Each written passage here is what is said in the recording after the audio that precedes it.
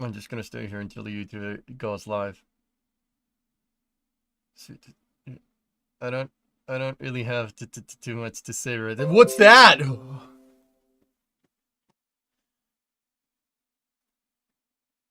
You can still see me, huh? Oh well. Oh well, it's fine. Okay, we're back. And we have the combination, but one screen is out. I know, someone shot a BB gun at it or something. Does it work? Does it work? No. No, that's all messed up. Maybe that one? No. That one? Nope. No, we'll just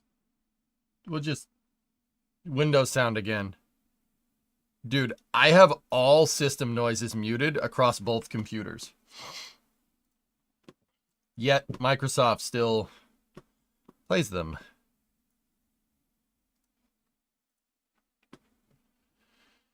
How was Texas? Did you bring back any barbecue? I ate all the barbecue before I could bring it back.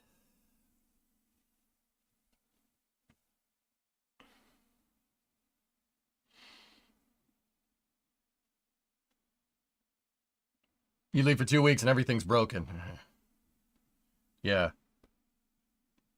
Yeah. All right. We're back. We were going to play YAKOGRAD. How much cheesecake was inhaled? I actually didn't have cheesecake, full disclosure. I had a chocolate mountain thing. Das had cheesecake though, so it's good. Did you get Road Ranger tacos? No, I don't think so. I don't remember, dude. That whole 2 weeks was a freaking blur. Yeah, it was a blur. I don't... Dude, there's time dilation exists in Starbase, and I think that's the reason why they can seemingly get so much stuff done. Because you enter the Rio Grande Valley, and there's time dilation. It like, time warps. It's very strange. No blurring. Oh, no. Dude, there's all the blurring. I'm gonna blur even harder now. Anyway, Reese, what's going on? So, sorry I've been gone for 2 weeks. Thank you for your patience in the matter. Co-developing a colony builder with another KSP community member intended to be what we didn't get with 2. I can't see that, Halingar, but that's neat. Starbase has severance. That might be a thing. That might be a thing. Praise Gwen. I didn't like saying that. I feel much more comfortable saying praise Jeff. Praise Jeff. So Elon time does exist. Dude, it's absolutely a thing, Ordon. You go down there, and if you're working down there, time warps. Praise Brimo for letting you go to Starbase. I cannot believe she put up with that. Yeah, I owe Brimo. Yeah. I owe my wife put up with a lot of crap over the last 2 weeks. So, you know, we'll yeah, we probably should make that up. You know, anyway. Good timing and return home to actual good weather. Dude, it's actually nice up here. Yeah, not bad, not bad. My driveway is no longer ice, which is good. Oh, she's getting a nice date, Sawyer. Absolutely. Anyway, so yeah, if you're wondering where I've been down here for the last Discovery, go at throttle up. 2 weeks. Where is this? This is Starbase. It is at the very, very, very southern tip of Texas. Right there. Discovery, go at throttle up. Yeah, right there.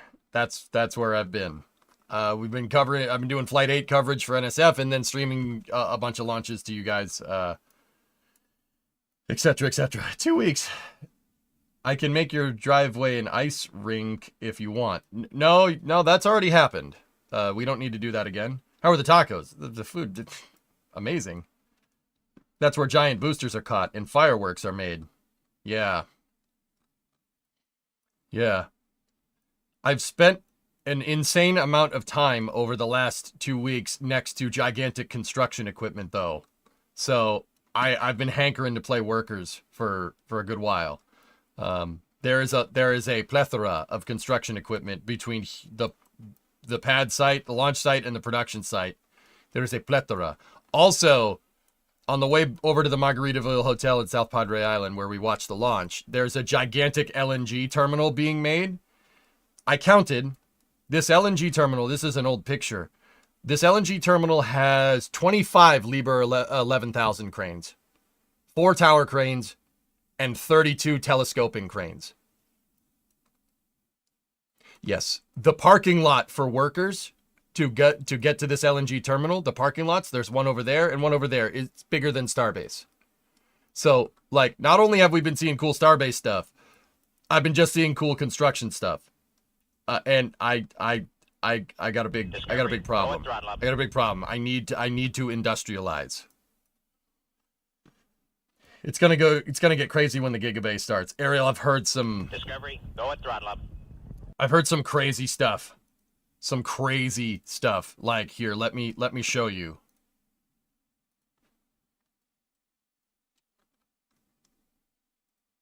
Like, some crazy stuff. That's what I've been hearing. Yeah. Yeah. Oh yeah. I got to talk to a lot of SpaceX personnel down there. Not that it's like insider news, like that's what I've been hearing right there. It's yeah. Yeah, that's what I've been hearing. And I get it, sources say, I understand. We all know that that's going to happen, but yeah, the Gigabay is huge. They're going to knock down Megabay 1, yes. Megabay 1 is empty. And that's not insider information, Trey. I looked inside of it. It's empty. Like, you go down the street a little bit, you can get an angle at it. It's empty. There's nothing in there. They're gonna get rid of it. That's the size of the Gigabay. Yeah, it's huge. It's about 2/3 the size of the VAB. Yep. Do you know about Toucan Hobby? No. Is the LNG terminal related in any way for fuel for starships? I don't know, Jim, but I find it very convenient.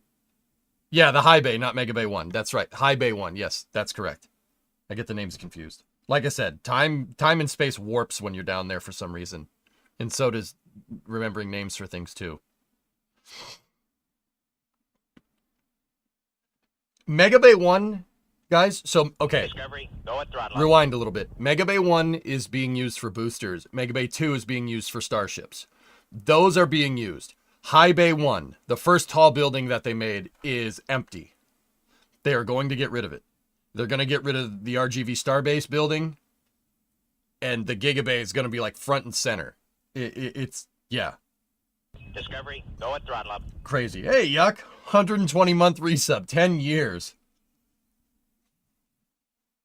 Yeah. Crazy, dude. 24 work stands with 400-ton bridge cranes.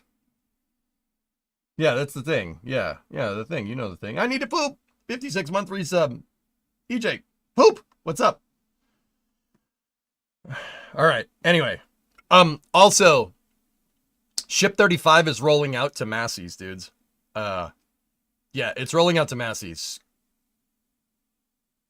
We'll talk more about that during Space News. It's rolling out to Massey's with the exact same downcomer, transfer tube, transfer comer, down tube design that Ship 33 and 34 had. And Ship 36 also has the same transfer tubes in it as well. Source. I saw them. Discovery, go at throttle up. So,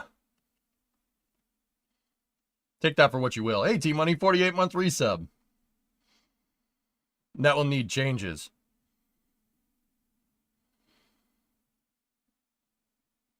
They're gonna need something.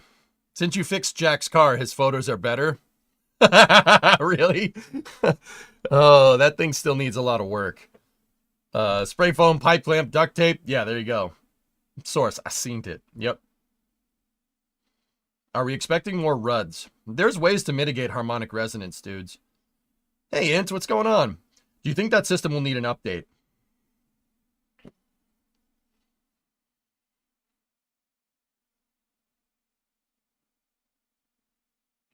No.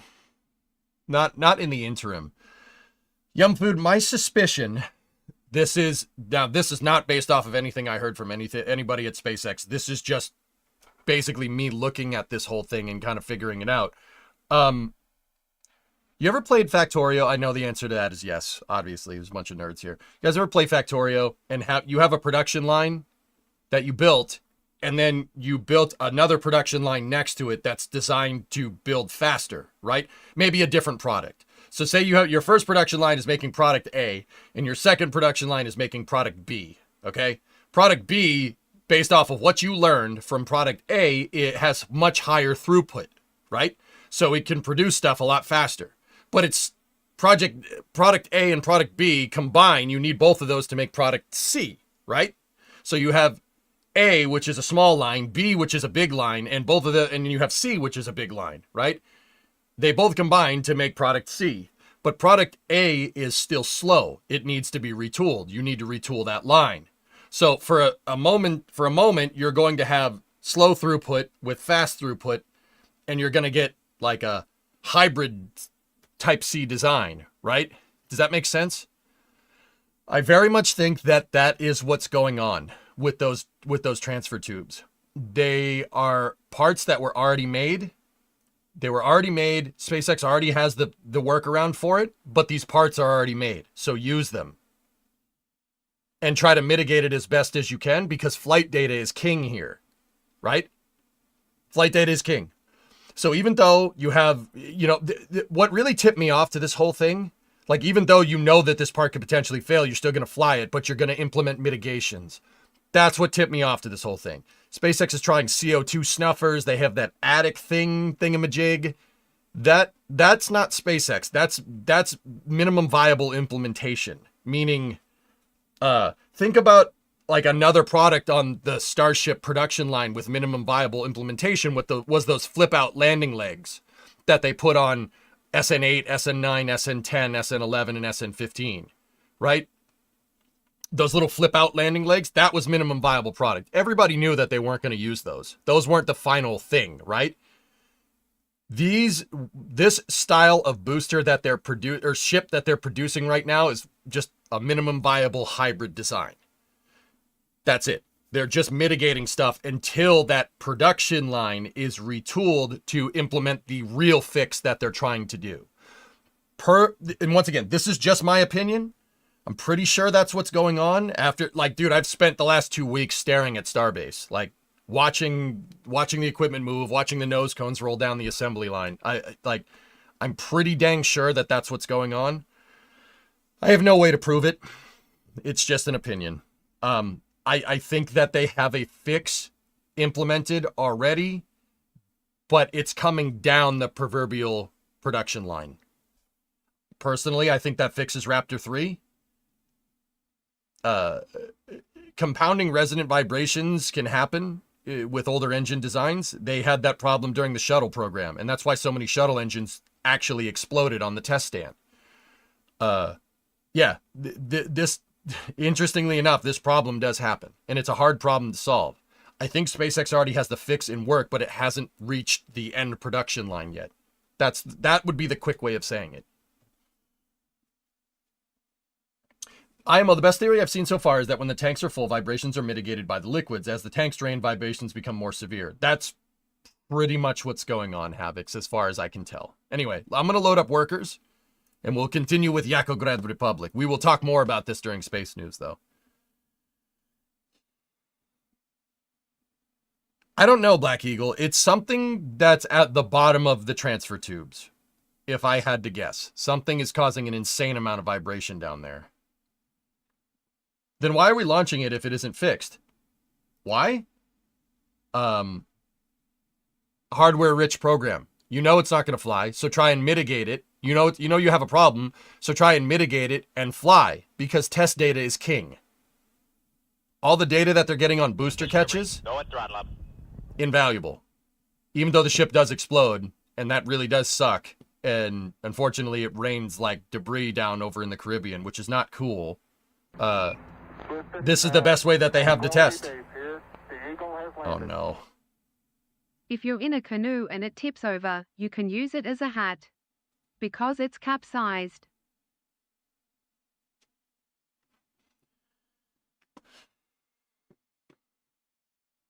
Discovery, go at throttle up. We have no sound. Okay. So that's good. We have no sound.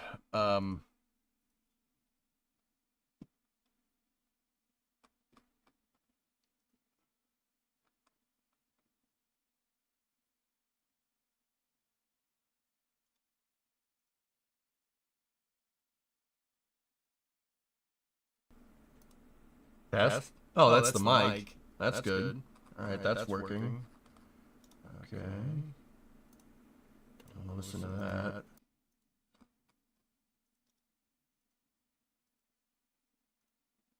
Oh boy. What is going on here? Okay.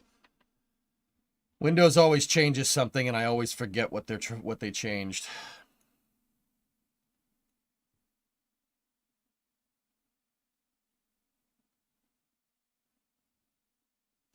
I remember.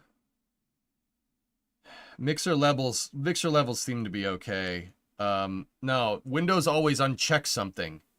I know we're playing sound here. We're listening to Windows. Every time Windows updates, it does this, dude. It's so obnoxious. What could be this problem? Reload. Yeah. Hey, you happy to be back? Yeah, I'm happy to be home. Yeah, sure.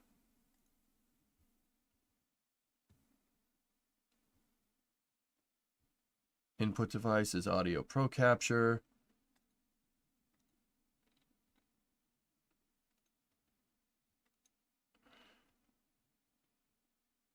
Manage sound devices. No, this new Windows UI is so bad.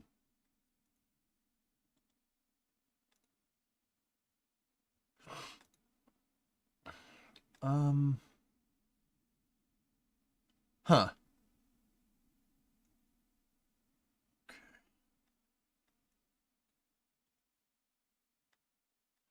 I know there's something weird here. It's just playback.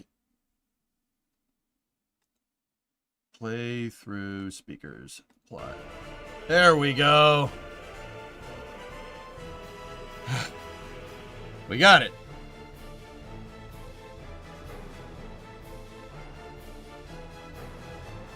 Let me just make sure all of our sound levels are balanced out. They're not. There we go. Cool. All right. YAKOGRAD. In other news, FedEx dropped Cygnus. Cygnus issues causes changes in ISS cargo missions. Potential damage to a Cygnus cargo spacecraft has led NASA to revise the manifest of an upcoming Cargo Dragon mission. Oh. Commercial shipping accident as it went to the launch site. Good times. All right. All right. That's great. How's the icy driveway? It's gone, Dan. It's gone. It's actually warm here for a change. It's like 40, 50 degrees with the sun out. So I'm like super happy about that. They dropped a Cygnus. Okay. They were not down with the Cygnus. What? What? Oh, yeah. All systems, yeah. We're gonna get 60 degrees. Almost 20 C. All right.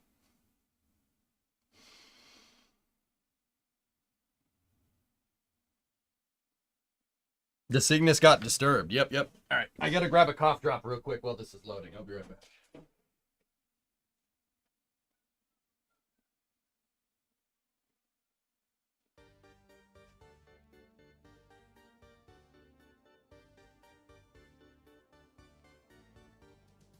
All right, look at YAKOGRAD. Look at this. Man, we really did some work here, huh? They treated Cygnus like you treat transmissions. It's a really old joke. Tessa, how do you feel that the joke that you're making a reference to was like 10 years ago? How does that feel?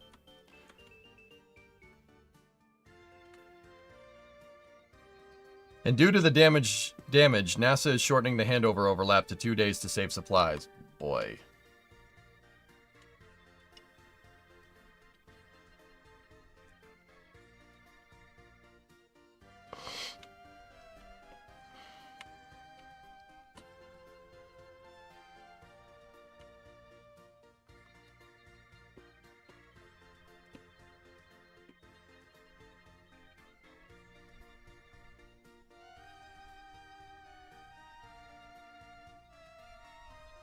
I don't have blue sky creeper, so I can't see what that is. I guess it's protected. Anyway.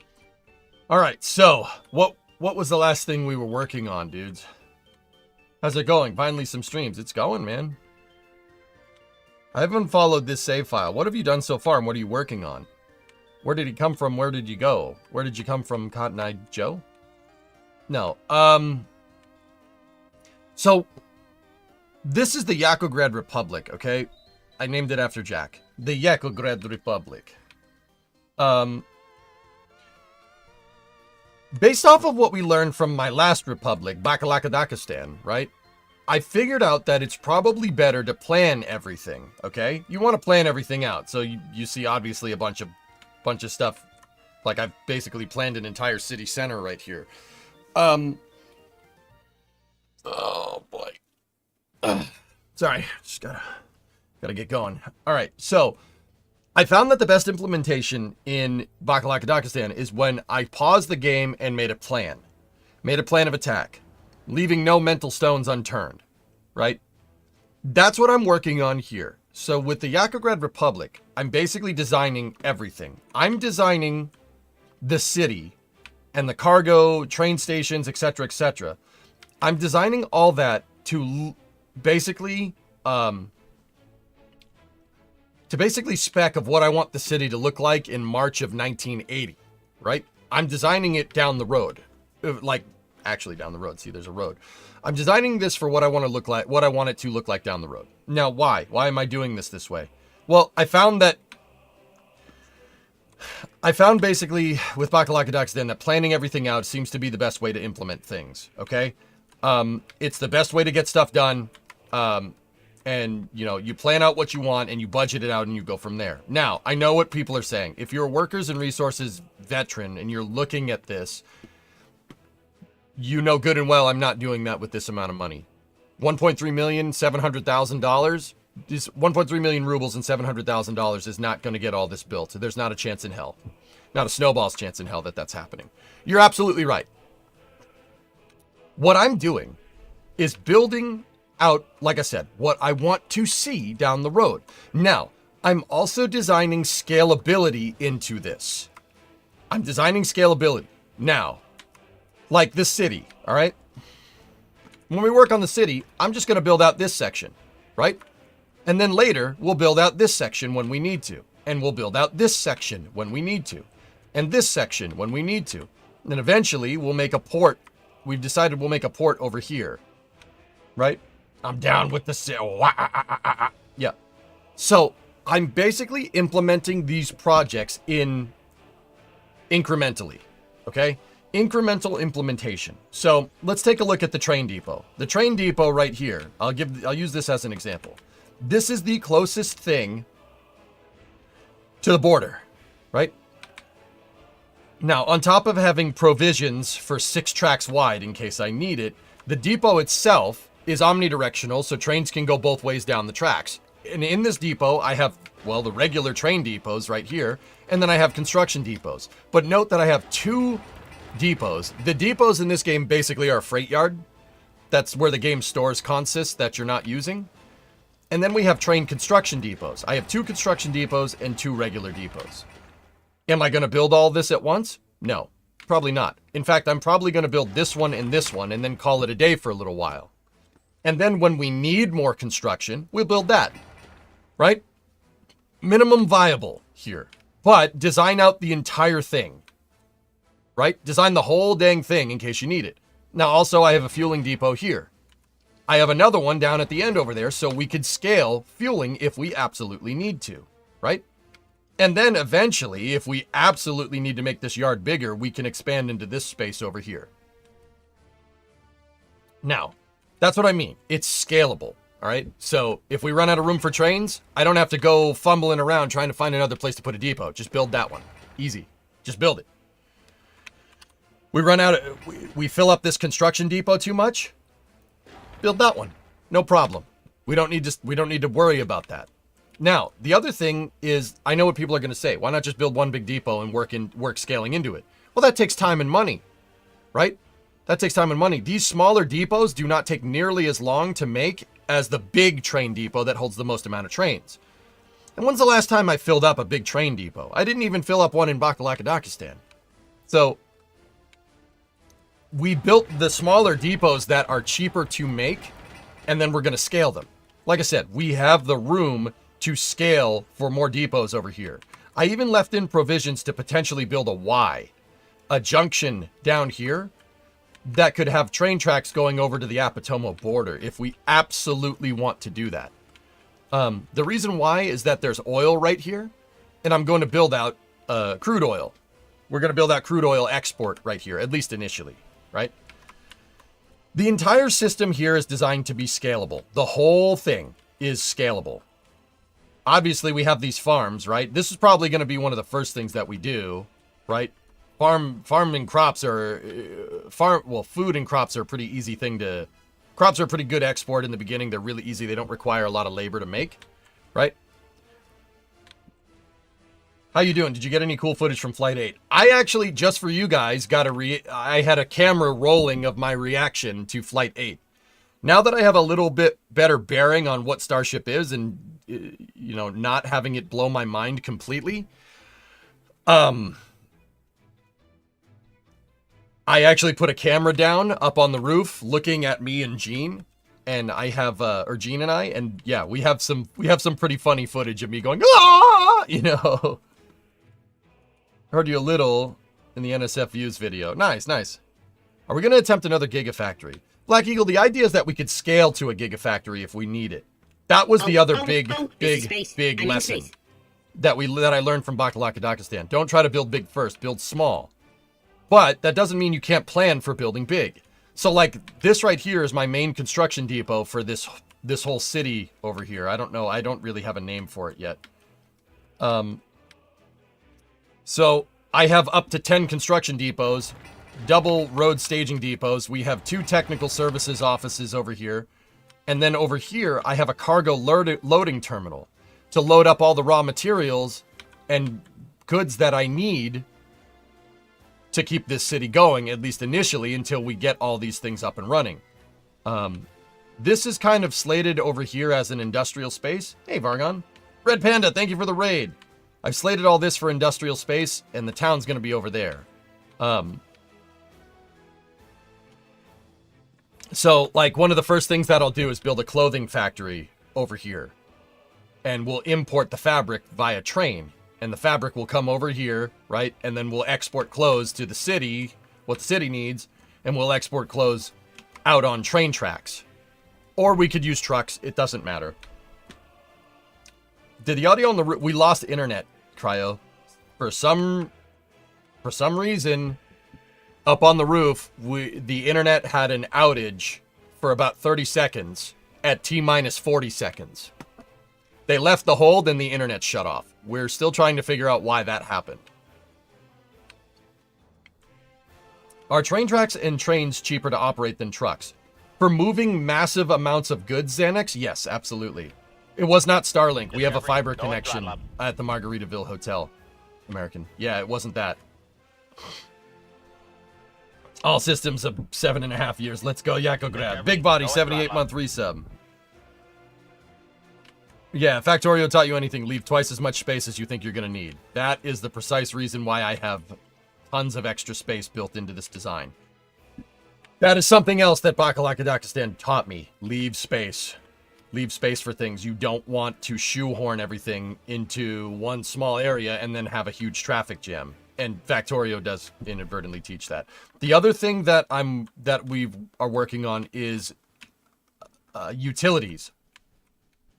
I have my utilities and power substations scalable. We can scale the designs if we need it for up to 30 megawatts, which is, yeah, pretty dang good.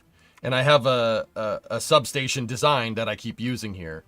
Yeah. Hey, Jacob's converted a Prime sub to a Tier 1 sub. Thank you very much. All right.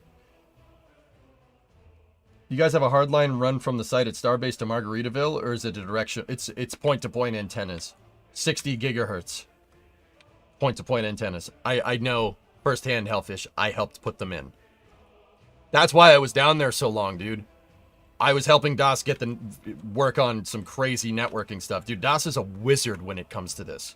He's like, oh yeah, let's just use this. It's like, okay. Excuse me. Yeah.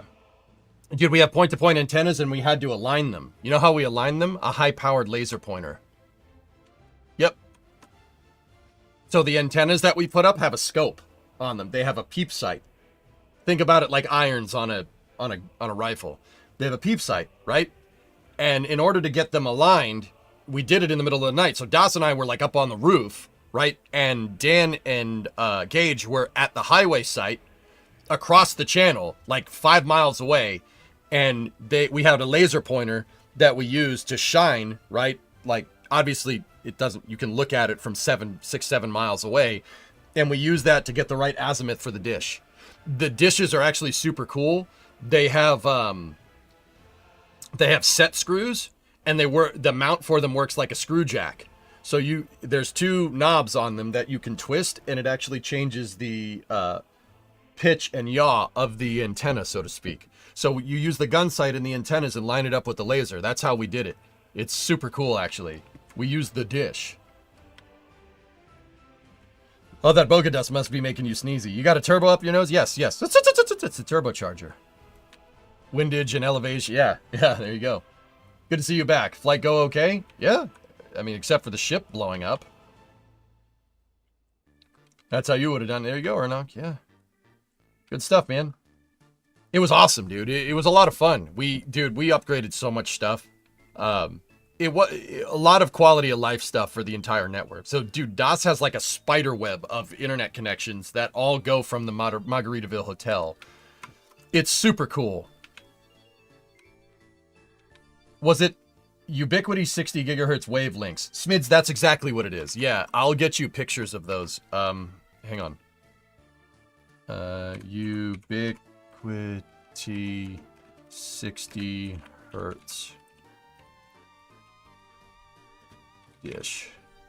Dishwasher?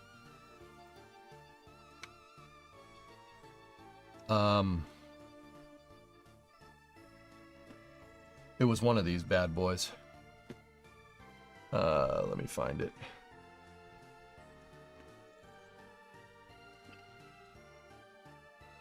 It's some super trick stuff. It really, really good. The Ubiquity, the product is quite nice. It's a very, very well-made piece of equipment. I actually really, really dig it. And some of that is using PoE as well, which is actually super cool. I'll admit, I'm not smart enough. I can't find a picture of it. It's a Ubiquity 60 hertz dish. I'm not smart enough to understand PoE just yet, but if I looked at it right, I think it's beaming power back and forth. That doesn't, for some reason in my head, that doesn't make a lot of sense. But they're using a lot of PoE, and that's a little bit above my pay grade. You know what I mean? Yeah, PoE is not Path of Exile. It's power over internet. Power over Ethernet, excuse me.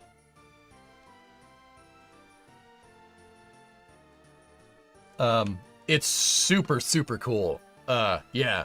We basically got fiber out in the middle of nowhere in Boca Chica, which is pretty rad. I think the dish itself might be PoE. Yeah, that makes sense, Drummer.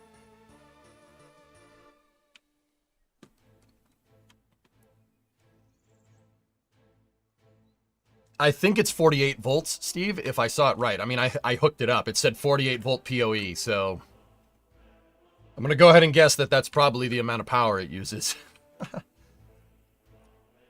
So when do you plan on sending me that footage? Soon. Yeah. Yeah, super cool stuff, guys. It's super trick. Like, I'm not a big networking nerd, but what's set up there is actually super cool. It's super interesting, and I helped set it all up. Basically, DOS was like, EJ, put that antenna there. Ah, okay, boss. You know?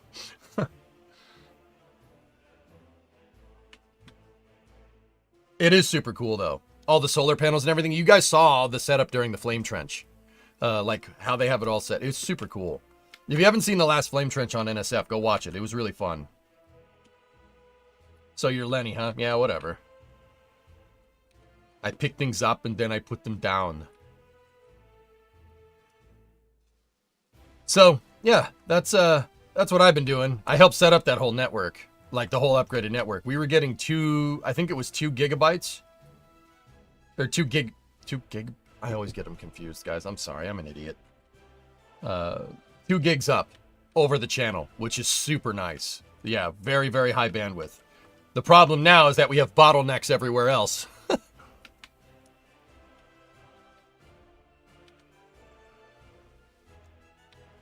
Yeah, I'm sorry. I'm an idiot, guys. I'm not a networking nerd, dude. I always get the stuff confused. Here's the real question. Do you know why it's 48 volts? No. Probably because Cat 5s use a 48 volt architecture. Your Ethernet uses 48 volt architecture. That's my guess. Just wait until you see SPE PoE. It will blow your mind. It's to simulate ring voltage for voice over IP telephones. Alright. Cybertruck also uses PoE for its wire harness and power accessories. Yeah. That's super cool, Andrew. I know that. It's 48 volt because of the way it is. It's to simulate ring voltage for VoIP telephones. 48 volt just to keep the current down too. Yeah. It's cool, man. That whole thing is super neat, man. Yeah, I helped set that whole thing up. That's what I was doing down there for 2 weeks. You know, there's always something to do, always something to fix. I fixed Jack's truck. I fixed the NSF truck. The NSF truck didn't need much. It was just rust prevention. A lot of it, because that thing goes out onto the beach, and then the tide comes in. A lot of rust prevention. A lot of rust prevention was needed. I also cut and buffed the paint to protect it so it won't rust anymore. Yeah. But we do need to put the NSF truck up on a rack and start... We got to put it up on a lift at some point and start messing, like, with the underside because stuff is getting caked. The problem is not necessarily the salty air. Salty air does suck. But when you drive it on the beach, you drive it through wet sand, that sand gets shot up into the undercarriage and it stays there and it traps salt water. So it's basically like constantly soaking metal with salt, which is very bad. So is the hotel a permanent hub for NSF now? Right now, yeah, sure, drummer. We have our own fiber line being run from Margaritaville. Like, we're not using the hotel's Ethernet. We have our own line teed in through there, which is super cool.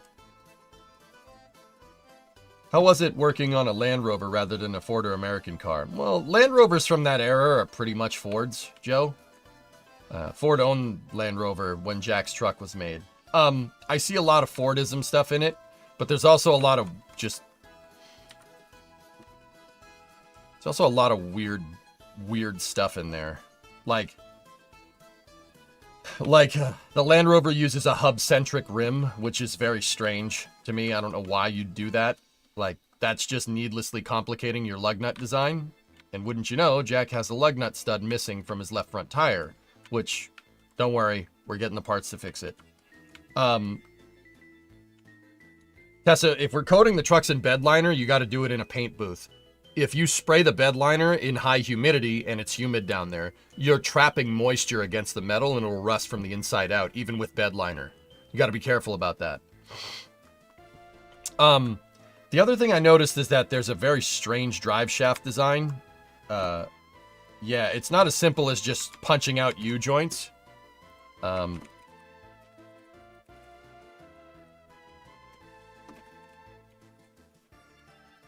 The drive shaft has a Heim joint built in.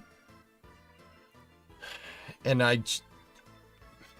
understand why it's doing that, but that's just one more thing that can absolutely go wrong on a vehicle that's designed for overlanding. And I'm not really 100% sure why you do this. Well, I know the reason why. It's... Here, I'll show you. So, if you look at the front drive shaft, this is what I replaced. So up here, coming out of the transfer case, you have a drive shaft flange, right? And the drive shaft flange is attached to a U-joint, and that U-joint is attached to this thing. And this thing has another U-joint right there, right? And then there's a slip yoke built into the drive shaft. Basically, this part right here is on there's a cylinder that goes inside of the drive shaft, and it allows the drive shaft to extend and retract. It's telescopic. Now, why? Well, when your front suspension goes up and down, you need to compress and decompress the drive shaft. So it's called a slip yoke. The slip yoke's built into the drive shaft. That's nothing weird. Then you have a front U-joint here, and then you have your front drive shaft flange that goes to the third member, right? That goes to the diff, right? Now, in here, it's very interesting. This part right here, this U-joint right here, the ears on this part of the yoke actually actually go forward, right? Like this part goes forward, and then there's a pilot bearing right here. That pilot bearing goes into a Heim joint. So this is the U-joint that failed on Jack's drive shaft. So if you want to punch this out, you're not just replacing a damn U-joint. You're replacing a U-joint and a Heim joint, which is a huge pain in the butt for just fixing a U-joint. It's really, really, really annoying. Like, here, I'll draw it for you real quick. Like, okay, so you have the drive shaft right here, right? And then you have the ears, right, where your U-joint is, right? And then obviously you have your U-joint. And then the front of that drive shaft has basically a pilot bearing right here. And inside of that thingamajigger that looks like this, right? There's a ball joint right here. And that picks up on a Heim joint. It's basically a ball and socket joint that's built in. Now, if I had to guess, right? So like if we're looking at it from the side right here, you have U-joint 1, right? And then the drive shaft keeps going forward and it pilots like that. And then there's a ball and socket built into this thing. Right? Like that. And then you have U-joint 2 right here. And then you have, to your transfer case, and that's to the front. Right? That ball and socket right there. If this U-joint fails, you have to replace this. Because there's no way you're getting this U-joint out without breaking that Heim joint. Like, that's what I mean. Like, I don't know who designed that, but it's kind of dumb. Like, this is not something you're going to fix on the side of the road. Now, if I had to guess why you would do that in the first place, that's probably designed to keep your drive shaft and your pinion output concentric for bigger articulation. So, the drive shaft can go all the way down like this, and that Heim joint is actually keeping your U-joints in line. I'm pretty sure that's why that's there. It's designed to prevent binding, because universal joints can only bend so much before they lock up. They will snap.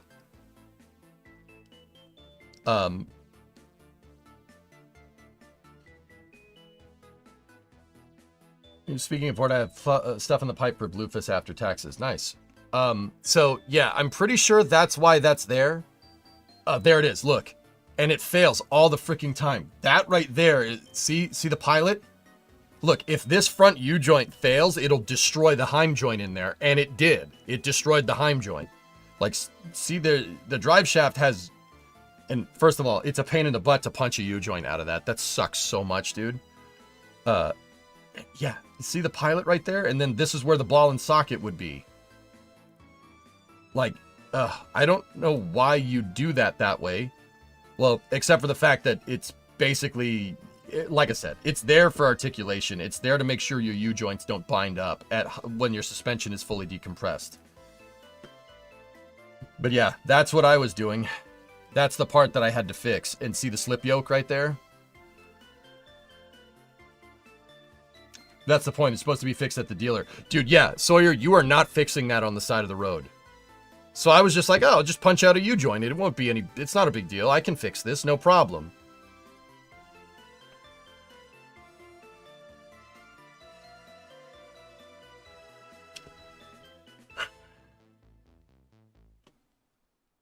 So that turned into a whole thing.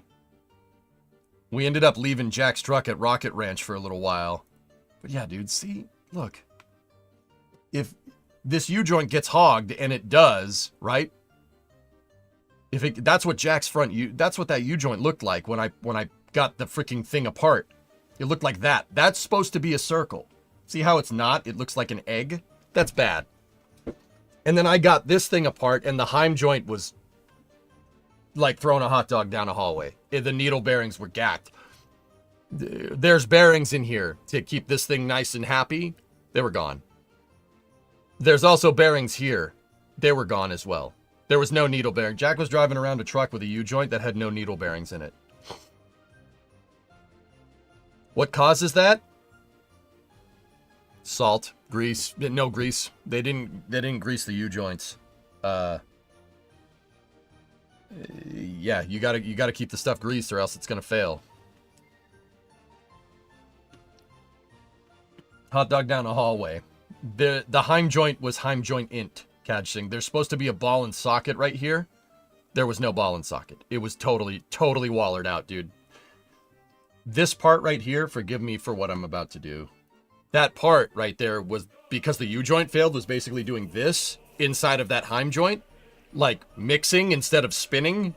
And it totally ruined it. That whole drive shaft was junk because one U-joint failed. It ruined the entire drive shaft. So, like, what I'm trying to tell you is that I don't hate Land Rover designs, but whoever designed that was not thinking about when that breaks. I can say that with the utmost certainty. You were not thinking about what happens if that U-joint fails. If it fails, you need a whole new drive shaft, because you're not fixing that on the side of the road unless you really know what you're doing. And I'll admit, setting needle bearings is that's a little bit out of my purview. I don't know how to do that right. And that's why I was just like, Jack, get a new drive shaft, like now. Get a new drive shaft now. So, yeah. I don't know what the hell that's about. My trucks don't have any of that kind of crap in it, dude. There's no Cardiff Heim joint thing going on there. That my trucks don't do that. That Land Rover does, though. And once again, I understand the reason. It's for more articulation. But that is the type of thing you put on a vehicle that's designed like a Baja 1000 truck, not something on a road vehicle. That's a little bit ridiculous. But hey, Kelly. Hey, Pat, what's going on? So I have a bone to pick with some Land Rover engineers, but once again, I think all trucks use Cardiff joints like that. I'm pretty damn sure that like modern Ford trucks have them on it too, which is just stupid. Oh yeah, Sawyer, you're saying the front drive shaft. Oh man. You're saying, yeah, if the front drive shaft fails, right? And the U-joint completely separates, it punches a hole in the transmission. Guess what this front drive shaft is next to? The transmission bell housing. Oh yeah. Land Rover's the same way. If that U-joint had completely failed when Jack was driving down the road, we would be replacing the transmission right now.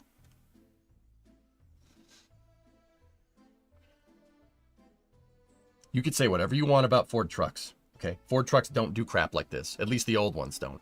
New ones, they probably do, but...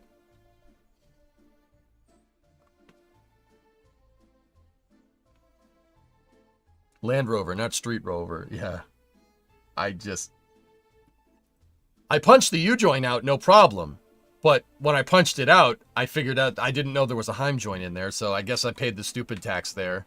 But, you know, Jack fortunately got a drive shaft. And we fixed it, and hopefully he made some money off of the prints that he got from pictures that he got because he has an operable vehicle. Also, all the doors work on his Land Rover. Now, once again, with that all being said, dudes, all right, with that all being said, Jack's Land Rover is not a bad piece of equipment. It's just a Land Rover with 300,000 miles on it. That's the problem. Everything is tired. But believe it or not, that's a California truck. It really doesn't have a lot of rust on it. There's scale everywhere, but there's no rot. And I know that that's ridiculous for a Land Rover. I'm telling you, his disco is not in that bad a condition. 300,000 miles. He crossed 300K when I was there. Shaw, yeah. Oh, yeah. Pretty good, damn good testament to that design. Like, it's obviously not bad. All right, anyway. Does he clean it frequently?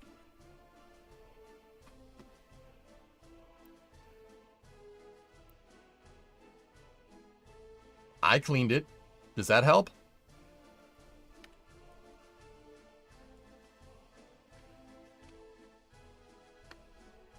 There you go, JP. Yeah, 03 Suburban. That's when Chevy built stuff correctly, dude. I told him, dude, you have like a unicorn here. You got to wash this thing like every 2 weeks. Take it to the coin up. It's $12. Take it to the coin up and take a pressure washer to the undercarriage. If you do that, this thing would last to 500,000 miles, no problem.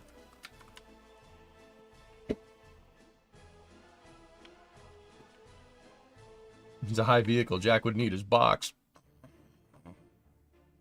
Roasted. All right, dudes. Anyway, let's get to designing. What do we have to do? I think the last thing I designed was the farm. We designed the farm to... Yeah, okay. I got the farm all working.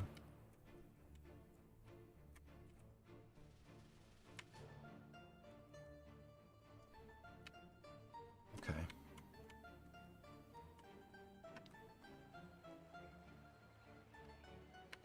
Makes me wonder if he's changed the oil. I changed the oil, drummer. I changed the oil. I burped the cooling system. I fixed all the doors. I fixed the drive shaft. I did a lot of work to that thing. And the NSF truck. Planning for the future? That's exactly what I'm doing, Pigeon. Yeah.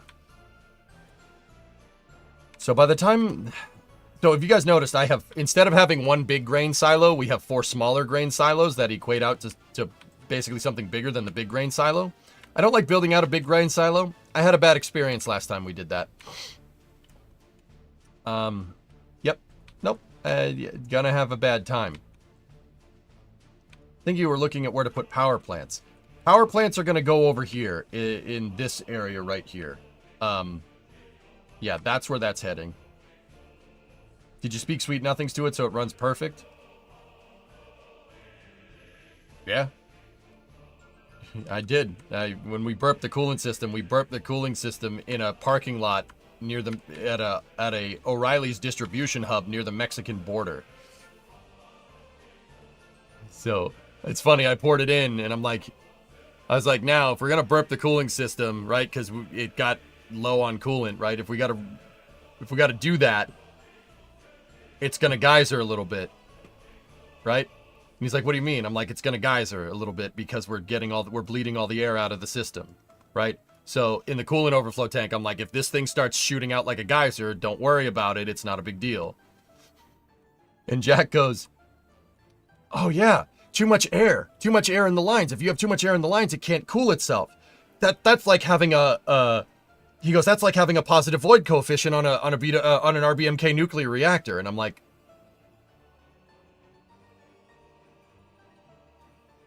I go, Jack, why do you know that and not know this? And he kind of looked at me and went, huh. I go, I can't decide what's weirder. You not knowing how a cooling system on a car works and knowing how a nuclear power plant cools itself. Or B, I understood exactly what you meant. I don't know what that says about us, but yeah, I wish I had gotten this on camera. It was the funniest thing ever. He's like, oh, this is like a positive void coefficient on a graphite tip nuclear reactor. I'm like, yes, that's right. But why do you know that and not how to keep the truck cool? Damn it. That's it, dude. It's the same thing. I was like, yep, all right. Okay, sure, why not? Your nuclear power plants are much simpler than cars for me as well. Alright, it means you're nerds. I'm like, alright, whatever. Whatever, man. I'm like, I don't know what's weirder. The fact that you know that or the fact that I understood it. Alright. It's a little strange. Something like that, Shy, yeah. Nuclear power plant, rocket engine, whatever.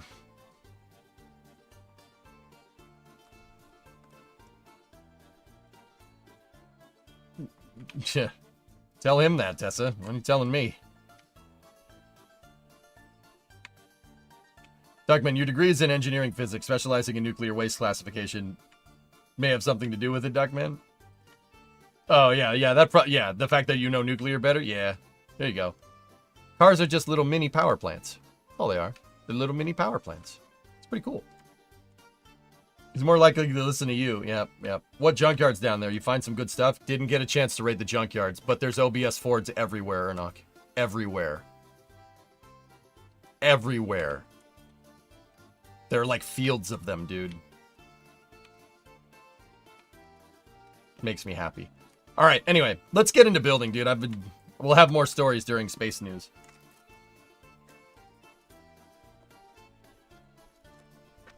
You get that smarter every day recently discussed that, right, Andrew? Yeah. All right, let's roll. So we were working on the farms. I got my grain silos figured out, and I wanted, once again, we're building for scalability. So the first grain silo we're going to build is probably this one. So we can just export crops. The second one over here, we're going to build so we can build a food factory. And the food factory is probably going to end up over here somewhere. Basically, I'll have a train. I'll have a train come around here and basically get into the cargo terminal and start dropping off crops. Here. Oh, that was it. That's the breakthrough that we had. I have another port over here. There's another factory connection right here. See? So we can... What were we trying to do with that?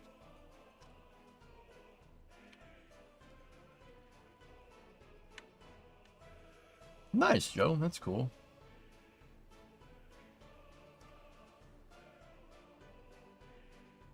Nice, Vargon. There you go.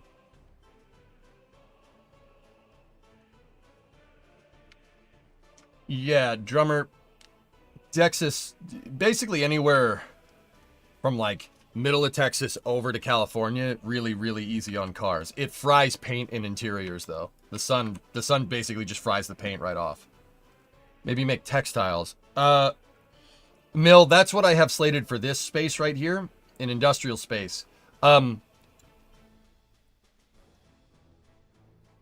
was something here. We have meat storage right there. And then I wanted crop storage here so we could feed to a food factory. Discovery, go at throttle up. Space and space workers and resources. What's up, Sun Temple?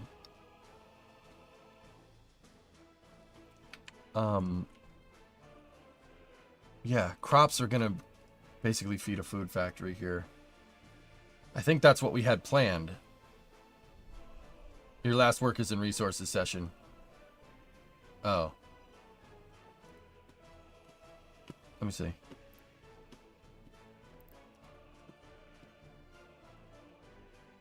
I heard Sweden something. Let me see. Where were we at, Drum?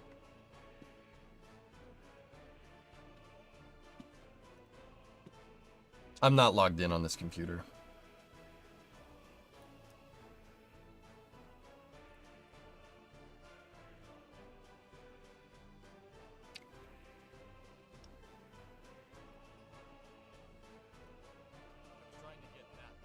Alright, here we go. Let's see, what was I working on? We could look at Plesetsk. Yeah. So I changed the title to like, I don't feel good.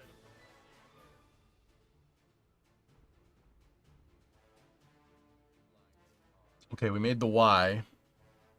That's the space shuttle. That's when I was talking about the servo power amplifiers. I remember that. The manure.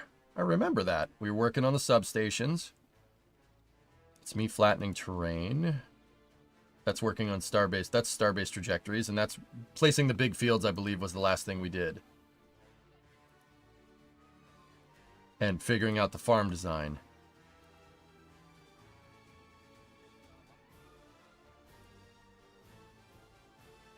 And we were looking at Košice in Slovakia, and then it switched to Flame Trench. Okay.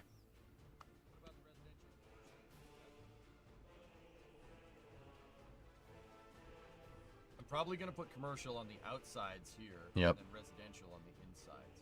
Yep. Picture this like a main rag for this part of the city. But once again, this is more than enough real estate to develop out a really nice plan. I'm listening to past me. This is more than enough. As what I want to do, as long as we're sitting here and planning this, right? So let's look at. Okay. Yeah, all right. I think I got it. I wanted to put a food factory here so the trains can drop off crops at the food factory. Now, what does the food factory have for internal storage? 41 tons of crops. So we're constantly gonna need trains coming in and out.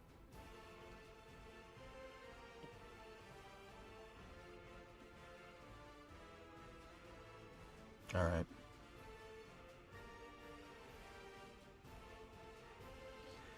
So, yeah, that's going to need trains coming in all the time. We need to have some localized storage here.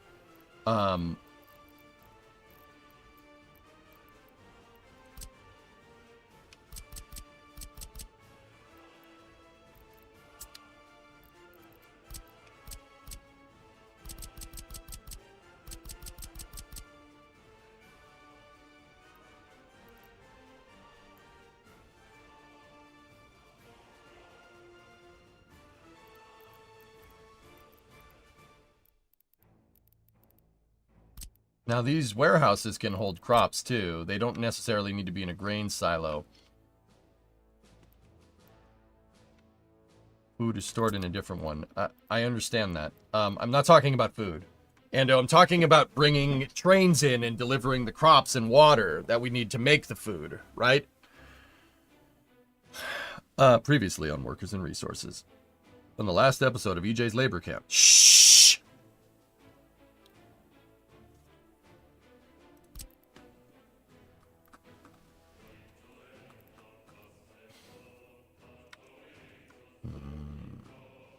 Are you open to modding this game? No.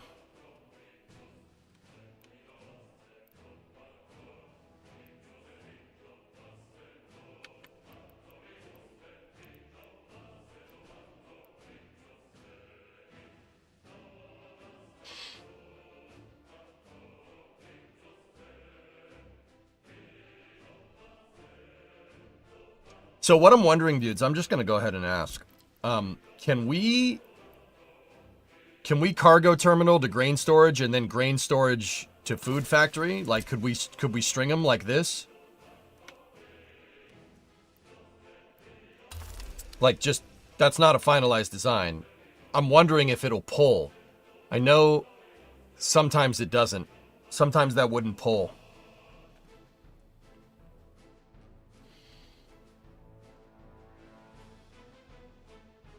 You think so, drummer?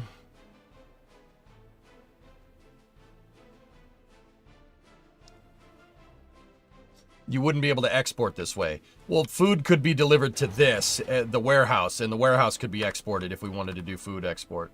Station will push and the factory will pull. All right, so that's doable. All right, cool. Just wanted to be sure, because I believe how I had this set up is that eventually I don't want food production over here, because if we put food production right next to this, we get the benefit of having the crops there and having it always full. But getting people from all the way over here to all the way over here is a pain in the butt. It's easier to move the resources via train here and move it closer to the people so the people can actually work there.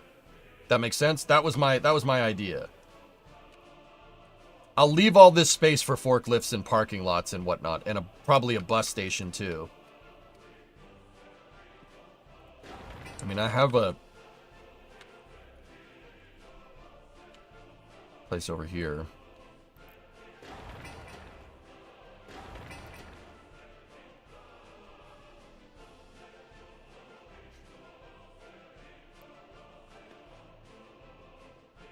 All right. Okay. All right, so that's what we were doing there. Grain silos are all figured out. Track silos are good though because distribution depots can trigger on its level. So if you have the factory off for whatever reason, the train won't deploy. Yeah, yep. That makes it so basically stuff is going one way. And if we want to export food, we would need to take it from the food factory to the warehouse and feed it right back into the cargo terminal. That's okay. I don't really have a problem with that, considering it would be a very short trip. Or we could do it with forklift tracks, but I'm not sure we'll... Alright, anyway.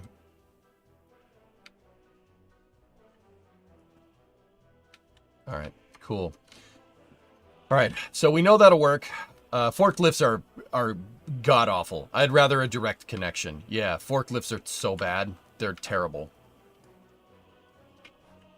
Will you need fertilizer for the farms and storage tanks?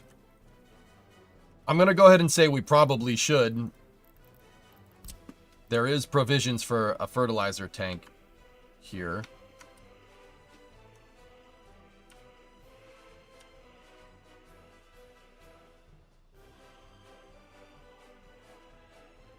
Should probably do that. I mean, but then again, we have a lot of tank. I know that this will pull. It absolutely will pull like that.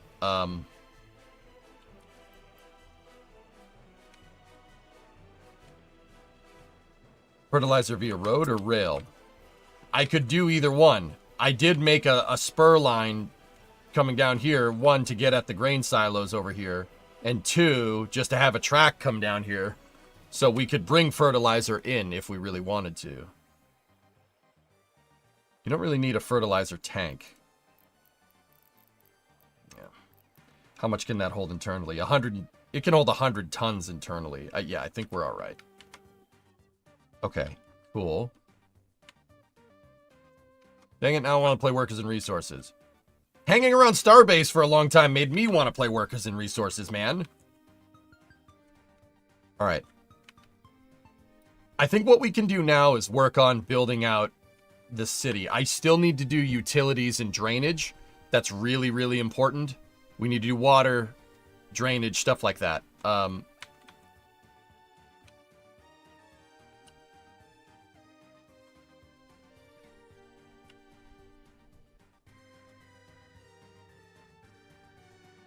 Let me think. Let me think how I want to do this.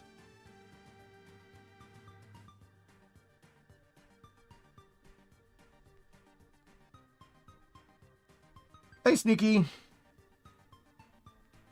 Welcome back. What's up? What's going on, buddy?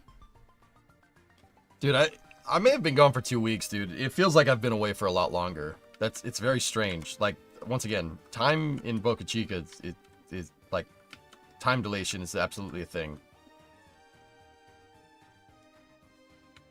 Hey, Jens, what's going on, buddy?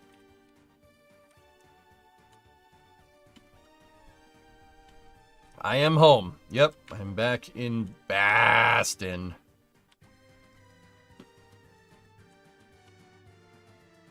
This one's a house getting built on South Padre Island. Go look at the real estate prices as SPI and then talk to me.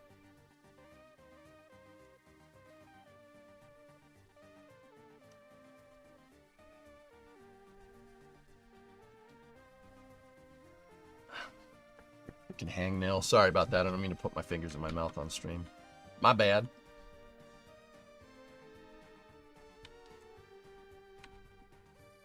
Want to do a timeshare? We'll see. talk to Das. No. All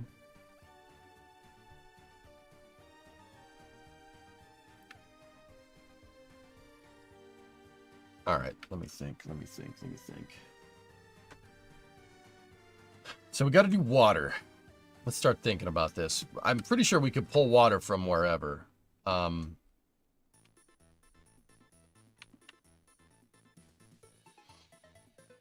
not moving to Brownsville. Sorry. I'm not doing that. Alright, let's start messing around in here. I think I want to use this for... sewage.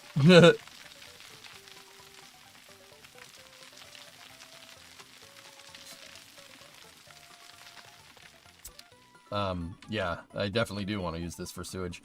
We're gonna need to move, we're gonna need another bulldozer depot down here somewhere so I can start building out and planning out the power plant area. Yeah, that's what we were doing. Farmland is good to go. I will say I played around with the in-games, with the game myself to test things, and it makes me concerned with how you've made your rail depot. Sneaky, I'm not trying to be a jerk. What the hell am I supposed to do with that statement? Say what's wrong, or don't. I'm nipping that right in the butt. Well, I don't know, your rail depot's into that. Thanks. What? I'm not trying to be mean. I'm an idiot. Tell me what is wrong. Don't be like, well, you might have some problems there. That does not help me, dude. That doesn't help me at all. I know about Captain of Industry beer. Yep. I placed mine about half that distance, and the first rail placer had problems with workers in distance building just a rail line to the customs. Placed mine about half that distance, and the first rail placer had problems with worker timings and distance building just a rail to the customs.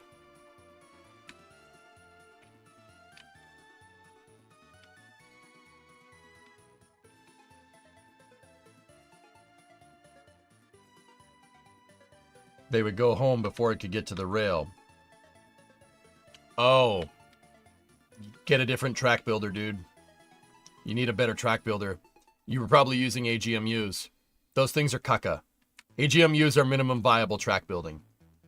Sneaky, what I'm going to do is use an AGMU in this to build 4 pieces of rail. Well, actually a little bit more. 1. So, 1, 2, 3, and 4. And then buy an EDK. That's your problem. The AGMU track building speed is caca.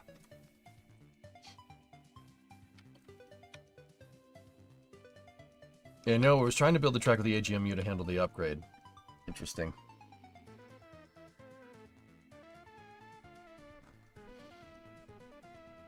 I figure I was thinking about Captain of Industry when you wanted to dump all the poop in the lake. Oh, yeah? Dude, this game is like... I haven't played Captain of Industry beer, but this game is like Captain of Industry, City Skylines, and Factorio all rolled into one. That's why I like it so much. This is a fantastic game.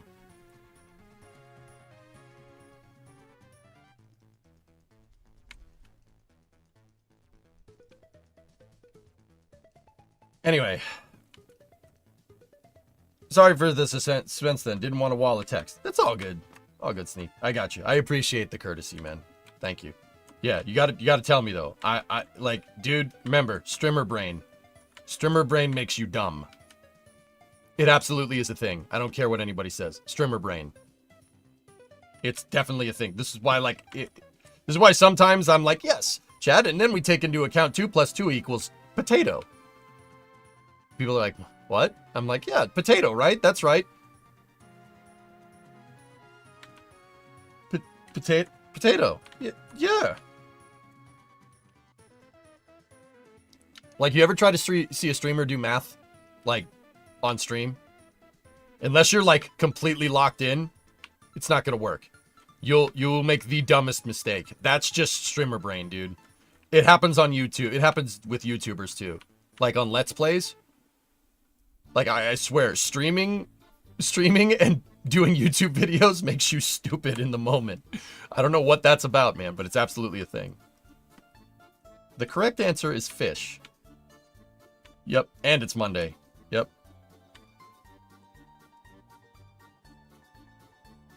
Oh, I remember, I think the track for the granaries may be very bumpy. I'm pretty sure I flattened this all out.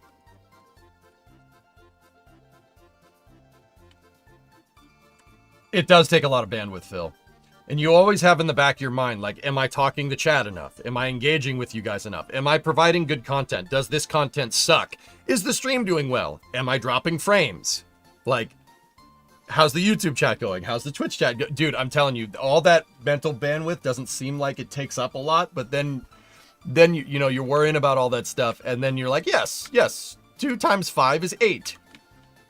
Wait, no, no, no, it's got to be your bowl.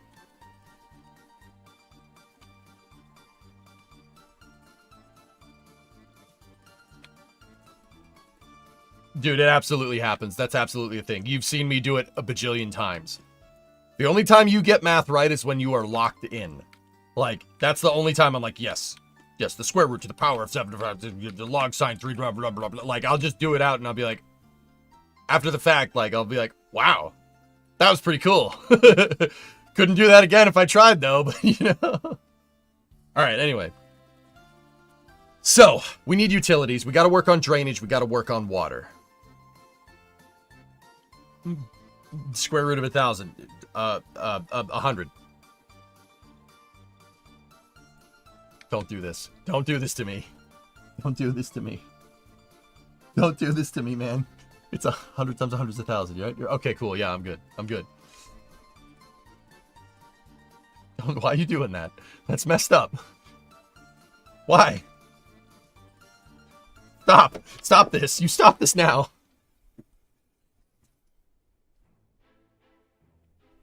I hate you so much. See what I mean?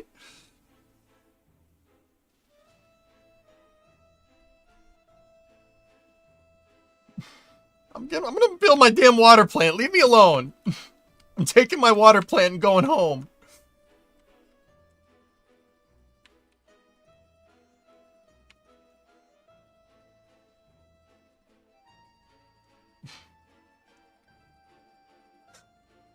Hey, Kate. Discovery, go and throttle up. Yippee! 2-month resub. How you doing? Taking my water plant and going home.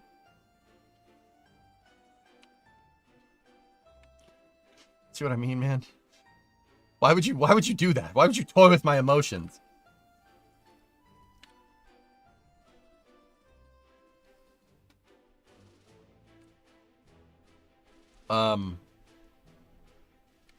I'm having trouble getting back into the groove here. Anyway. All right, let's get over here. So I suppose working on the endpoint for water is probably a good idea. Let me just take a measurement here.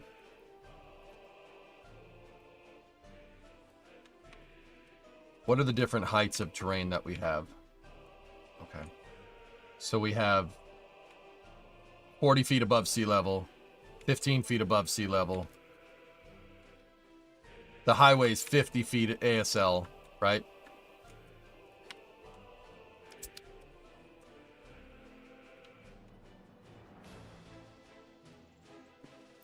First thing we really got to do is get,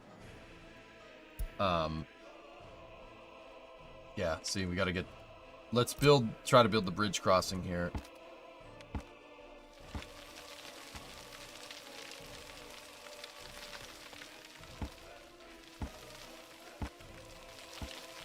Oh, we really can't go any further than that. All right, cool. All right, so building out water and sewage that we're going to put over here is going to require us building another bulldozer depot. Right here, if you look, I have a depot with an excavator and a bulldozer that I've been using to modify all the terrain. Now, modifying terrain isn't free in this game. They need fuel. So I got to build another one of these down here somewhere. But what we should do when we move that bulldozer depot or build another one, like the only money that I've spent is money on gas and the couple of excavators. What we should do is figure out what the maximum range is of this bulldozer depot, right? So X that, center something on here, and then figure out where the maximum is. It's pretty much 6,000 feet.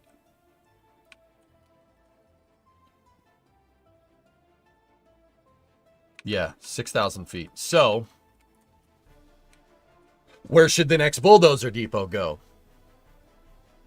Well, to get maximum overlap, right, we would want to go 6,000 feet from here, right? But it's a sphere of influence. Remember, the bulldozer depot works on a sphere. And that, see, 6,000 is the maximum.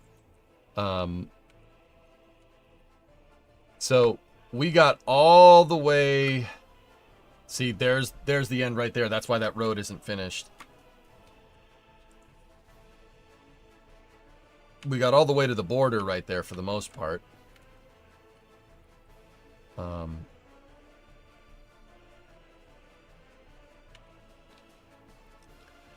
So we do want a little bit of an overlap though. So what I'm going to do is measure 10,000 from here.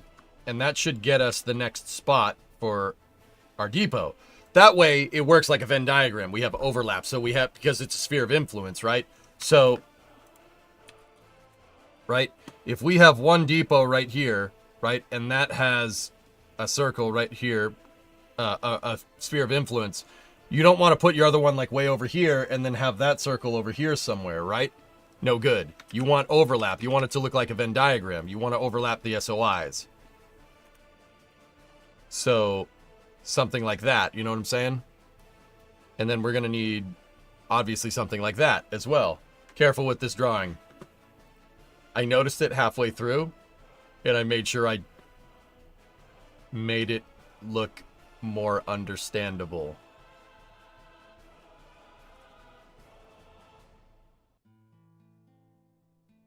So how much overlap do we want? Let's go 10,000. That way there's 1,000 feet of overlap between our bulldozer depots, right? So right around here would be the good spot for the next site. Right? Are you still in Texas? No, Michael, I'm back home.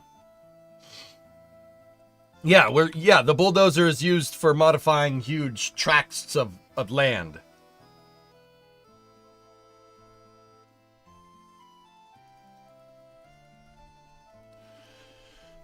You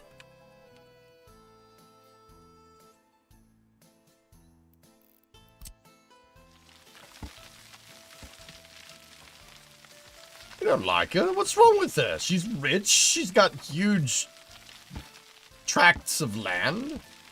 Now, the best spot to put it, the final spot to put it is going to be over here somewhere, basically on the coast of where I want my deep water port to be.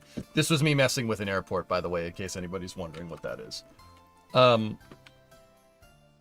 So, the best way to do this would be to go here.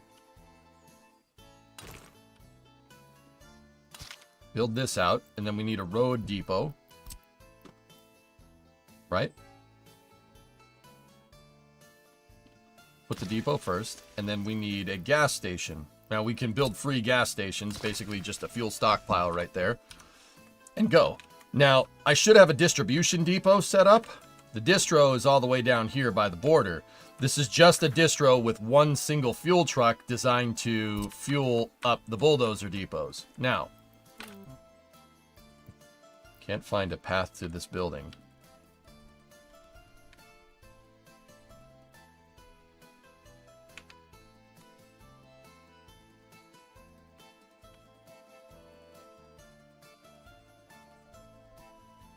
Huh.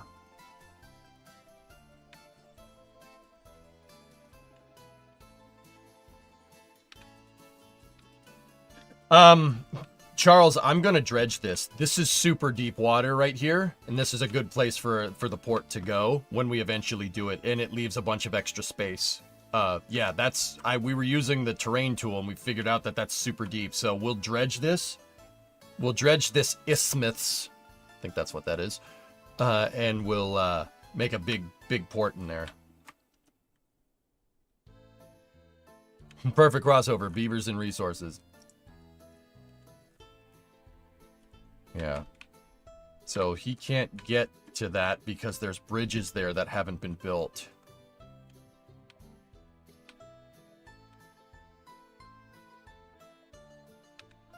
There, imagine if this game had natural disasters, city skyline style with a giant tidal wave.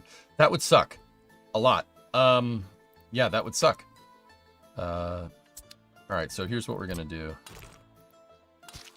That is gonna be a temporary road. The reason why is that it has that awful thing there.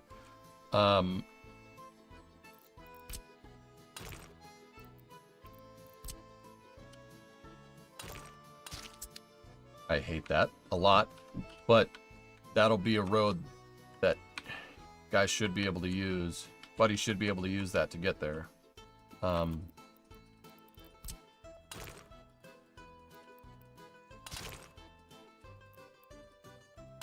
hate doing this way, but it's fine. Now, we should go to distro, and he should be able to get to it. There we go. Now, the real key is, do we buy another set of bulldozers and excavators?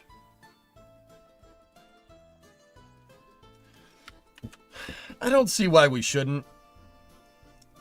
Yeah, earthquakes are enough. Thank you very much, sadistic guy in Twitch chat. Yeah, Raiden, that sadistic guy in Twitch chat is my lead moderator.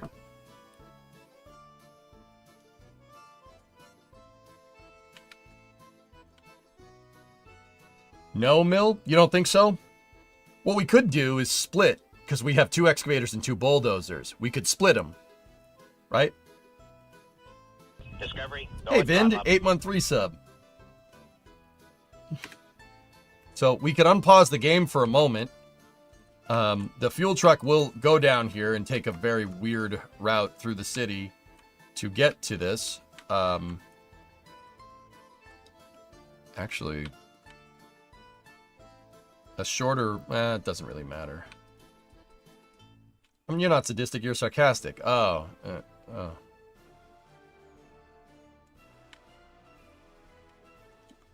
Oh, hi, drummer. Yeah. Something, something, friends close and enemies closer. That's fair. So, Mill, you think I should split them? Yeah. You know what? That's a good idea. Take these 2 and send them there. We are actually going to unpause the game here for a moment. I know. I know. Very weird. And then the fuel truck should be grabbing fuel. There we go.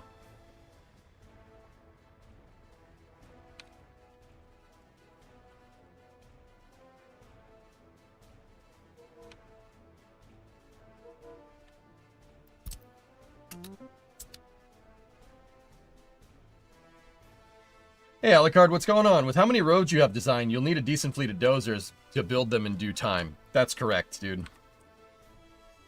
I'm building out everything that I need, and then we got to figure out the order of operations to make said thing. Hey, Badger, what's going on?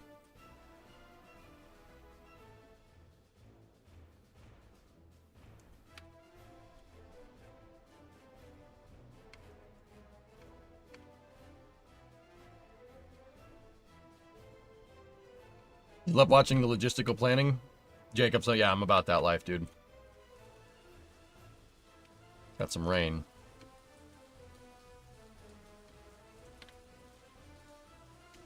Bro, you have peak planning.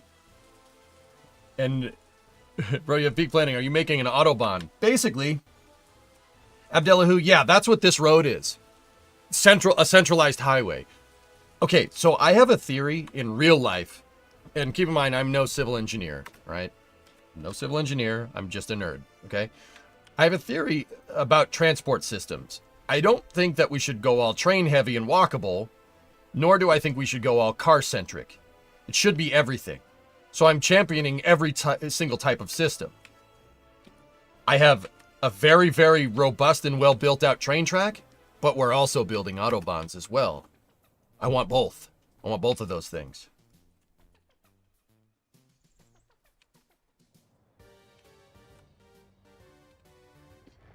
You go train heavy, to be honest? Sure. Bonbons. Yeah. So when are you going to make Edgecod in this game?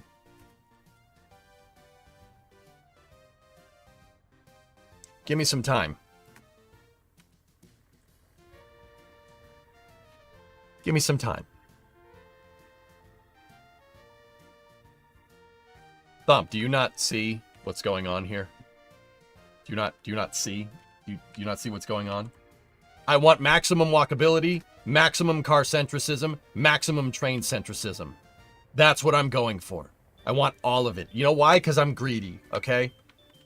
I want the best train systems. I want the best train systems, the best freight systems, the best truck systems, the best car systems. I want highways. I want train tracks 20 tracks wide. I want freight yards. I want super highways. I want super airports. I want everything. I want a dock that's gigantic that has thousands of ships going in and out of it. All right? Because I'm greedy. All right? I want all of the above. I want maximum walkability.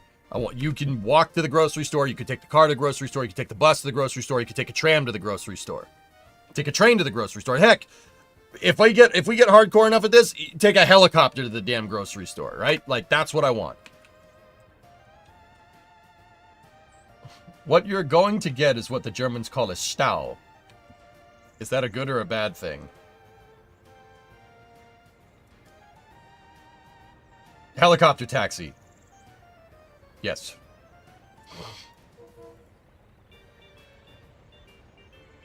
It's a traffic jam. Flying cars. Helicopters are those.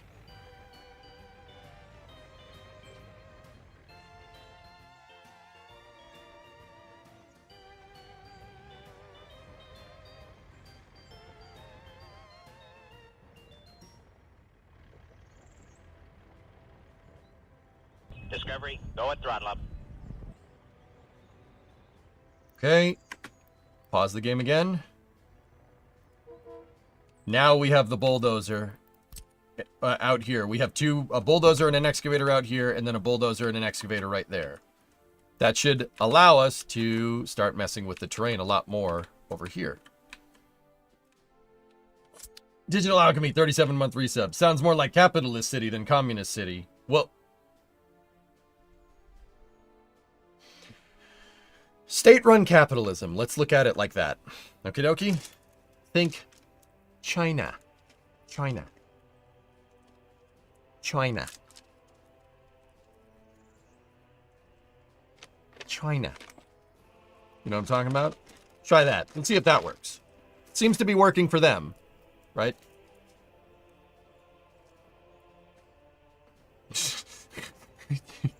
It seems to be working pretty well for them. Let's figure this out. Mark your new boundaries. That's a good idea.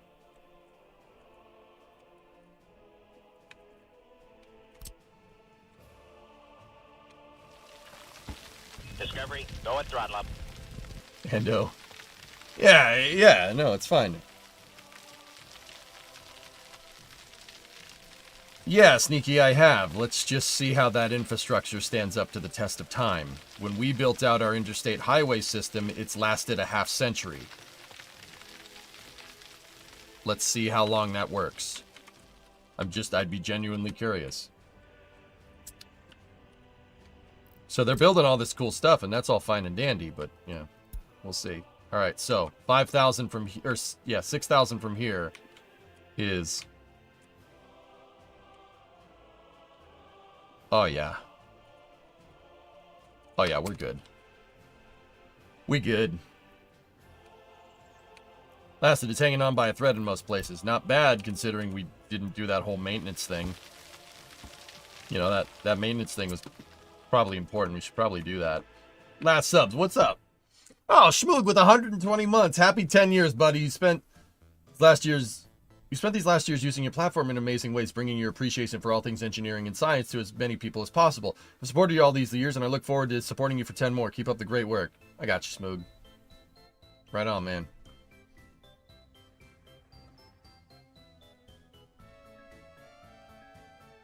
You need to do a paid course on setting up road networks in this game? So, Abdella, I don't know if this is going to work. We'll find out. We'll find out. But, yeah, scalability seems to be key here. You really want to build in redundancy into your design. So, once again, This is going to be a highway. Is the highway going to be 5 lanes? No, probably not. Not at least for a while. But if I need more lanes, we can add more lanes, bro. Just one more lane, bro. Please, it'll fix the traffic problems, bro. Please, I swear, bro. Bro, please, just one more lane, bro. Hey, Asterix, what's up? So, yeah. I also am very, very particular, not particulate. Particulate is a different word. Streamer brain. I'm also very particular about grading roads. I really like the roads to be nice and as level as possible and have minimal amounts of curves. The reason why curves and hills slow traffic down in this game, as they do in real life. So, you know, don't build those.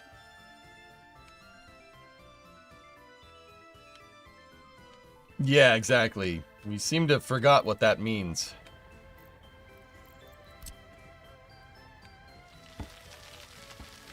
So here, I'll show you. For instance, Abdullah, I will show you exactly what I'm about. I know what I'm about, son. So let's go off of that center road, and let's drag the terrain tool for measurement all the way over here, right? So look, take this off. Now take a look at our profile. Over here, where it's already graded, nice and smooth. This part is not.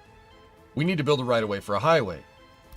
Highways, in real life, carry a ton of heavy traffic.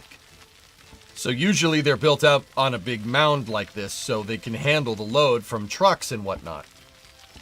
They have what's called a very, very thick subgrade. Basically, they built the highway up on a pyramid.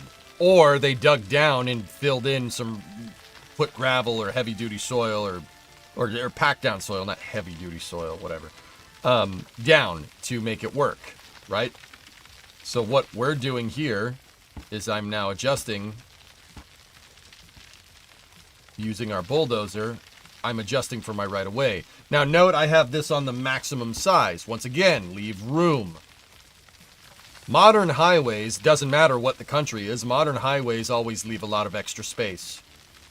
Now there's a couple of reasons why they do that in real life. One, plan for future expansion is probably a good idea. 2, drainage. You ever see puddles on a highway? No. Why? Puddles on a highway is how people crash. Highways need to be able to drain copious amounts of water. So usually you see drainage culverts.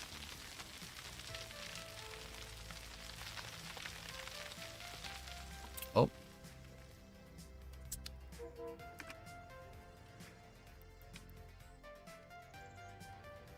The roads are crowned as well. The lanes or highways are built like this so water can drain off. Now, do we have to take that into account here? No, not really.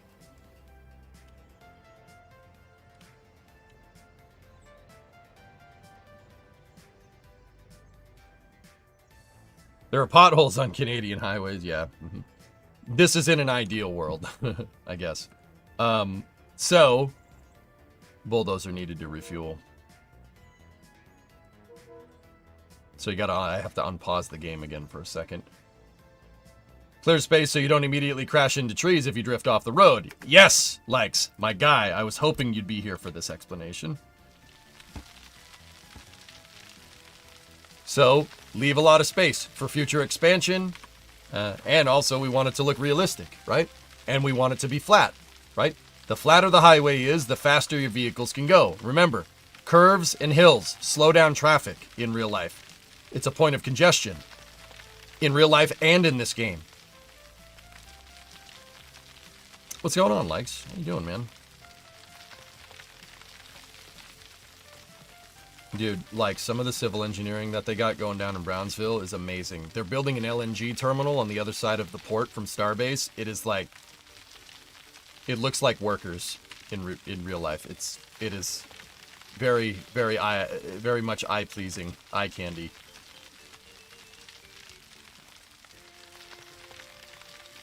Why curves? How do they slow down traffic?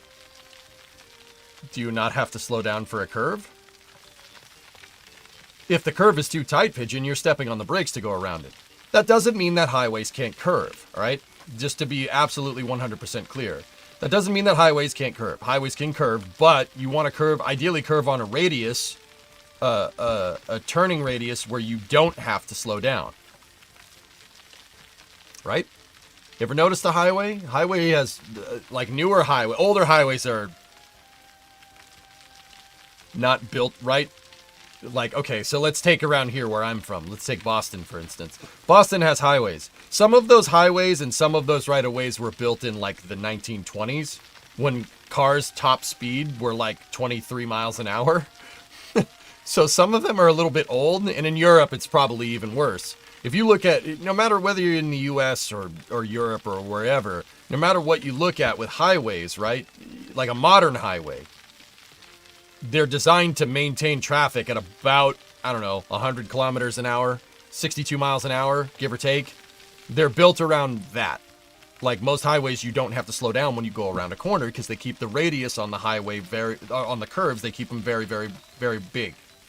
So you don't have to slow down. That's just modern highway design, baby.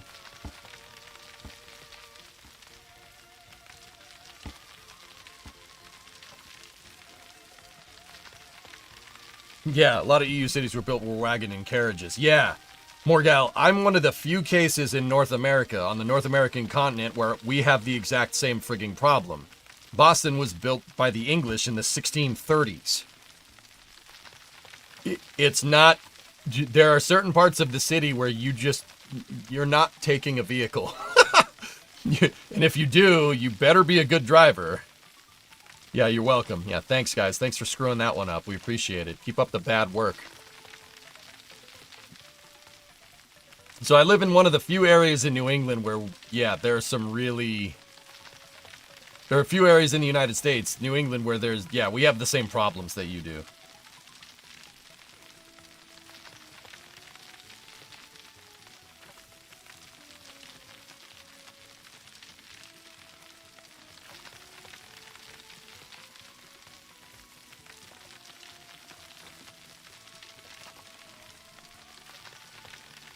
Discovery, go at throttle up.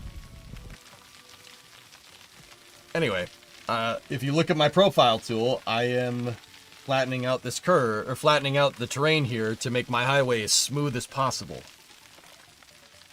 I am WQD96. 2-month resub. Thanks, man. Be better drivers.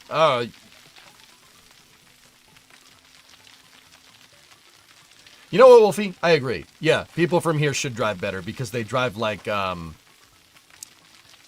what is a nice way of saying this? Butthole.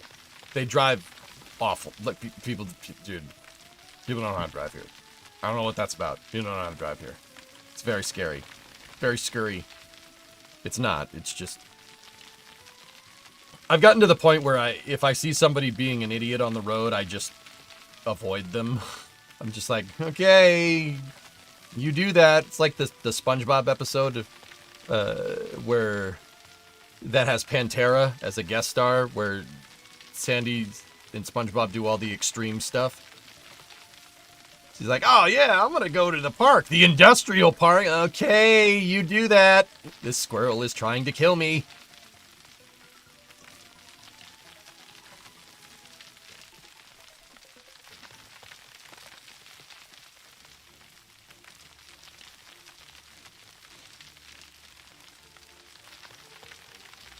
Looks like there's a little bit of a kink in the road that we didn't get.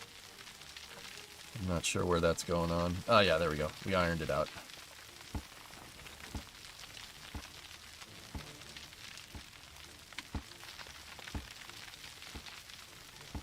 Read previous. Check Discord, please. I wanted to show you something. Did you tell me to see your last in YouTube chat so I could see your last in Discord, Trey? I just want to make sure we've established this type of meta here. Discovery, go at throttle up. Tess is here. 103, 106 months. Thank you. No. Thanks. Oi, thanks. Tessa with a tier 3 106-month resub.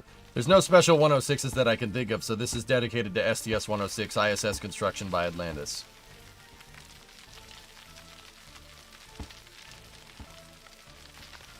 Not just sea-lasting me on YouTube chat, Graph Shark. They're sea-lasting to a sea-last in Discord.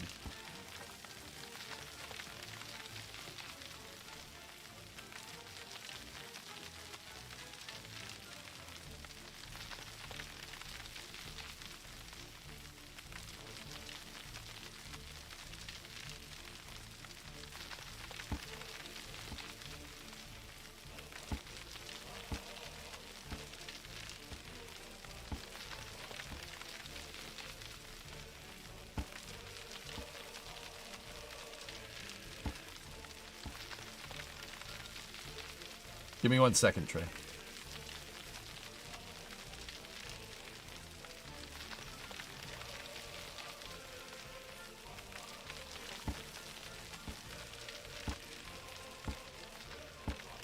So why am I taking the time to make sure this is perfectly flat? Well, one, the topography, the topographical lines in workers and resources are not, they don't match the fidelity of the profile curve. You can make this look like it's flat and basically make it the most bumpy road ever.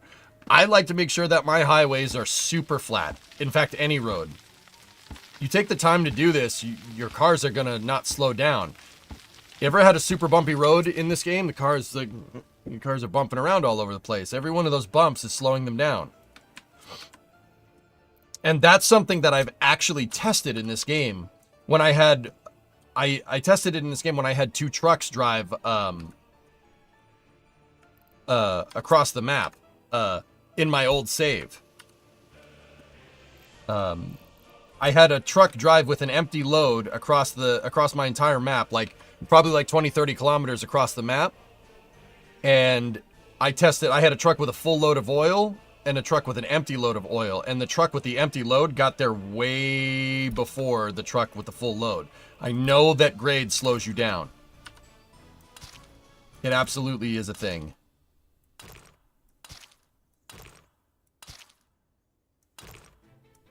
So the other thing that I'm doing is every quarter mile, or about 400 meters, I'm adding turnarounds for my snow plows. Those will be for emergency vehicles only, or for the municipal vehicles.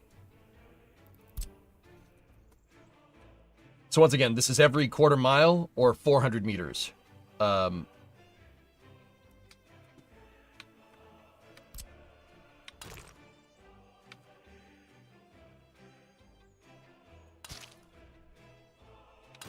Once again, it's for the snow plows, so the snow plows can turn around if they need gas or whatever.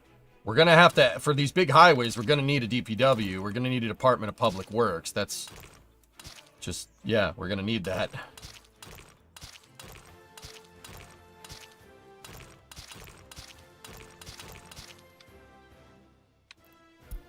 So having these strategic turnarounds on your highway is super useful. How much effort did you put into this map? A good amount, Ambitiona, yeah. A good amount. A lot of planning and a lot of time went into this. I don't know, probably like 20-30 hours of planning thus far. Once again, why am I building out all this? Why haven't I built anything? Why is the game paused? I'm building what I want the city to look like in March of 1980. It's March of 1960 right now. I'm planning the entire thing. I find that that is the best way to do things in workers. Plan the entire thing. Don't just willy-nilly add stuff and add stuff and add stuff. Remember, you are a Soviet dictatorship. You can take your time. There's nothing that says that you need to get this done quick, right? If the game's paused, whatever, it doesn't hurt you. And it only costs fuel to move terrain around. So do it, right? Plan as much as you need to. You can take your time. It's not like anybody's depending on you, right? So the idea is that we're building for March of 1980, right? I'm building what I want the city to look like down the road, but I'm also implementing scalability into the design. So I've been using my railroad depot as an example. So this is basically my municipal railroad depot. What does that mean? Construction and storage. So these depots are, the 2 depots right there are basically a freight yard. That's where you store trains that you're not using. The construction depot is pretty straightforward stuff. It has the railroad construction equipment that build out all the tracks for you, right? Straightforward stuff. Now, if you note, I have 2 construction depots and 2 regular depots. Because in March 1980, we're going to need way more construction and way more trains to support this entire infrastructure. Does that mean right now I'm building all of this? No, I'm going to build those 2 and call it a day, just for now. Then we can build out the rest. Simultaneously, my electrical power grid. I have provisions set up for a second set of lines on my power grid. Right now, we only have a single set. we have a single 15 megawatt line going into where I want my city to eventually be. Single one is fine, but we could scale it to 30 megawatts if we need to down the road, which is how power lines work in real life. Power lines also have a high throughput. Power lines have a lot of space, especially if they're going through like rural areas. They leave a lot of space on either side. Now, there's two reasons for that. They obviously leave room for expansion, but there's this thing about trees growing near power lines. If the tree grows near a power line and it touches said power line, that's a really good way to get a forest fire, or just a fire in general. Electricity could arc off the lines through the atmosphere, right? And find the path of least resistance into the ground. So power lines tend to have a lot of brush cut on a wide berth on either side. That allows for easy expansion later, and it'll basically make sure you don't start a forest fire. California, I'm looking at you.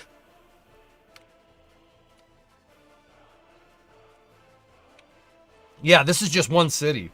Guys, yeah, I'll be planning this city pretty much for the entire part of 1960.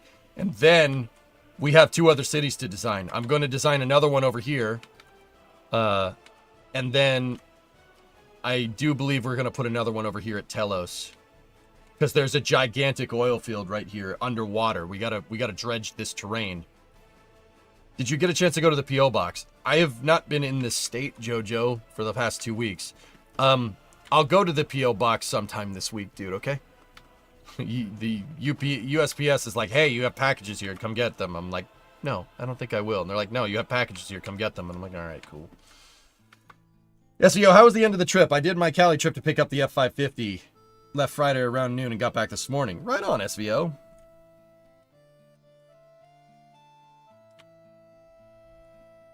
Jeff Faust says Sierra is targeting the end of the summer for Dream Chaser. Cool. Discovery. Hey, Felix. 87-month resub. What's up, dude? So let's get this last bit of road. But yeah, that's what I'm building. I'm building to make this basically future-proof. That's what I found is the best way to do this. This is the best way to get this done.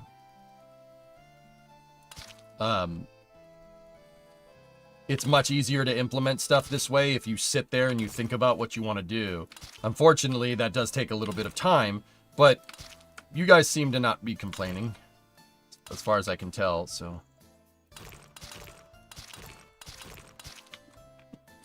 All right, we'll leave that there. So that's the extended highway. There we go. Oh, that's the other thing. I was going to build a bridge for the tracks to go underneath and have the train tracks come into the city. Yeah, that's what I want to do. What's the word on the Intuitive Machines lander? Athena tipped over. It looks like a leg broke again, Moondoggy. Interestingly enough. Definitely not complaining. Cool. Alright. So we've extended our highway here. The other thing we do need to build out is the NATO side of this, connecting the city, but we'll get to that.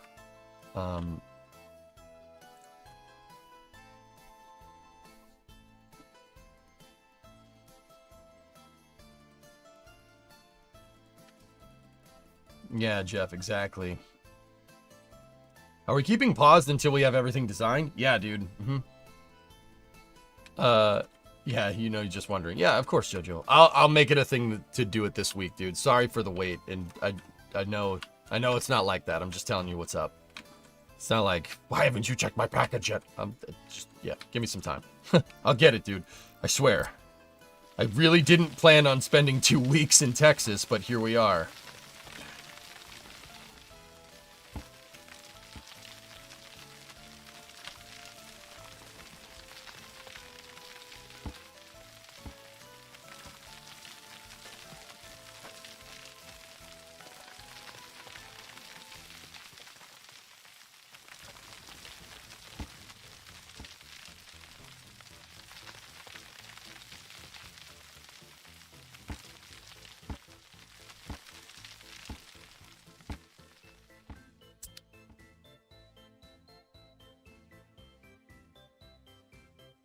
At this rate, I could have just drove to Brownsville and give it to you yourself. Oh, don't say that. That makes me feel bad. Stop it. Stop it. Stop it. Oh, we got barbecue. Don't worry, Toxic. I had a very, very, very scrumptiddlyumptious brisket sandwich. Multiple times. It was fantastic.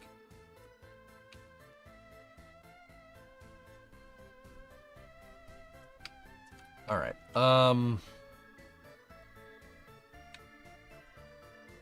If you feel, buddy, remember I live in Houston. Okay. Alright, man. Alright, bruh.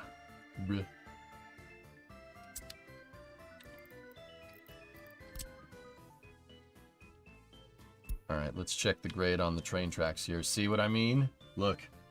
See? It looks like it's flat. It ain't flat. Trains are the same way. Trains don't like anything that's not perfectly flat ground. I mean, keep in mind, that's only like an inch deficit, but... Discovery, go at throttle up.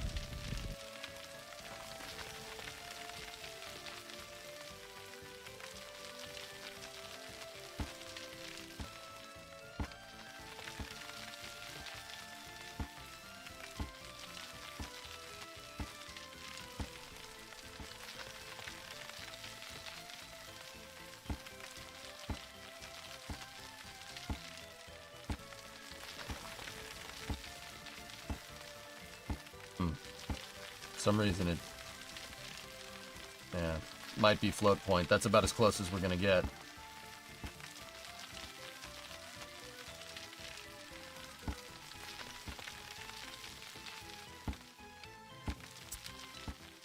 Okay.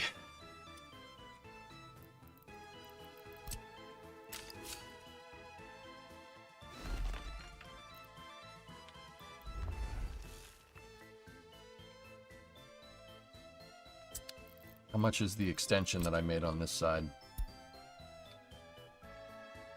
800 feet.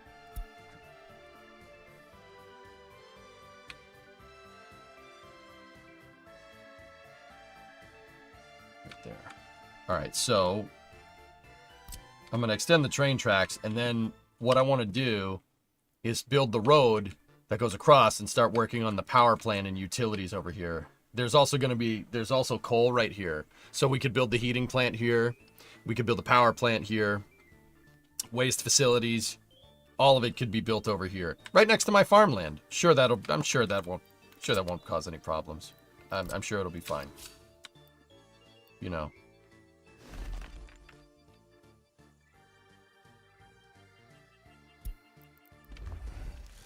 Okay, so there's the main line. And then we need a frontage track.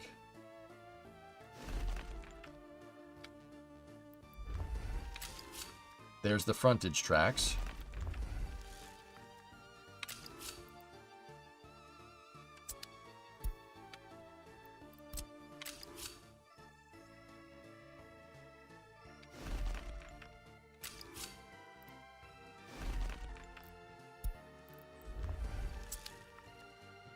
This track I'm just using as a spacer to make sure I can space the tracks correctly. Think your last would work. Super, 105-month resub. What is that? In before the next I Am Lander is in a gimbal cage. Tessa, if it was me, here's what I'd do for the next I Am Lander. So the intuitive machines, the Nova Sea Lander is like this, right? And then it basically has a landing leg that does that on either side, right? Right, and then you got your rocket nozzle right there. Struts to the top. Struts to the top like that. That's what I'd do. Triangulate your landing leg design. That's just me, though. Make it so your load path goes right to the top of the lander. Doing that will prevent it from... will prevent a leg from snapping. And it'll also basically use the tall lander's moment to stabilize you. That's the idea.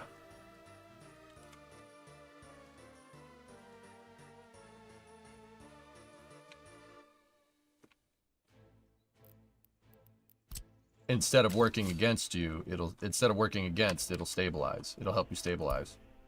That's what Blue Ghost did, believe it or not. 265.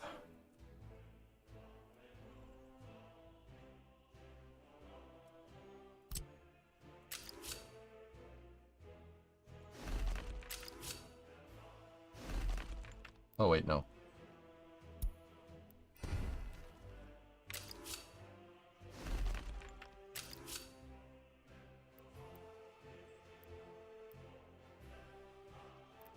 Didn't like that.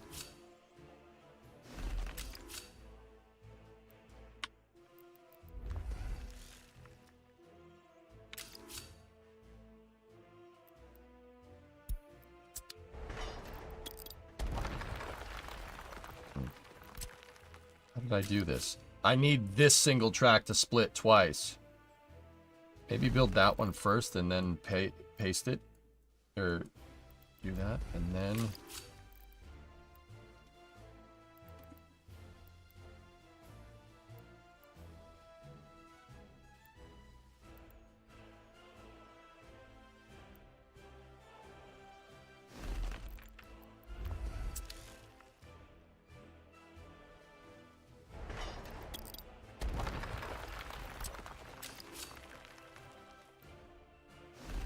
There we go. Does that look uniform to the other side? No, those are much more curvy. You're describing Starhopper. Interesting, right? Are you staying up for the lunar eclipse on Thursday night? I don't know. But we have SphereX and Punch tonight, too. That actually reminds me. The SphereX, the SpaceX, the Falcon 9 SphereX mission. Well, Falcon 9 and NASA. The SphereX mission is happening soon.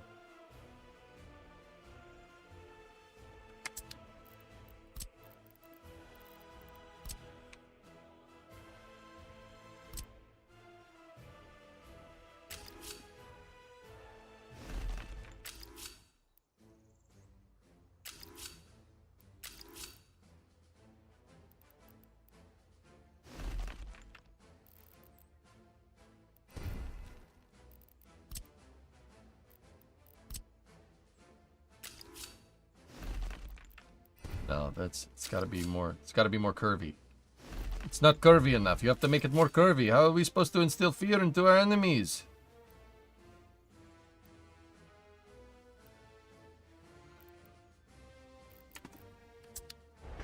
The other thing is that track, the spacer track that I made, could be screwing it up.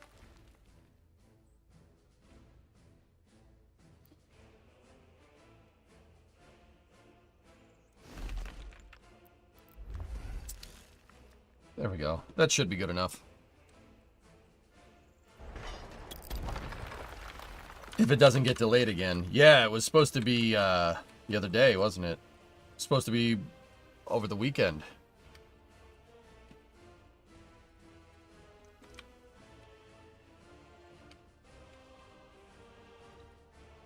Okay, so now that that's all built out, what I want to do is over here, I'm going to build out an extra segment of track. Now, why? Why am I building this? Well, what I want to do here is make a bridge. See that road? I want to make the road kind of curve up and over as much as it can so we can get the elevation that we need to get over the tracks.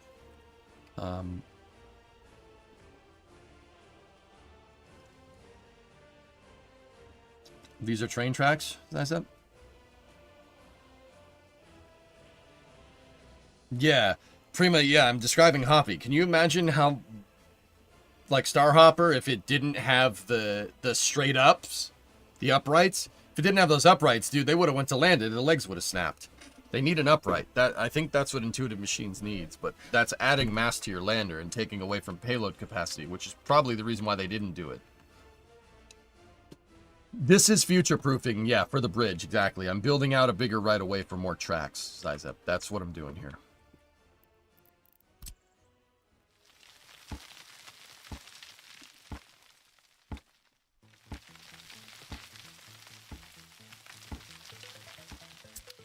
You think they're going to fix Block 2 by the next launch? Probably not.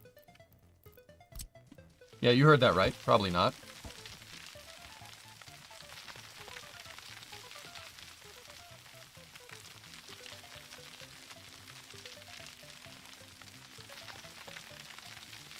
I think the fix is coming, but it's going to take a time to implement the fix on their production line. You got to remember, SpaceX is mass producing these things. Right? They're mass producing them. So you have a production line, right? You have a production line. If you have a production line, sometimes it's going to take time to make things. If you implement a fix, it's going to take time to go through the production line. So no, I don't think they're going to fix it. What they'll probably do is modulate the throttle on the next flight to make sure that the vibrations don't cause as much leaks. Yep.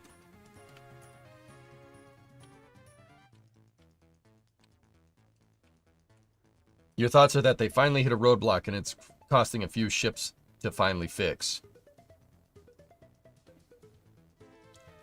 I think it's going to take time to implement the fix, sure. Yeah, I think that's fair. That's a fair way of looking at it. That's basically what I'm saying. Now, why, you know, I know people are going to say, why did they send it, though, if they knew if it was going to break? Do you have another way of testing for this? Think about it. Do you have another way of testing starships? How are you going to do a full duration burn? You can't do those down here. Massey's is not equipped to do something like that. It's not equipped to you actually don't have enough water to support a 6-minute burn. They can do a 1-minute burn, and that's when they run out of water. You're limited by the scale of your test stands, which is the reason why, I mean, that happens. So build bigger test stands could be a pretty cool thing to do. Personally, I think that's what they're going to use OLMB for. The second OLM, I think, in the flame trench, that's the big reason why I think they switched to a flame bucket system instead of the pad deluge. The flame bucket system is designed to handle long duration burns for super heavy and for Starship. Yep. What I think SpaceX will do in the near future is probably take this OLMB once it's implemented and put an adapter on the top to put a ship on the top so a ship can do a full duration burn, right? And while they're doing that, modify Massey's to be able to equip a full duration burn. That way you don't screw up your pipelines. Like, not physical pipelines, like the actual production pipelines. Yep.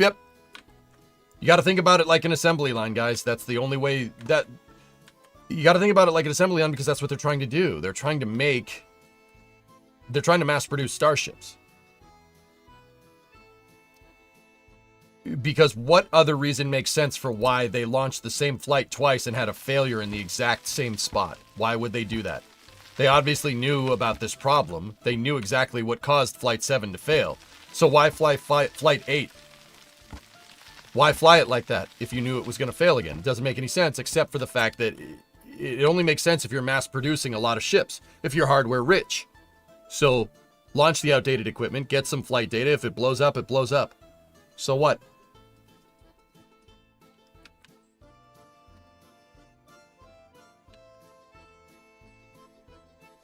Do you think Highway 4 could use a parallel rail line? Highway 4 needs a parallel rail line and a parallel road. You need more lanes there. And the road needs to be redone. Highway 4 is a mess. A train line they could do with a train line in there. Yeah. I don't think it would take much. Railroad? Why? Fueling. Bring in the LOX and methane via rail.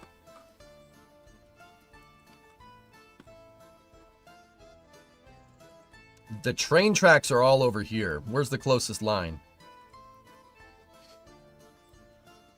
So that's the yard inlet right there for the port, right?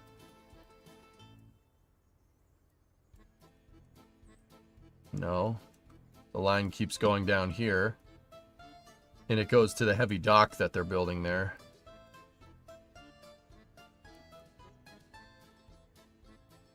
Wind turbine storage.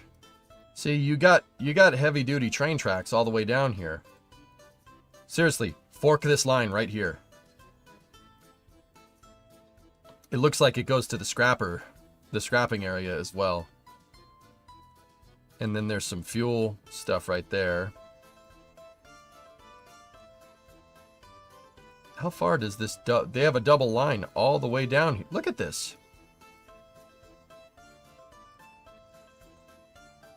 Dude, take that line and run it to Starbase. No joke. Take that train track, make it turn here, meet up with Highway 4, and then run it parallel Run it parallel, have it go around the production site, and then make a huge fueling terminal right here. You probably can't because of a wildlife refuge, but you get the idea. Would it make sense to make underground train tracks? Yeah, Geeson, basically exactly that. Underground tracks? You're not making underground tracks here, Zizep. This terrain here, think Netherlands. You're not... Underground tracks? No. Not unless you absolutely need to. The Rio Grande estuary is a swampy, flat mess. It is... Yeah. You could pipeline it, sure. But yeah. Yeah, I'm not sure how well that's gonna work.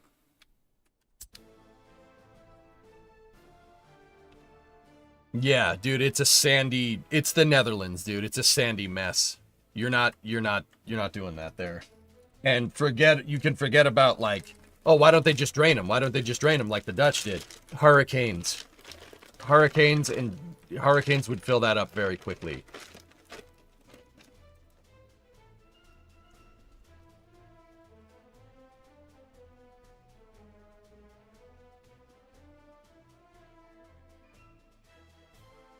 Anyway.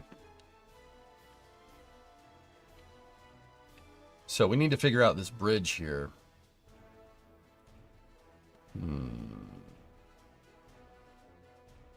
So what's the height that I put my bridges at? 75 to 50. So we need to be 25 feet up. So we're at 40 feet here. 40 plus 25 is 65. So let's raise up some terrain here to 65 and let's see where that gets us.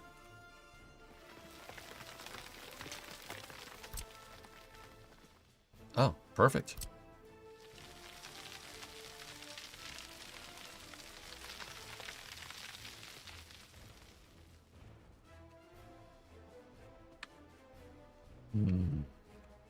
You know, this isn't going to be a huge road. Like, this isn't going to be a highway. So, any other occasion, I would probably not be okay with putting a grade here like this.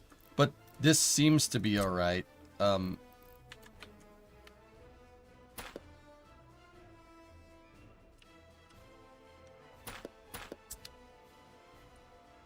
Yeah, it doesn't seem like it's too bad. So, let me build out my set of roads here, and we'll make the grade.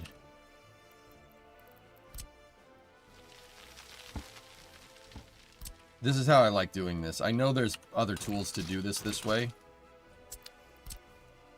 Oh, I lined it on the grids. That's not what I want. I want that. There we go.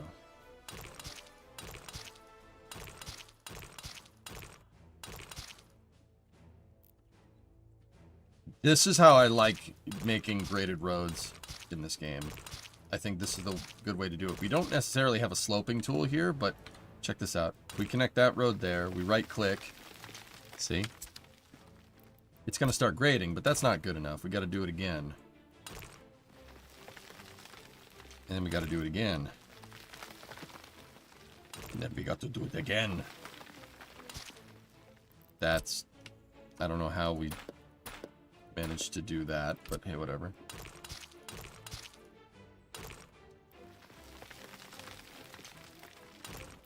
I find that this is the really nicest way to do precise slopes.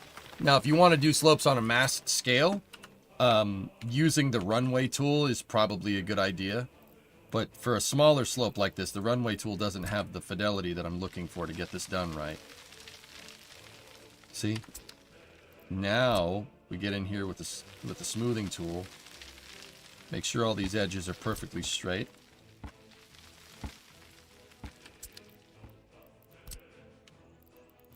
And then let's test this with the measuring tool. See the grade? Is the grade nice and smooth? Yeah, for the most part, that's pretty good. It seems to be a little bit steeper up top. So what we could do is just give ourselves a little bit of breathing room here. right? And then hit it with the smoother tool again. There we go. Nice, nicely graded profile right there. Perfect. It's a little weird right there, but that's okay.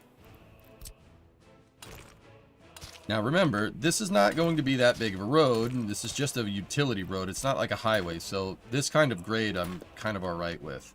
We can fit it here. We talked about curving the road across, but this should work just fine. I'm really, really not worried about it. Now get rid of our guide roads. We don't need those no more.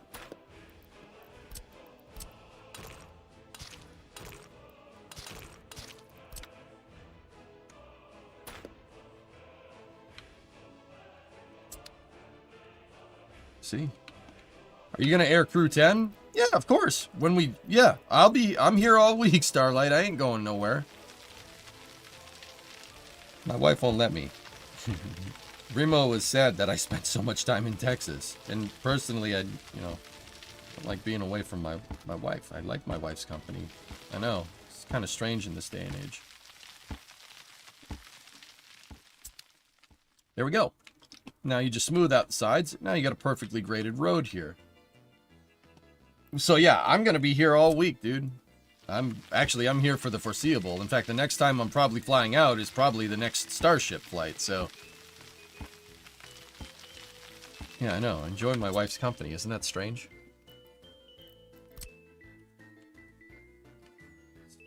You know, like, sometimes I have to question. I'm like, wait, am I supposed to like, everybody's like, oh, my wife sucks. Like, wait, I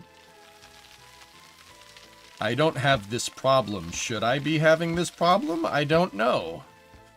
You know, like, I don't have this issue. Why does everybody have this problem? I don't get it.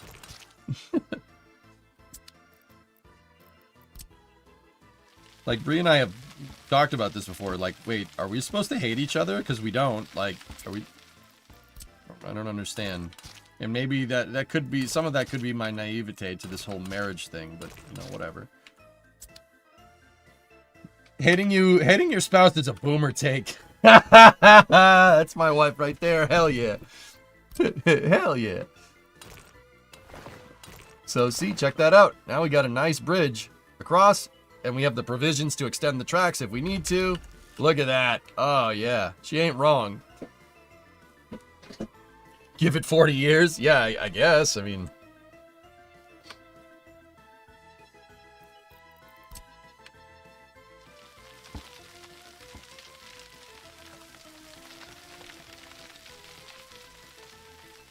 But does it have to be concrete?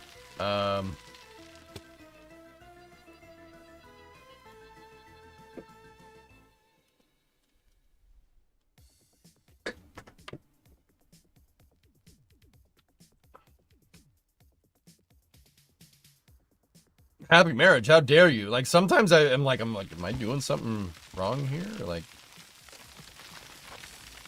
all right, so check this out, dudes. Remember how I just said a second ago, like, using the runway tool to make a grade like that is not necessarily what you want. You use the runway tool for more coarse applications here, for like moving a lot of terrain. Picture the runway tool as your dynamite here. So see, I'm making a nice flat spot over here. Right, and we got a nice flat spot. So let's get the taxiway tool out and wait for it.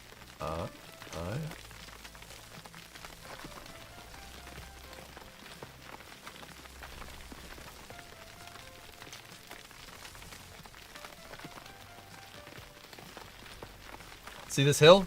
I don't want this hill to be here.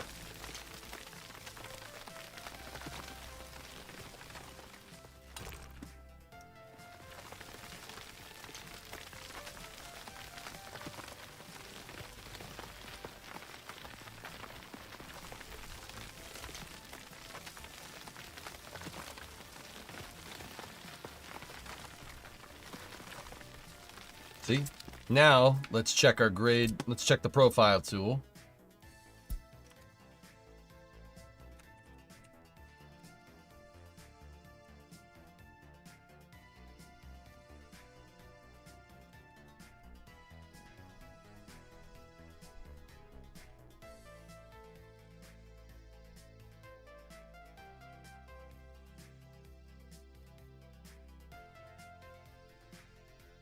Sorry.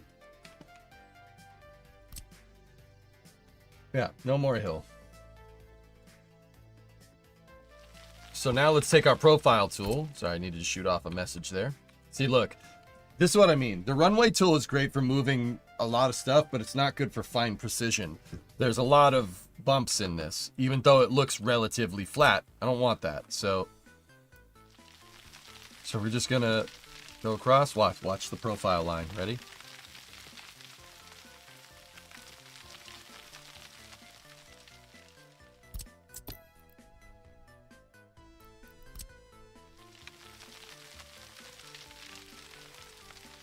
Oh yeah.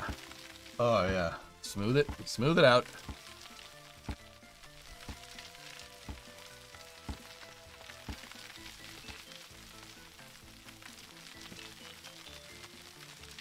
Welcome home. Thanks, man.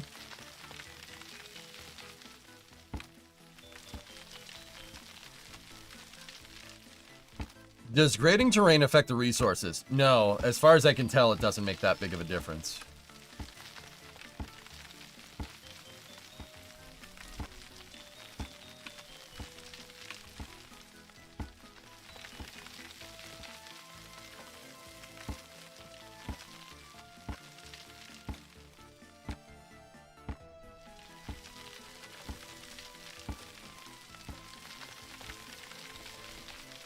Okay, we have about a deviation of that much over the course of 1,400 feet. So that's about 500 meters. We have a deviation of probably like 2 centimeters. Pretty good. Pretty good. Now, to match this side here, let's measure the rise here from here to there. It's 300 feet, give or take, and we have a 15-foot elevation change. So I measured from right there. Okay, cool. So let's measure from right here, 300 feet. Let's put the road down. That's where we need our roads to go. And once again, just like before, we widen this out. And this is where the precision of this tool really comes in handy. So once again, you don't need to make the road. Just use the road, the auto road grader to make you to give you a good start for a slope. See? This is how you make roads in this game, or this is the way I've been able to do it to the best of my ability. Like, it is a little bit of a weird counterintuitive way of making roads, but it does work. And if it's stupid and it works, is it really stupid? I mean, I'm stupid, but the methods, you can't argue with results, chat.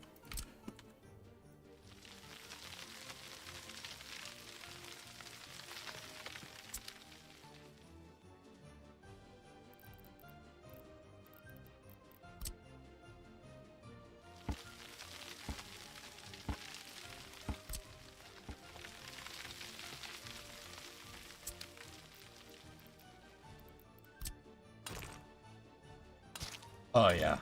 Oh, yeah. Perfect. Look at that. Nice and smooth. And then you get rid of your guide roads on the sides.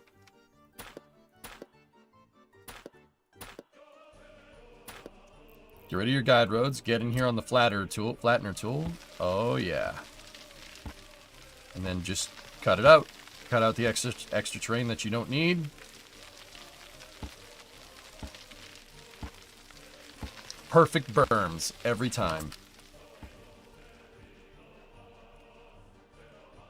Isn't that nice? Look at that. Doesn't that look good? I'm paranoid, so I'm going to save my work.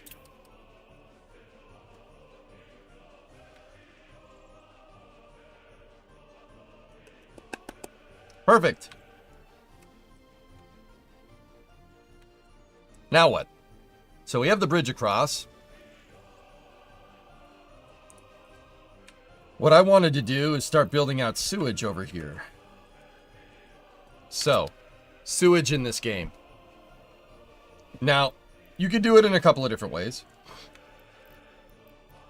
One is just put a discharge. Put a discharge somewhere, make sure the discharge is on a low point, connect pipes into it, dump raw sewage into the lake, call it a day. That does pollute a little bit. Or you could have a sewage treatment plant. Now, why would you use a sewage treatment? Pollution? Pollution would have a lot to do with it. Now, you can treat your sewage to make more water if you really want to. You know, this will lower your pollution. That's a big way of dealing with this. Sewage treatment plants you need chemicals to treat the water, and they do need power. You win. Perfect. You win. Yeah, man. So you're going to need an outflow either way. So if you want to treat the sewage, do it. If you don't have to, but probably should. I don't want to pollute this close, especially to my farm. And also, once again, we're designing this for the future. So we're designing it with the future in mind. So we're going to want to do something here. At the end of the day, your sewage needs to be at a low point. That's really, really important. It needs to be at a low point. If it's not at a low point, your sewage won't drain. You can't pitch drainage up. Drainage always has to be pitched down because it's unpressurized, right? And this is true in real life. If your drainage isn't pitched down, it's not draining. It's just going to hold water, which, yeah, you don't really want that, I'll tell you. You don't need sewage just to stagnate and sit in pipes. That's probably not good for it. Wouldn't a poop lake help your farms grow? Yeah, I mean, Alice, yeah, technically, yeah. It's like when your septic tank fills up. If you have a filled up septic tank wherever your leach field is, the plants grow like crazy. That's part of the way you know your septic tank is full. I learned this lesson the hard way. When we first moved in, the septic tank to this house, the septic tank had just been drained, right? And I had trouble, you know, first couple of seasons through here at my house, I had trouble getting the grass to grow in the backyard. And then, you know, in 2024, spring of 2024, so last year, I noticed the grass was growing great. I'm like, oh man, I really got a green thumb. Nope. I drained the septic tank and the grass stopped growing. Because the leach field goes into my backyard. So, you know. I'm like, oh, look at me. I got a nice green thumb. Nope. Nope. Nope. It just turns out that poop is really good fertilizer and makes your grass grow better. Yep, the leach field was fertilizing my backyard grass. Grass was beautiful, Sticky. It was beautiful. Perfect grass. Yum, poo grass. I need to hop off for a minute. Did I see your thing? Oh yeah, Trey, that's right. You reminded me. Thank you. Yo, let's go, dude. Wow, that's a monster, dude. What? Dude, how you... That is a project of all time, dude. Holy crap.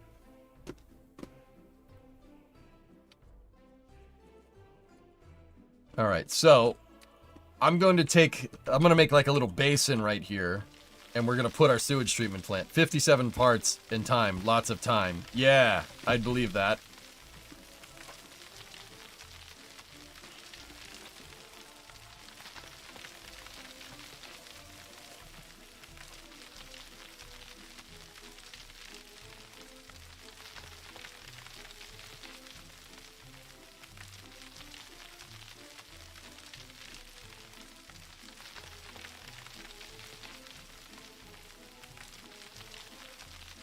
Note that we have two bulldozers working because that overlap that I was talking about.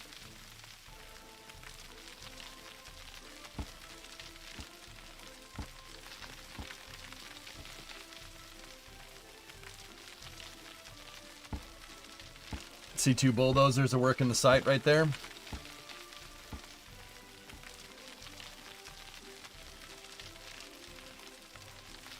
See, there's little bits of terrain that aren't flat. You'll notice the areas of terrain that they need to modify will show up as a red dot over the green circle.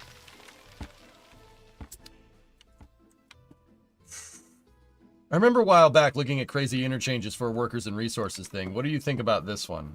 Uh-oh. Let me look. Let me guess. We're going to Michigan. Oh, yes. What is this, 75 and 96 here?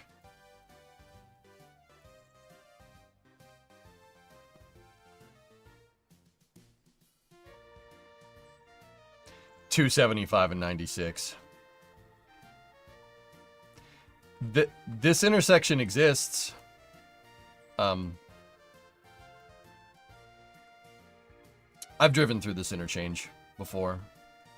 So 75's got to be up there somewhere. Yeah. Yeah, this is 275 and 96. This is a thing.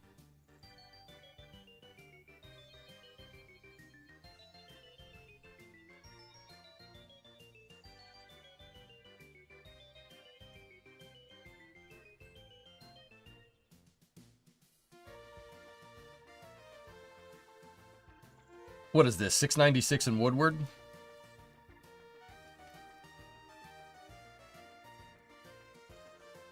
Oh no, it's 10, not Woodward. Woodward's over there.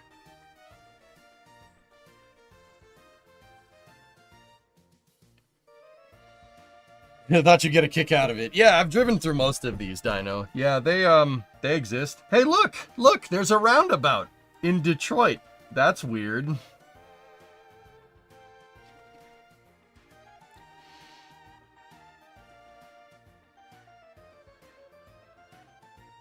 Where are we? We're in Farmington Hills at 12 Mile.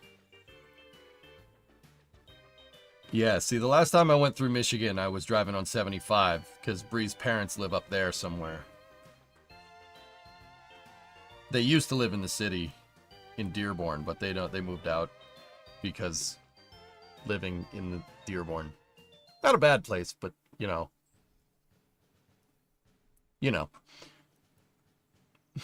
no. I actually had some spare time the last time I was in Detroit, Dino, and I went and looked at Sterling Heights. Sterling Heights is a monster.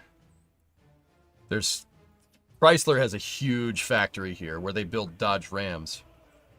And then Ford's axle plant is over here. Sterling Axle is that. That's 17 Mile in Mound. So the trucks that I drove across the country and streamed, the 97 and the 87, both of their axles, the rear axles were made right there at Sterling, which is pretty cool. Look at all those T-squares. Go to American box style. Shitty, it's Detroit. Okay? It's Detroit. I don't know what you want. Detroit, the city where mass production of automobiles was invented. I don't know what you're expecting, dude. I don't know what you're expecting, homie. You know what I'm saying? Like, believe it or not, the traffic in Detroit is not too bad. Their highway system is not the greatest, but it works pretty well. Automobile? 696 east of the Loops just closed if you have to head that way anytime soon for 2 years. Okay, good to know. Good to know.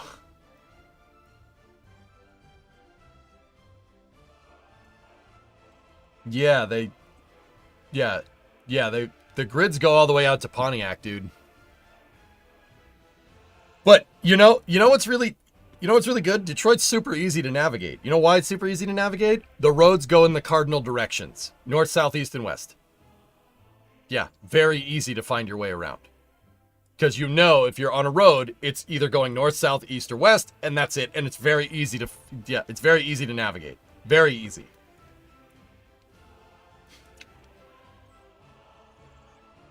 Yeah, it's super simple. Yeah, I looked at a map of Detroit once and I was like, oh yeah, that's easy. That grid goes all the way to Salt Lake City.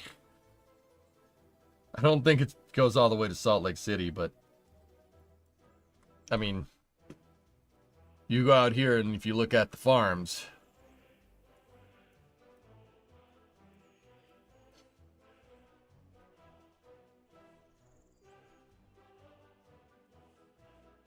The Midwest of this country, the middle of this country, Raiden, is ridiculous. There's farmlands for days. Quite actually days. I know, I've driven through them. It doesn't stop. There's just... Still going. Still farms. Oh, look, it got a little hilly. Still farms. Where are we getting close to? Where are we? Denver? Yeah, that's Denver. What I just took you guys across was basically from here to here. From, like, the Mississippi River. The Mississippi River all the way to Denver. That's a long way, man.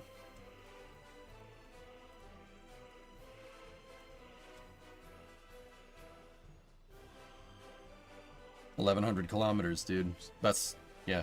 What is that, 600-700 miles? Yeah, just try to figure out how to navigate something like London with a map and no sat-nav. Yeah, no, hard pass. I survived I-80 both ways. Pretty crazy, right?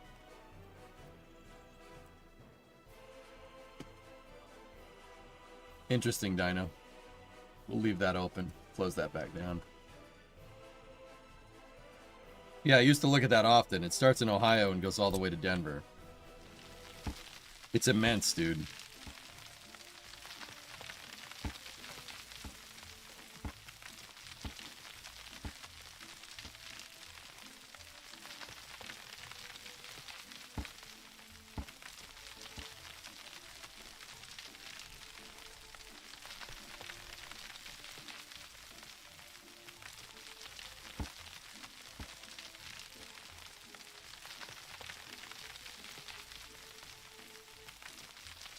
Alright, so, I'm grading out this area for a sewage basin. Oh, my electrical power lines are right there. We probably should leave a space for the right-of-way for those.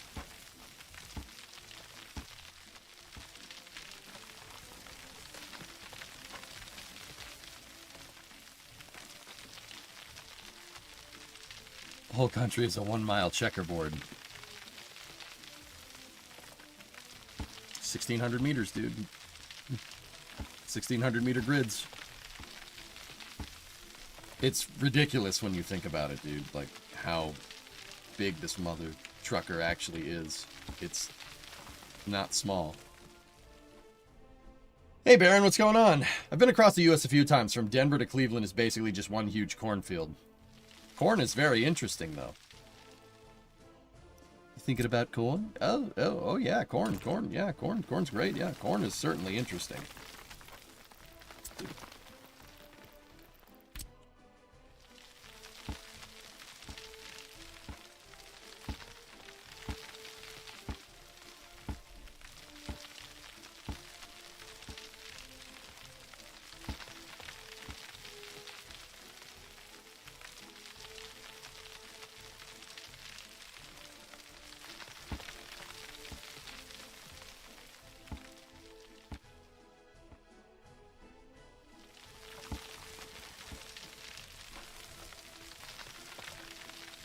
Alright, so sewage treatment is going to go here. I'm not sure where the water plant is going to go, but we're going to have to do a lot of designing over here. Oh, fun fact. We're going to have to do a lot of designing over here. The reason why is because we have a coal mine over here. Coal mine's got to feed the power plant. Power plant, obviously, is going to be our electrical power hub, right?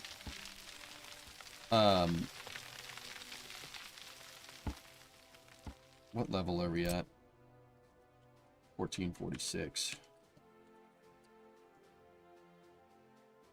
Let's get 15.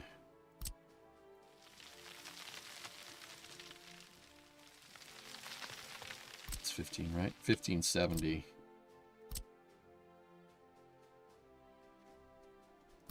See if we can get 15 on the dot.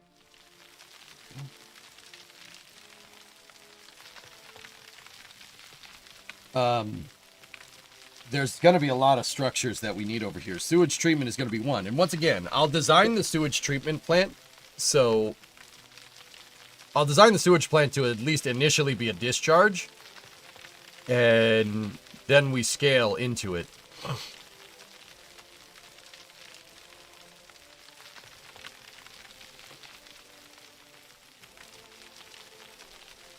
Don't forget the heat plant. We need the power plant, we need the heat plant, we need the coal mine. And also, I want granite. Not granite, gravel over here. Sorry. Got my G's confused. Streamer brain.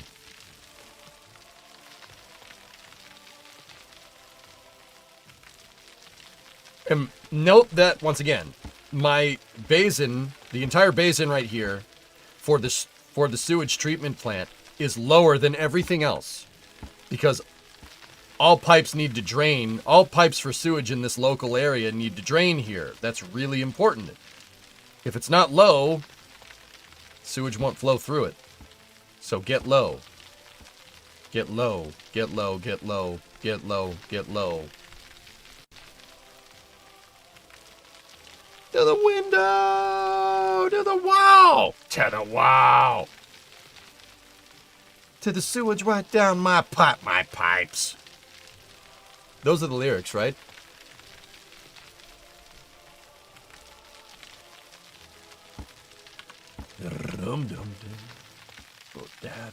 It's a little different.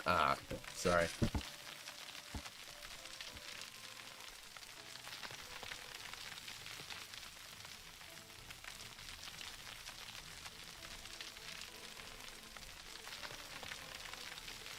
Stuff goes downhill.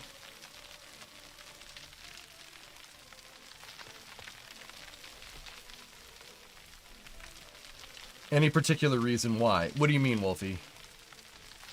What's that conversation? What are you talking about?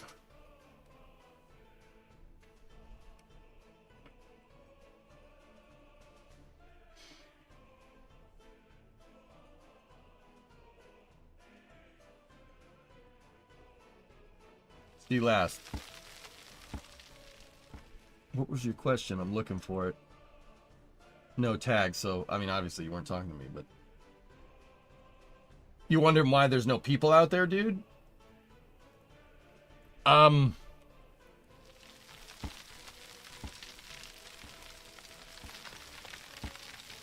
Like in the middle of the US? Well, there's some big cities out there, dude, but yeah, for the most part... Why is all that space just farmlands? Ah, okay. So why is a lot of the central part of the U.S. farmlands? Okay, so that area is very, very flat, great for farms, and it's very fertile. That's really, really important to understand. It's super fertile because at one point there was a gigantic inland ocean right here. You can see where it was. See it? This ground is very, very fertile. It's very wet soil. Well, not wet. It's very fertile soil. You could basically grow anything in it. You can grow whatever you want. I mean, and the ocean gives you basically endless. That inland ocean that was here, basically, what's left of it is underground. And there's a huge, there's basically, I don't know what the right name for it is. It's still there. The ocean is there. It's just underground. There's like a huge infinite supply of water out here. It's an aquifer. That's what it is. Thank you, Aranor. The ground is really good for farming, but the thing is that it's super remote. It's good for farming, sure, but yeah, it's very remote out here. There's not a lot. Now, don't get me wrong. That doesn't mean that there isn't cities out there. Kansas City is huge. Now, where did the cities spring up? Well, the cities out here sprang up on the Mississippi River and the Ohio River. Or not the Ohio River. The Missouri River. The Mississippi, the Missouri, and Ohio. The borders are the Mississippi River, and then over here, right there, that's the Missouri River. Some of the borders follow the river, some of them don't. So cities did build up on these rivers because you could get at them from boats, right? You could sail up the Mississippi and you could almost, I'm pretty sure you can get to the Great Lakes. You can pilot a ship from here to up there into Lake Michigan, which is pretty crazy. Pretty sure they reversed the flow of the Chicago River for that exact reason, but that's another story. So the area, there are big cities on the rivers. Yeah. A lot of them are on the rivers, like Memphis. Memphis is on the river. Kansas City's on the river. St. Louis is on the river. Tulsa. Nah, not necessarily on a river, but now OKC is huge. That's a big city, and it's seemingly in the middle of nowhere, once again, on a river, right? It's not that there isn't, like, oh, why didn't we just build New York City out here? There are gigantic cities out there. Amarillo is big. Pueblo is big in Colorado. Denver is pretty frigging big. It's just huge. That's the thing, dude. Just huge. Huge. Discovery, go at throttle up. It's a huge area. That's a big plot of land. It takes time to populate it. So, cast your mind back like 150 years ago in the U.S. The U.S. government gave incentives to settle these areas, to go west. Some people went west for, mining, to get rich from like the gold rush in the 1850s, right? But basically all the way into the 1920s, the U.S. government was paying people to move across the country, right? Now, how you did that? Trains. You did have trains. You could do it via boat. You could go through the, you could go sail around here. The Panama Canal wasn't made yet. The Panama Canal was made in it's about 120 years old at this point, I think. So, they pay people to move across the country, and a lot of people ended up settling out west, like on the coast. One, because you can get at it from ships. Two, because there's the Rocky Mountains right here. Very inhospitable. People don't like that. But that didn't stop people from settling there. Like the Mormons, a religious sect, right? Established Salt Lake City, right, to be free of religious persecution, right? So like there is cities out there. It's just not as population dense as here because it's very remote. It's hard to get to. And unless you know how to farm, there's really no reason to go out there. But there are reasons, like, once again, there were reasons to go out there. The U.S. government paid people to go out there, and then they stopped doing that. Another reason is humans need fresh water. Yeah, of course. Mm-hmm. Last.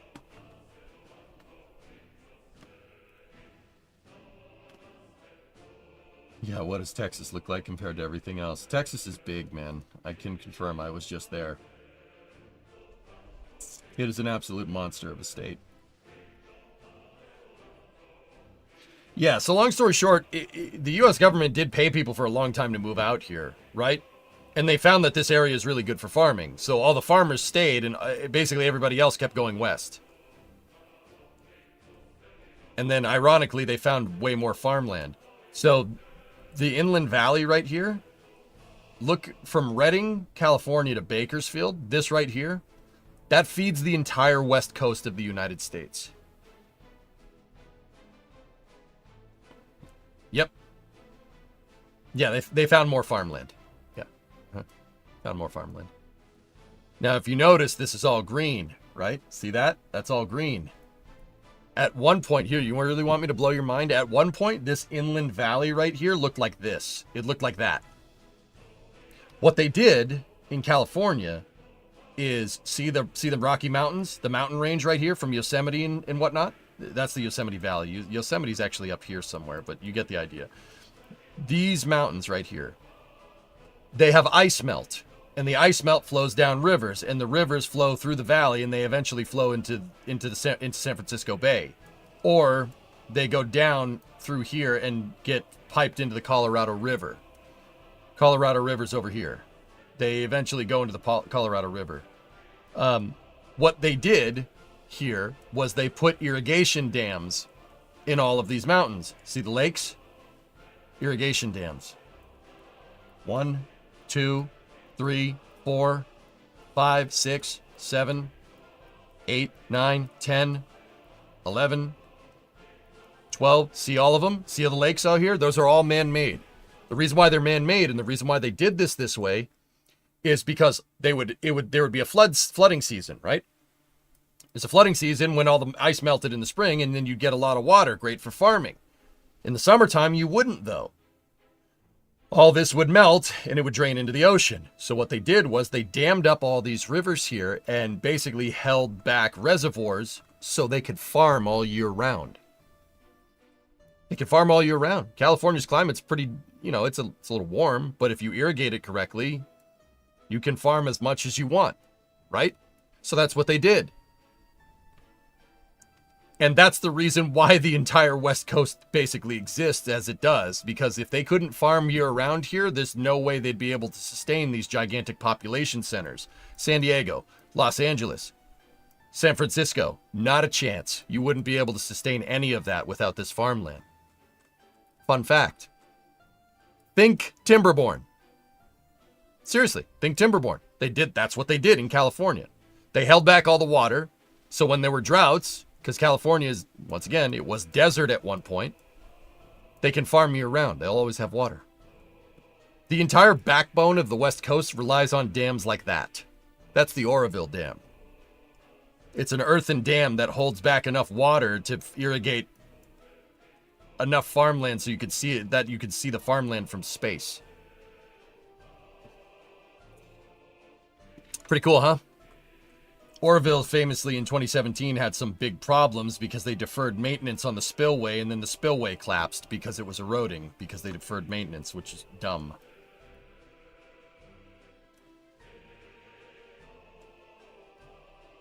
Any thoughts of getting SETI someday to Oogle? Trinity site is on the way. Oh. Can't tell me you want me to go to SETI? Yeah, maybe. I don't know. Talking about Blanco's updates again? No, I just brought up the Oroville Dam because it's one of the dams that I know. Yep. That is the entire West Coast's lifeline right there. And don't get me wrong, it's not one dam. Don't put all your eggs in one basket. They're all over the place. There's the Folsom. This is the Folsom Dam. Look, dude, water. I was going to say they straight up just built reservoirs. Yeah. To make Folsom Dam. It's pretty awesome, dude. It's pretty crazy engineering. Everybody knows Folsom because of Johnny Cash, but yeah, you get the idea. Look. Like part of the dam, they were just like, meh, build a big wall. Whatever. It's fine. See? Build levees. And that's what they did. Yeah, without that, Central California and the entire West Coast doesn't exist. Your food chain dries up. Completely. From Redding to Bakersfield, this whole inland valley, the entirety of the coast, the entirety of the West Coast of the United States depends on that farmland. Pretty cool, huh? It's also a very beautiful part of the country, just on a side note. Anyway, back to workers. Back to poop plants. They grow Doritos. Yeah.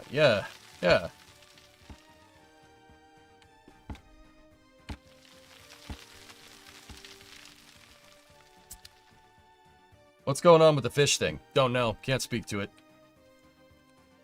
Alright, so. We have a spot for our coal mine. The coal mine's going to have to go there. So we got a spot for a sewage plant. That's also where you found your truck. Yeah, that's right.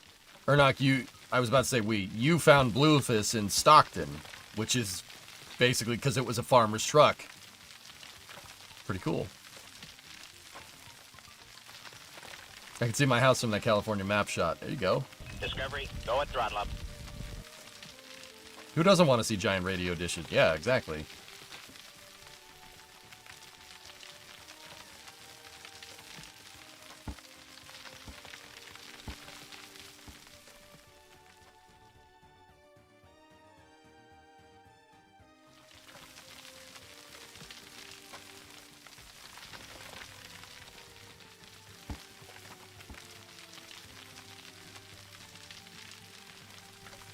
Yeah, you know what? Just make this... So that, where this big white line is, that's 40 feet above sea level. Bombo, 24-month resub, thank you.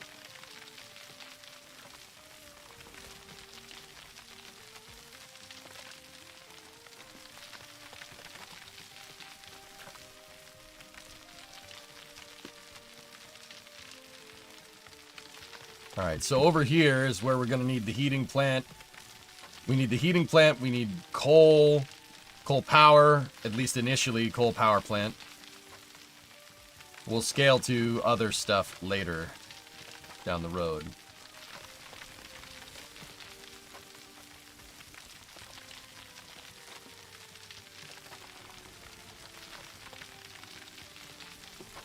Discovery, go at throttle up.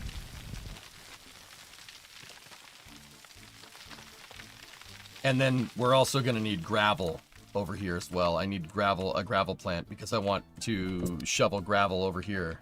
So we have gravel for construction materials. That is a lot to fit into this area, but whatever. We need to do course adjustment here. I want to get rid of this hill.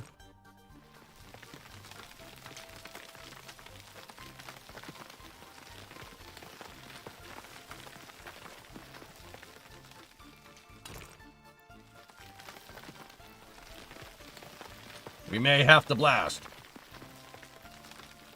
Wally, tier 2, 6 months in advance, dude? 48 months total. Thanks, man.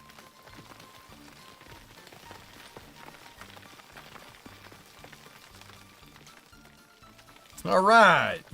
Thanks, buddy. That really helps me. I really appreciate you.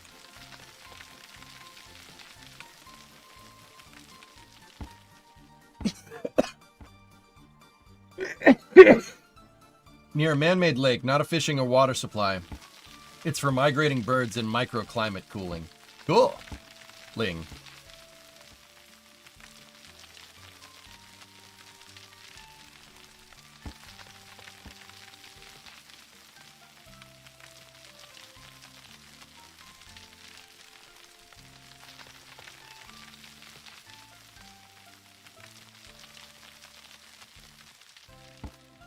So, you see these kind of rocky parts here? Those are the parts that we're gonna need, that we can get gravel from. The problem is my road just decided to go right through the graveliest parts of this.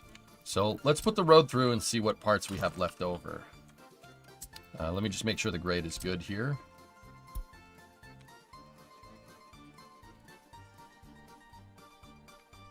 That's fine. We have an inch deviation over 1,300 feet. Yeah, that's about as flat as that's gonna be.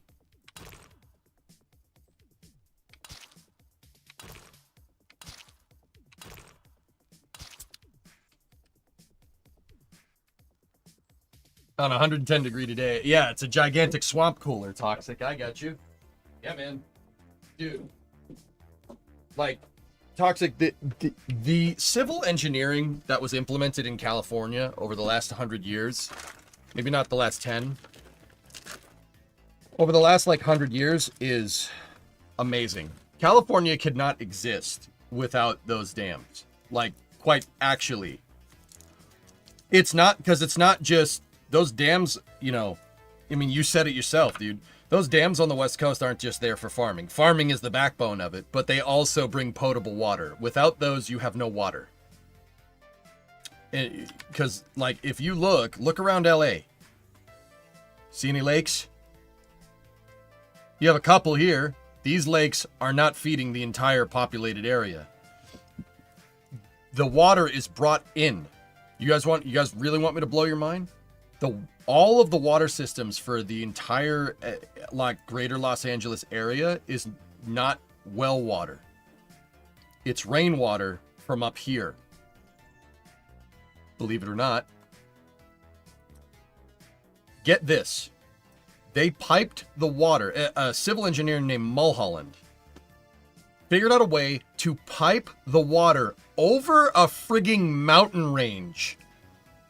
I crap you not, over a mountain range to get it into the greater Los Angeles area to allow Los Angeles to grow.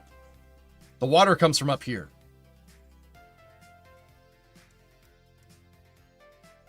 It's absolutely insane. You can even see it on the 14, where the 5 and the 14 split. You could see some of those irrigation efforts because you actually see a river go over a freaking hill. That's 5 and 138. 5 and 14 is... Yes, you heard that right. A river goes over a damn hill.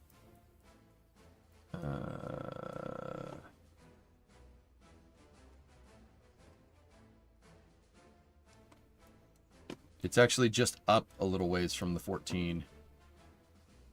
Where are you? I thought it was right here. That's not how rivers work. Yeah, but Mulholland and his boys figured out a way to do it.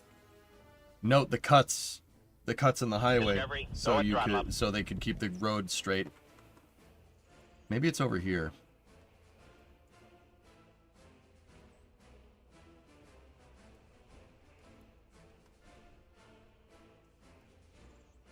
I'm telling you, there's rivers that go over these hills. Like, they pump it up and over. It's crazy, dude. California is an insane piece of irrigation engineering.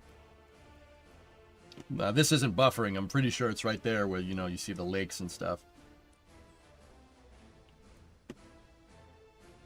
Here. Sometimes Google has a caching problem. Let's let it load up a previous, because it's going to be there. Where are you? Where are you?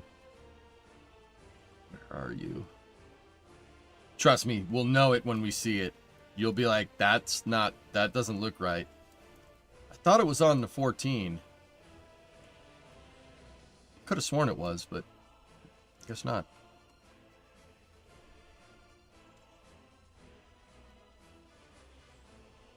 Cascade is down in the south of the 5 and the 14 merge. All right, cool. I could have sworn it was right here. Oh, yeah, there it is. Yep, there it is. Frickin' river. Look, there's a river that goes over that hill. Dude, a frickin' river. Look. See, they pump it up. I don't know where it comes from, but they pump it up over here, and then it flows down the side of the hill. See? And then it flows into that reservoir. Is that wild or what? It's a river that goes over a damn hill.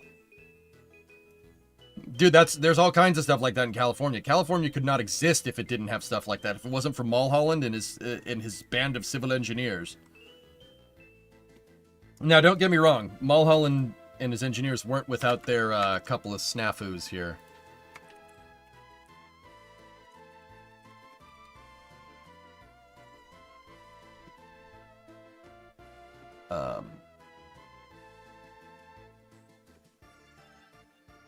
Today, chat, we're going to learn about hydraulic pressure. See that dam? Beautiful, isn't it?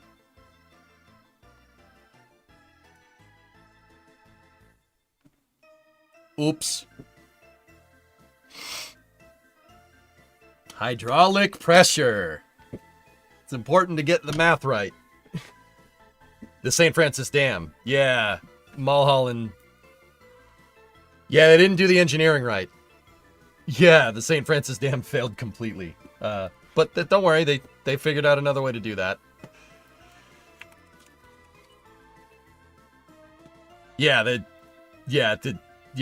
you know. Hey, iterative design, okay? Iterative design. Yep. Yeah. No, that looks great, doesn't it? Yeah. Yeah. Mulholland and the engineers. Yep. Yeah, that St. Francis Dam didn't work. They had a really, really good lesson in, you know, radius of dam and chord length and stuff correlated to the hydraulic pressure. Notice how that dam is extremely tall. Now, if you've ever been to the Hoover Dam, it's also a tall dam. Does the Hoover Dam have a radius, like a curve like that? No. If you've ever been to the Hoover Dam, it's like curved like this. It's like almost a half circle. That is not a half circle, and that's like as tall as the Hoover Dam. Yeah, it failed. It failed very, very, very catastrophically. Yeah, the bow on this wasn't good enough. You build an arch. You're in the same way that the Romans would build an arch for an aqueduct, right? So you'd have an arch that goes over like this.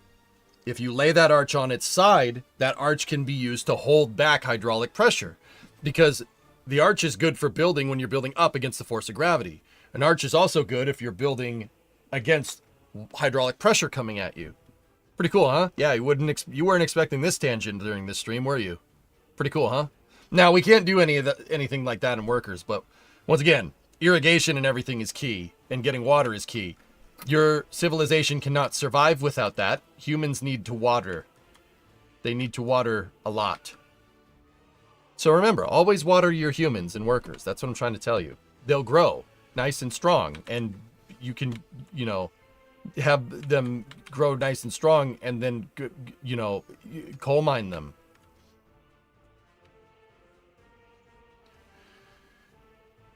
You want the other crazy dams? Go have a look in Ukraine. No, I don't think I will, Creation. No, I'm good, thanks. California is a plenty good example.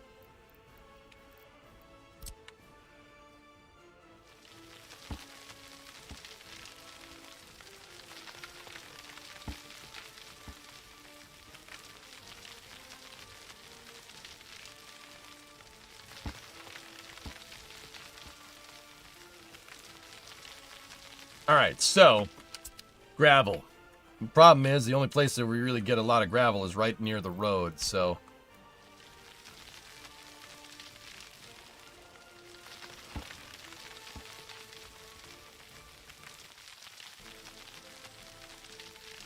that's right, Arev. Grow your humans now with all new water.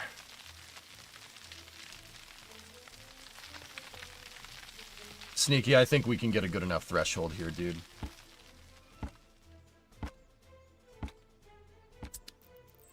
All right, let's just go into construction industry.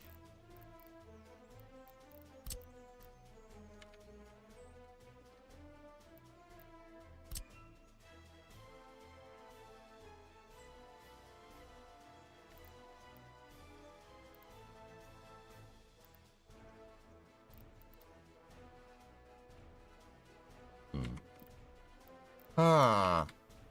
Ah.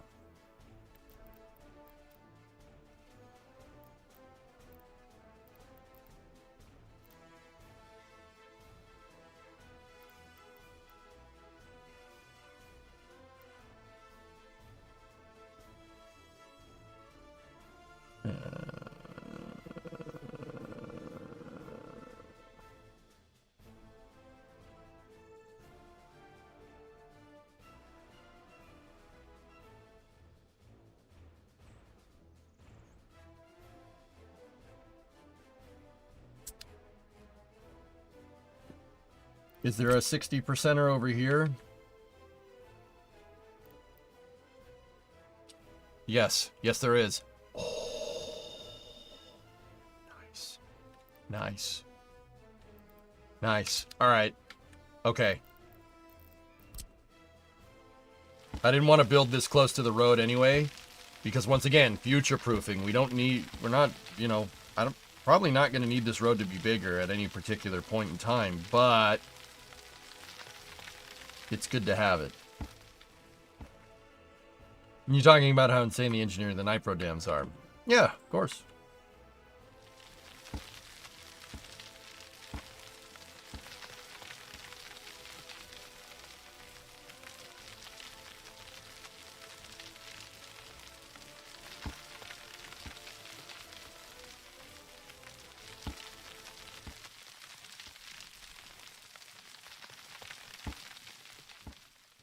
All right. Let's think about this. So, if we're going to move gravel over here, how are we going to do this? At a roundabout with a gravel yard in the center? Huh. Andrew, I think if we can get a 60, if we can get an equivalent percentage over here, I'm kind of cool with that.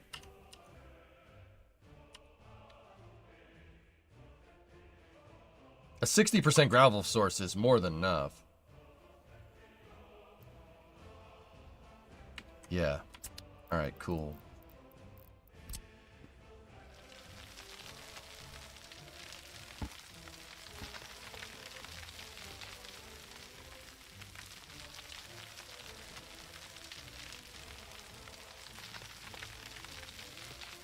I had originally flattened all this terrain here.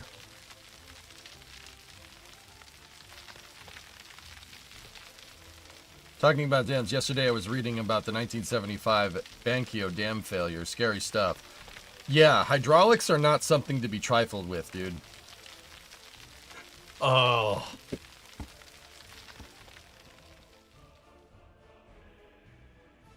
I just thought of something so messed up to say. Hydraulics are not something to be trifled with. Ask SpaceX. They know.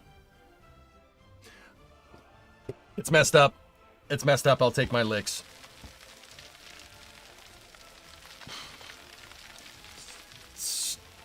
Stupid intrusive thoughts. Nah, seriously, I'm pulling for everybody in the Starship program. I want them to succeed so bad. And they're, dude, being down there and talking to all these people, all the people that work on it, I had the benefit, like, on this last trip of talking to a bunch of people that work on the program. Because, like, when you go out and, you know, they're putting a ship together, like they're stacking or something, there's SpaceX employees are out there watching it. And once again, the thing, okay, so two things really blow my freaking mind. One, SpaceX employees are coming up to me and saying, "Oh, you're EJ, you're on the flame trench," and that, I don't know how to feel about that. I'm like, dude, the heck with me. You work on Starship. Frick what I do. Like, who cares? Like, yeah, I just sit there and talk about it. You actually work on it. Frick, why are you praising me? Don't praise me. Screw off. No, the big thing that I'm trying to get at, dude, is that so much time and effort goes into this damn thing. It really sucks to see all your work blow up like that. I'm like, why are you praising me? I don't deserve praise. I'm not trying to build the most complicated rocket ever devised by man and making manageable progress there. I just talk about it on the internet, dude. Like, I'm not the guy. You're the guy, you know? I'm not the man. You're the man.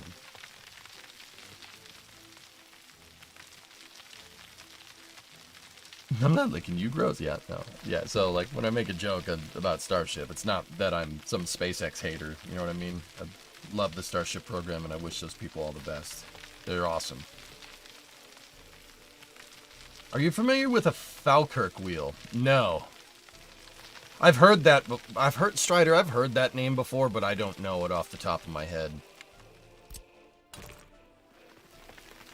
God, I love this. Oh, yeah. Oh, yeah. Oh, yeah. Perfect. Runway tool, baby.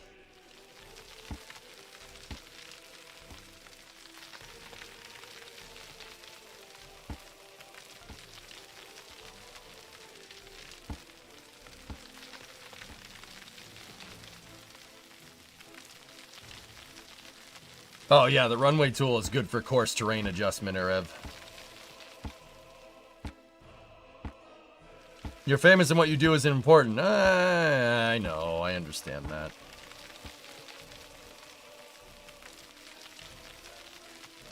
It's just weird, dude.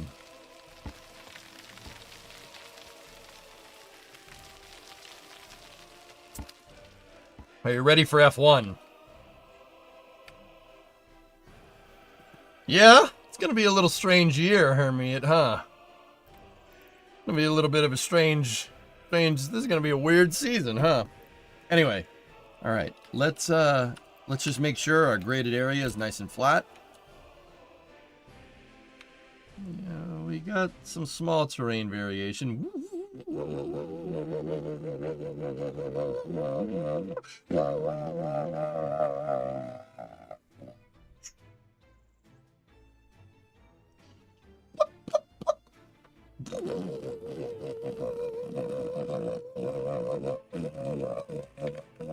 Sorry. We'll make it nice and flat here. Now you need to rewatch Spaceballs. Thanks for that. Yeah. Something wrong with the radar, sir. I've lost the bleeps, the sweeps, and the creeps.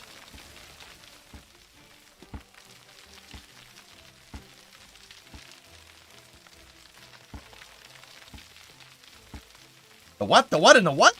No. The bleeps.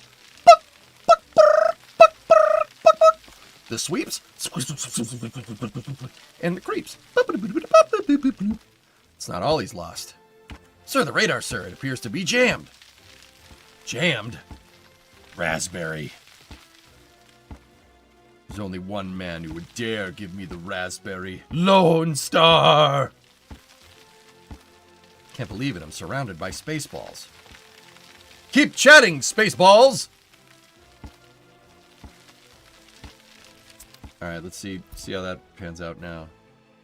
Yeah, not bad. Pretty dang flat. Alright, cool. Alright, so that should be enough for sewage treatment over here. You see, your Schwartz is as big as mine. Let's see how well you handle it. I said across your nose, not up it. Sorry, sir. Doing my best. Who made that Menagunder? I did, sir. He's my cousin.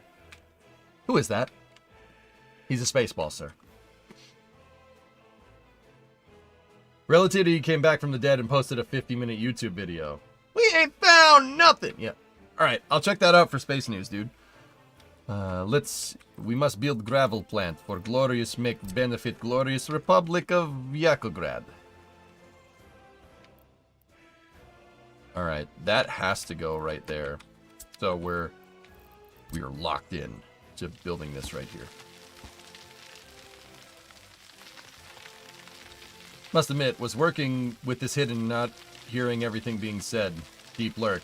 Then I start hearing the bleep, the bleep blurps, and there's spaceballs everywhere. Thanks. Yep.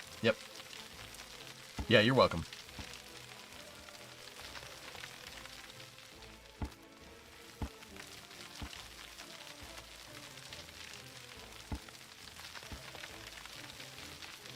You're really a spaceball, aren't you, Jacobs? I already called him, sir. He knows everything. What? You went over my helmet? Not over, sir. More to the side. It'll never happen again. Never. Oh, shoot. No, please. No, not that. Yes, that. Ah!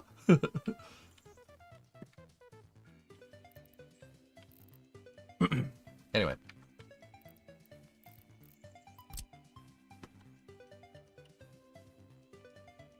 $62. There it is. Wait, no, we don't want that. Are we...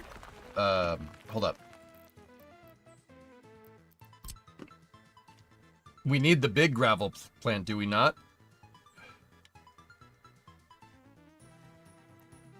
Now I forget how this all works. President Scrobe, salute! Hail, Screw. Spaceballs the t-shirt. Spaceballs the energy drink. NASA spaceflight the tote bag. NASA spaceflight the t-shirt. The kids love this one. NASA spaceflight the mission patch. Merchandising. Put the name on everything.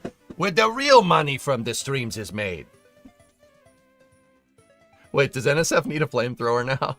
Oh no, what did I just do? Oh crap. The store guys are gonna kill me.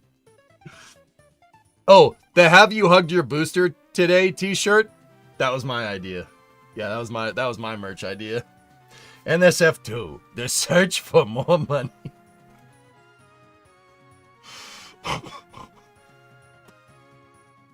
Oh crap. Oh, okay.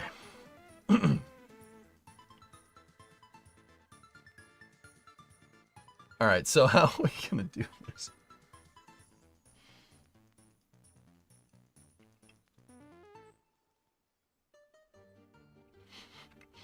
NSF needs a flamethrower. No, all right. I forgot how to do the quarries. I'm not gonna lie to you. I forgot how to do it. The small gravel quarry doesn't seem to have a belt going out of it, so I'm thinking we need the big one, right? The big one that has the belt output. So that means that needs to go there. When monies? I ask myself that question a lot, Porter.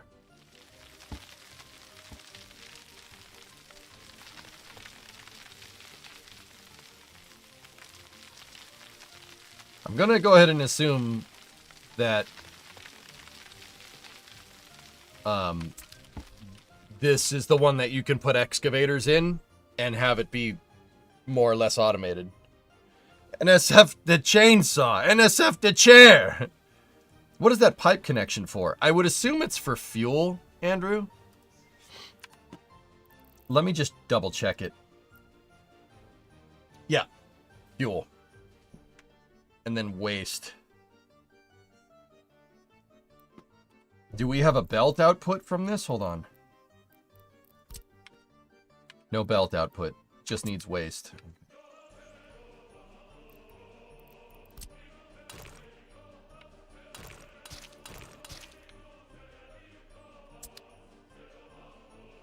Okay, so from the gravel plant, we're going to need, we have 2 types of processing plants here at our disposal.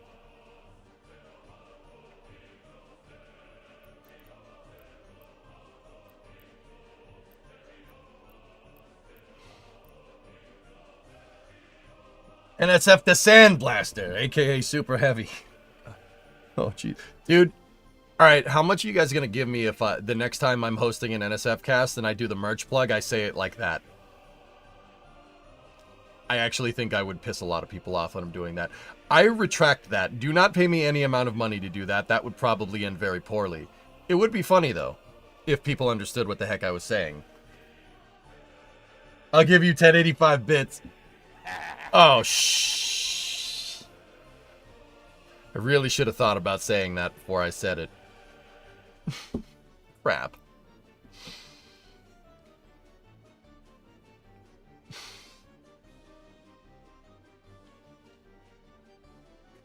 The lesson for today is think before you say something.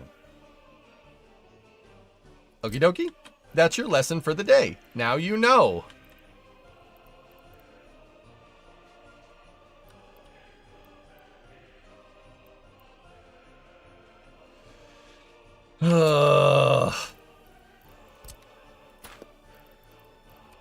That's right. Ideas go in the square hole. Yeah, how'd you know?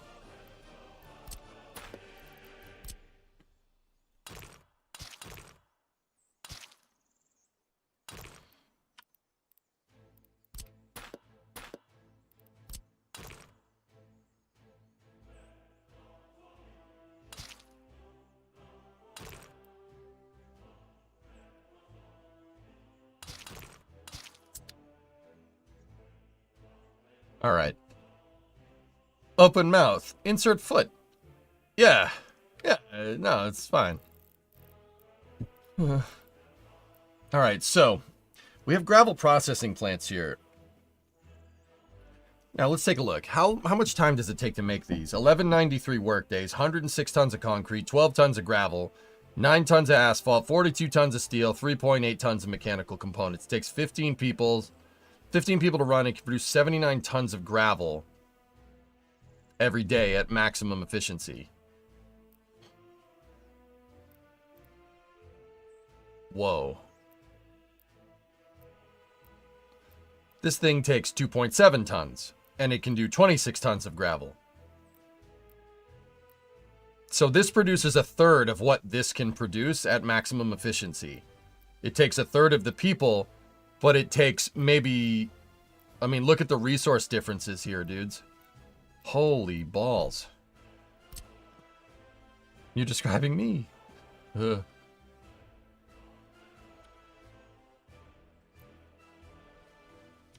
Now, does this other gravel plant not have an input?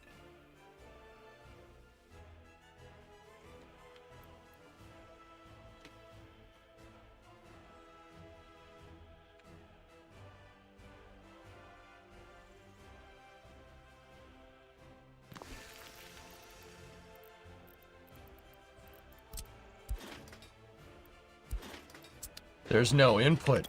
There's no input on that gravel plant. Why would they do that? You have to truck the gravel. Oh. The road is the input. Yeah, you'd have to truck the gravel back and forth. What I'm trying to look at is once again, we're talking about scalability here. What I'm trying to look at is this something, would we rather build 2 of these over building one bigger gravel plant? Because the bigger gravel plant is all fine and dandy, but the bigger gravel plant is a lot more resources to make.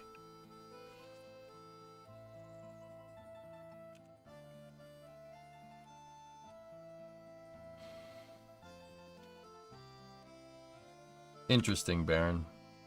I'll have to check it out during Space News.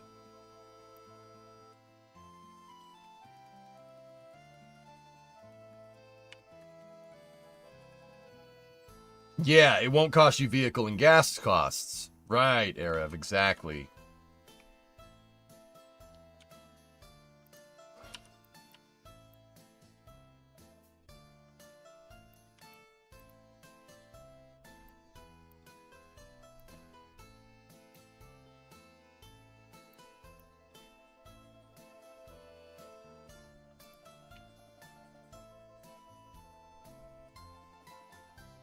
Yes, this is a good idea. Oh, this is space. I'm in space. Hey, King. What's up, buddy? King, I want to fire the entire Bruins front office.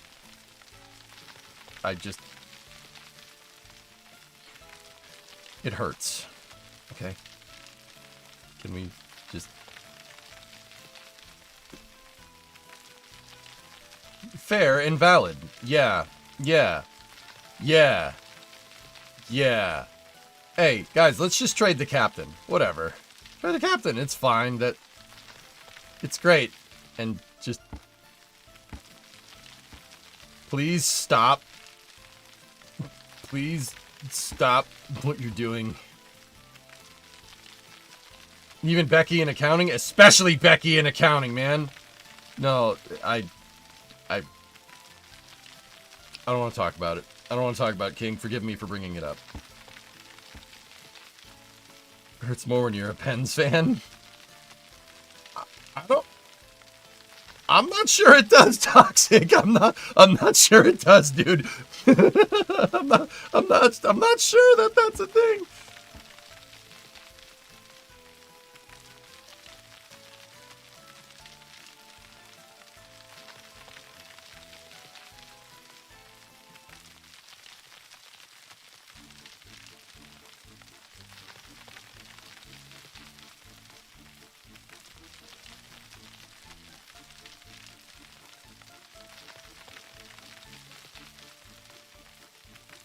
Yeah, Buck, we'll talk about it. They've been playing like Dookie down the stretch, which is the worst time to go cold. The Bruins are hard to watch, dude. And now it's just going to be even worse. Just end it. Just stick a fork in it, dude. Stick a fork in it. Please. Toxic, it's so bad, dude. So bad. Ugh, it hurts. It hurts, man. Lozai, I'm having a good... Shut up! Hockey teams shouldn't be in Florida. Hockey teams that come from warm weather climates is cringe. It's cringe! I'm gonna die on this hill. And I will, but... It's cringe! Stop it. You stop this now.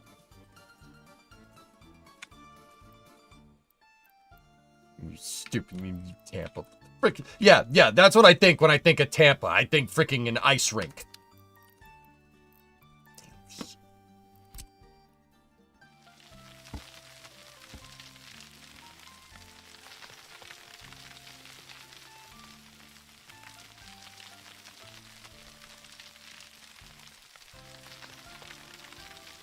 Tim Ellis has been fired. Eric Schmidt, the former Google CEO, is now the new CEO.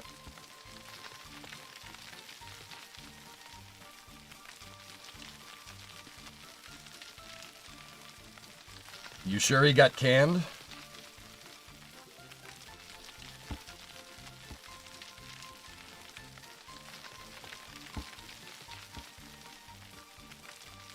I mean, Florida does have 2 hockey teams. I know. It's weird.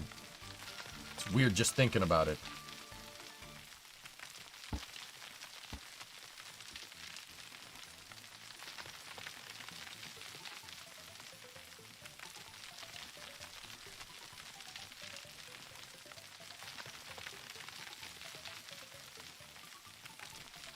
So I'm putting in provisions for gravel here.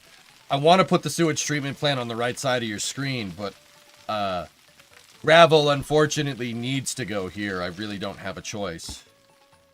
And what I want with my gravel plant, I want the gravel plant to feed belts across the train tracks and have a gravel aggregate storage right here.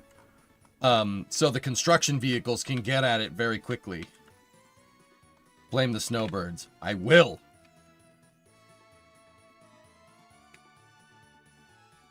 King, what's up? Well, this kind of looks like the 3rd recession of my short life. Let's hope it doesn't nuke spaceflight again. I don't know, man. No comment.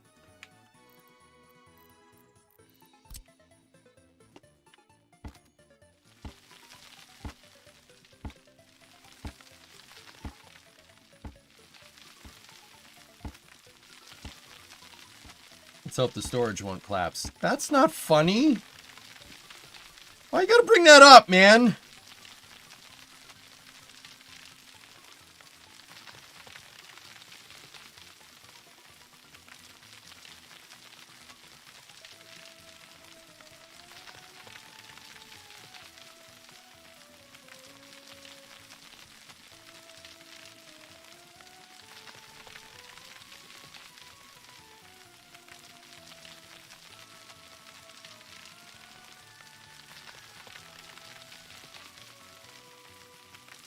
Favorite vehicle and workers? Mac R series. It's not even close. It's the most useful vehicle in the game by a long shot.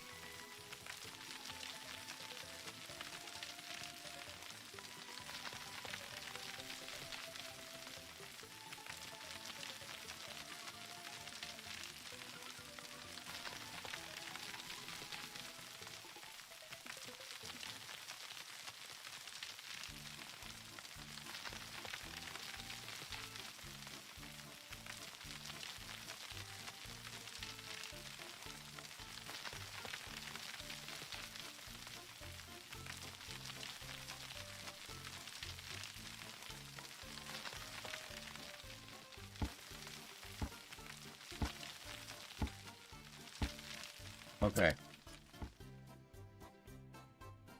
Well, we can always make the sewage treatment road come down here and put sewage treatment here and then run the pipes this way, which is probably what we'll do. All right, so gravel. How are we going to do this? Yeah, unfortunately, that has to be there, and it has to be next to the dang old road.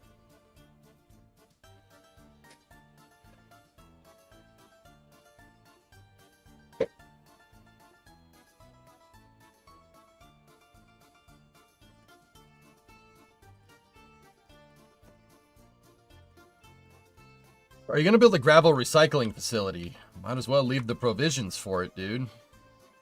Okay.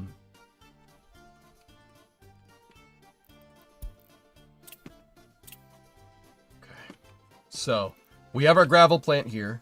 Now, we need... So, gravel is...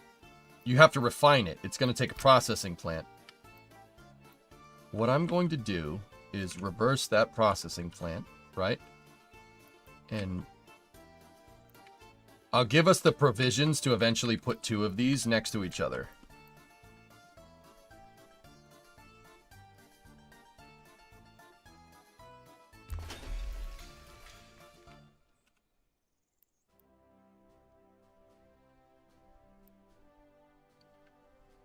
Now, why? Why do I want 2 of these next to each other? I don't know. Scalable.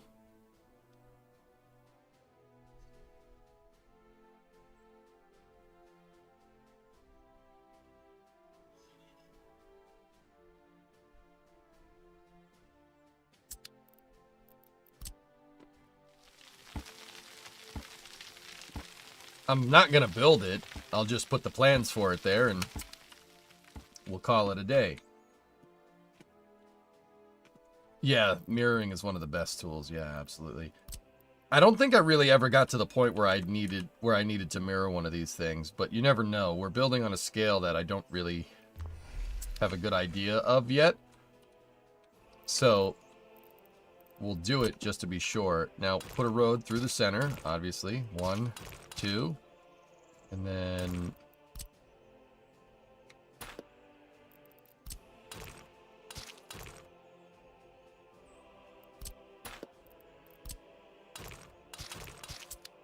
There we go. Now, can we make an aggregate belt that goes from here to there? No. No, we cannot.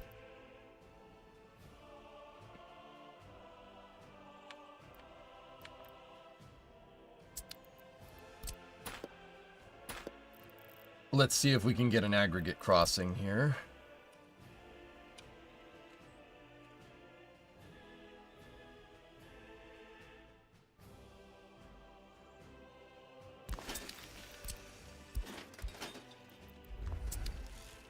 All right, so once again, I'm probably not going to build this. Probably won't build it, but you leave the space. You never know. It's probably better to do it. Better to have it and not need it than need it and not have it. Like what Bert Gummer used to say, all right? Bert Gummer, anybody? No? Yeah. Yes? Yeah, all right, some people.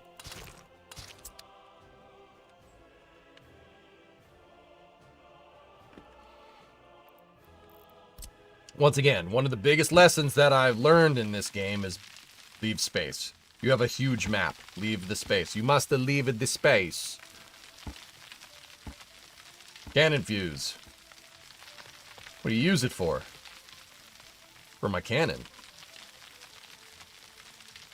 Broke into the wrong gosh darn rec room! That's such a good movie, dude.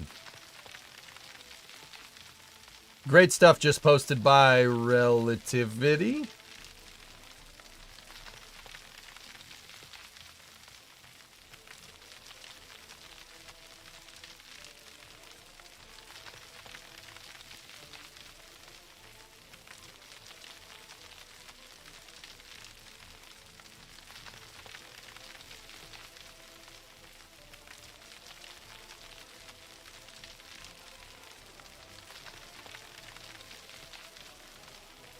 At work, you use friction tubes for your cannons. All right. Okay, so now each one of these things, what's its? I mean, I was gonna say, like, I don't know, guys. I'll be 100% real. Do we really need a second one? Like, I've never had the need to use the second one. I mean, I guess it's better to have it not needed, right? Like what I was saying.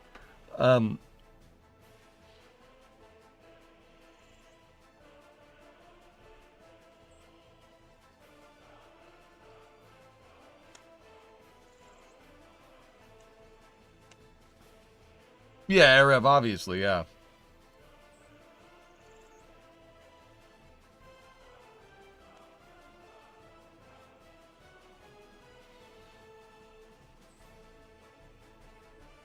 It will likely remain a perma blueprint.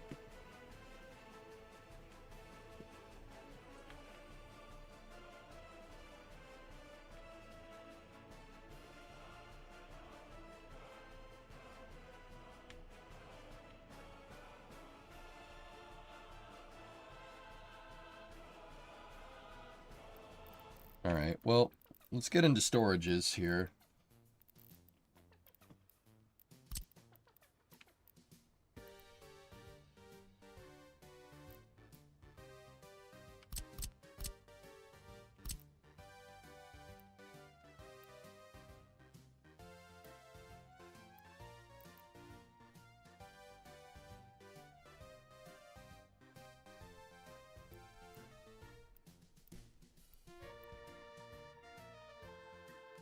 Hmm.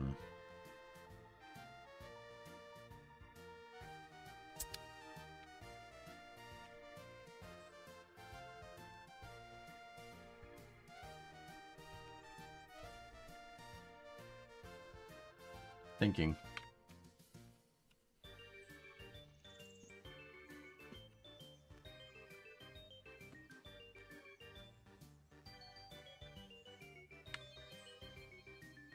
You know, it said have it, not need it, not have it. I'm starting, the more I think about this, the more I think this is not really a case when this is applicable. I'm gonna get rid of it, and I'll leave that space open. And we'll, yeah, just go from there. You don't need, like, okay, cast your minds back to Bakalakadakistan. I had one of these feeding 3 big aggregate storages, and it filled it up. So I just, yeah, I don't think we need to do that. I don't think it's applicable here. How far can you belt? You'd need an elevator, a resource elevator, every once in a while.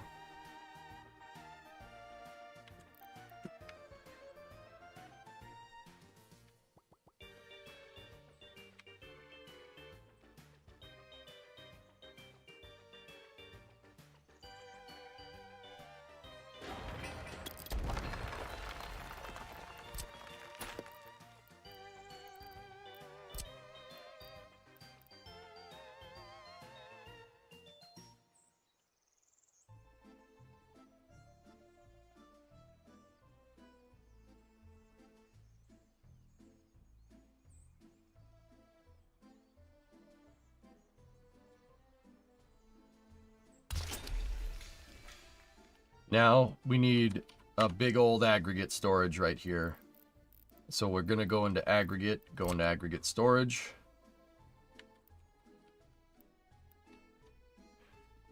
You know what might not be the worst idea? Feeding to 3 smaller storage, dudes. That's where you design your scalability into this. Am I thinking about this correctly? That's where you'd want your scalability. Because what if one burns down or collapses?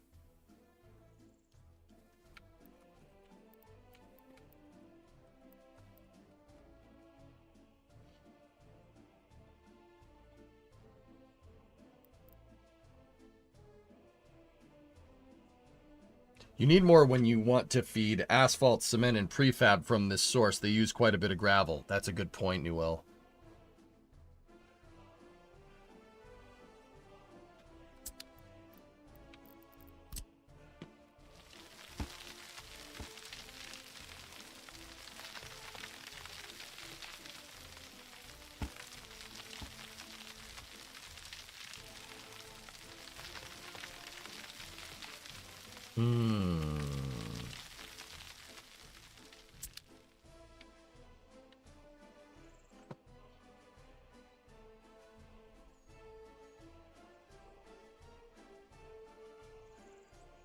I'm thinking now, that's a good point. Let's go into construction materials. What mats do we need? What for construction? Cement needs coal and gravel. Coal and gravel.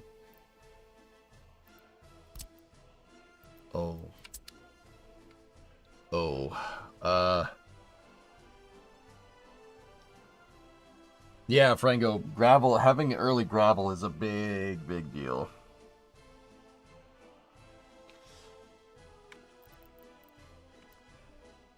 So concrete needs gravel and cement. Oh, this is a huge production tree, isn't it? We're going to need gravel for straight storage, so we can use gravel for making roads and stuff, and then we're going to need gravel for construction materials. Prefab, so that's concrete panels, or cement and more gravel. Asphalt needs gravel and bitumen, and the bricks need coal. The bricks just need coal. Oh.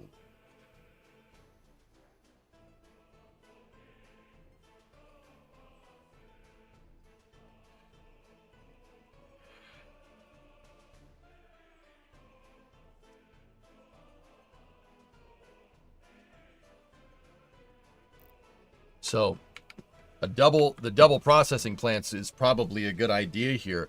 The thing is that if I want to put I might need to find another spot for the sewage treatment plant, guys. We might need to put it over here.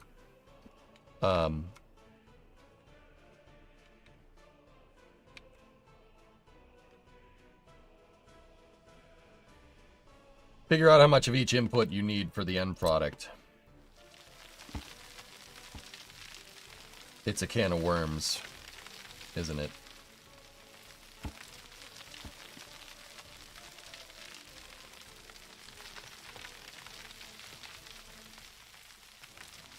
I'm thinking we're definitely going to need construction mats here. I wanted construction mats next to my construction depot.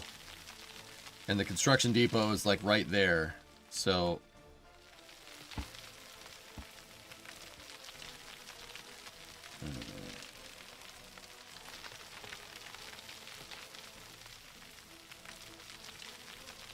I'm thinking.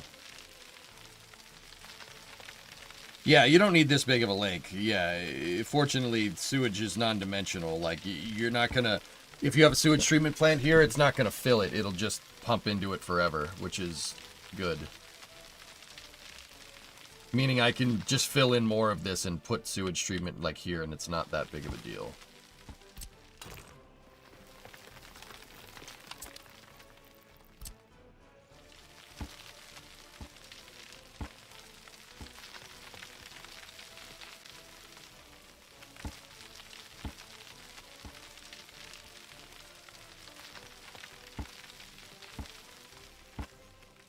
Yes, Creation, we can.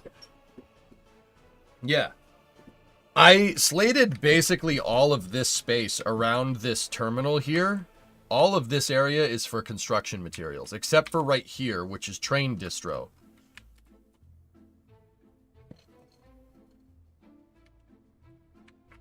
Oh boy.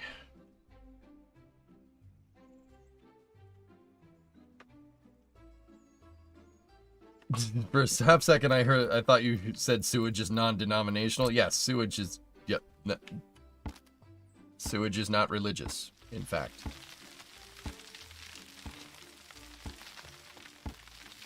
Sewage is secular. We're cooked. Freaking cooked.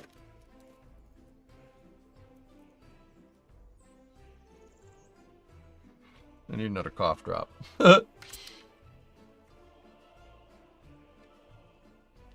It can be holy, though.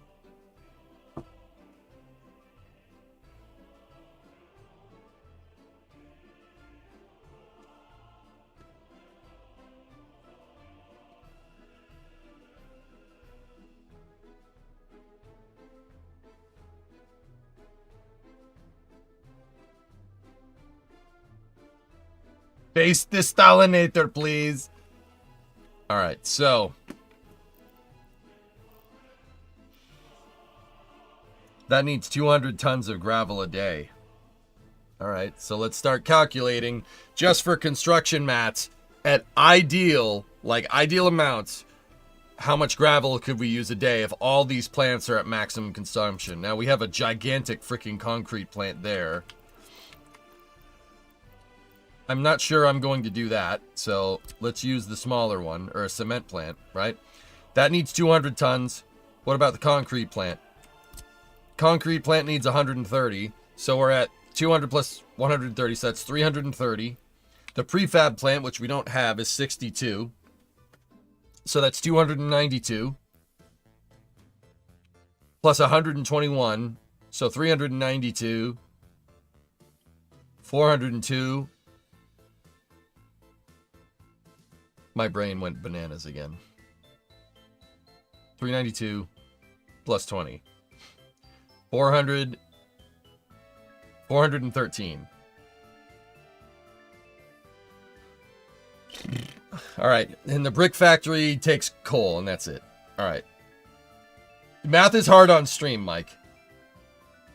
Yargles! Tier 2, 120 months, dude. If my math hasn't started to go in our aging years, I believe that's 10 years. It is, man. Thank you for all the support over the years, buddy. I appreciate you. We should hang out sometime, man.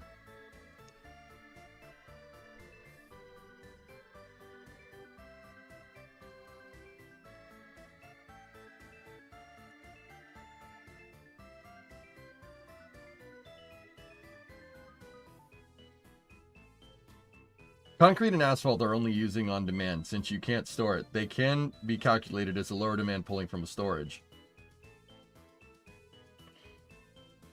Yeah.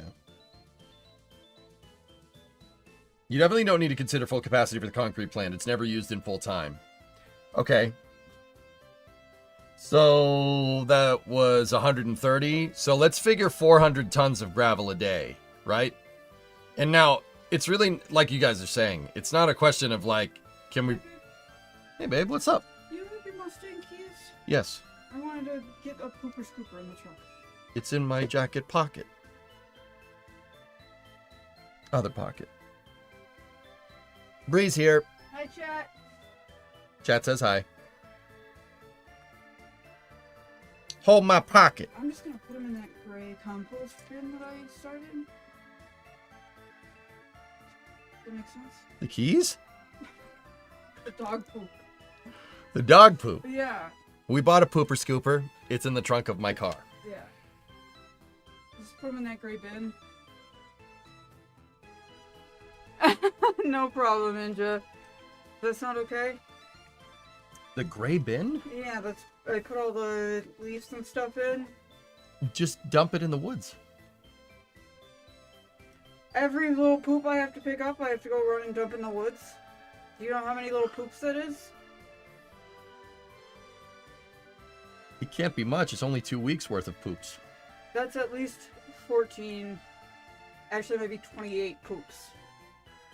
You can fit more than one poop into your pooper scooper. I think that's how that works. I do think that's how that works. See, we're doing math here.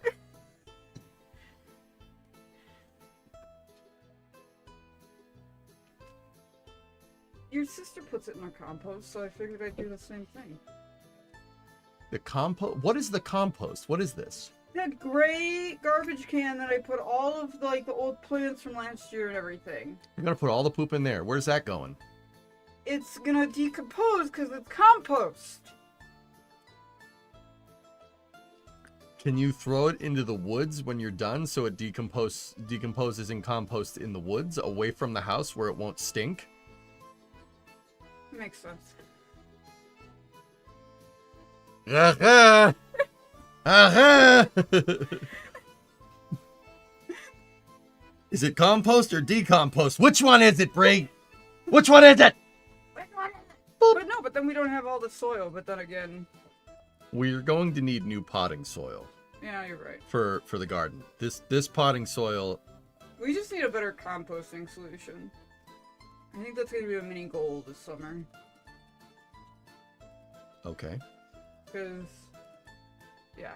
Put it in a fertilizer spreader, grass gets greener, problem solved. You want us to put poop in the fertilizer spreader. What do you think fertilizer is? That spreader is designed for pellet fertilizer, not big pellet fertilizer, man. Damn.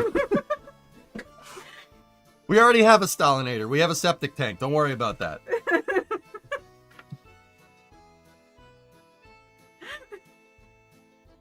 I will throw it in the yard. All right, cool. I love you. Just dump it on the logs that are slowly decomposing behind the garage.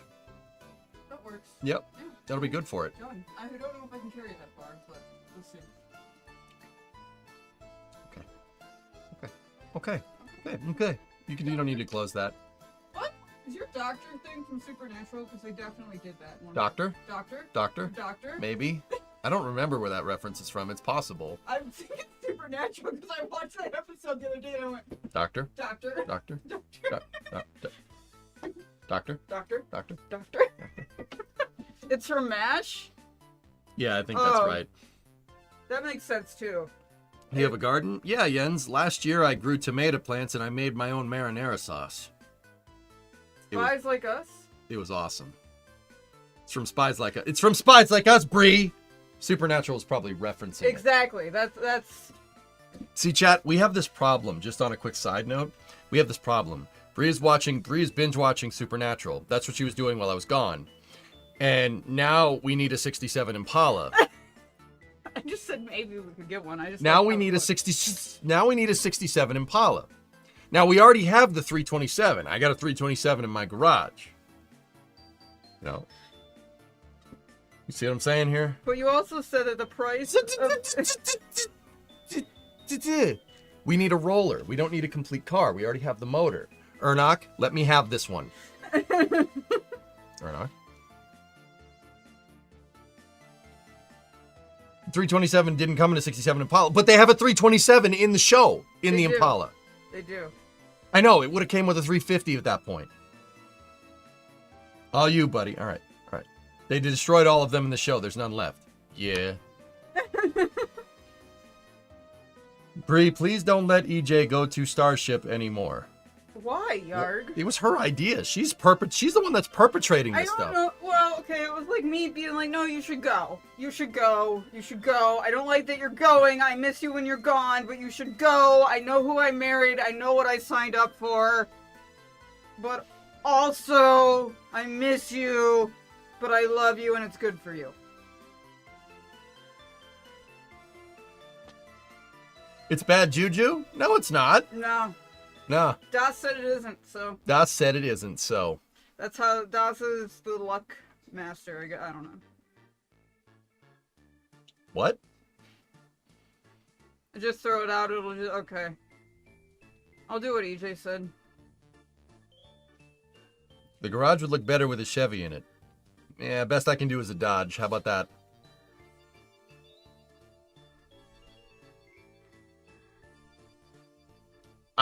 Aqualex, I know this.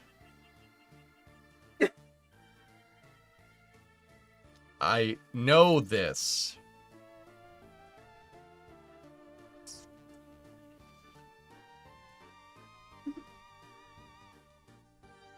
Alright, I'm gonna go pick up Pope. Oh, see there you I go. know, listen, his wife is one of the reasons I'm watching it, like, let's be honest. Oh, Rogue is oh, really? Remember we talked about it? Yeah. And I was like, I should really watch that. Yeah. Yeah. Yeah.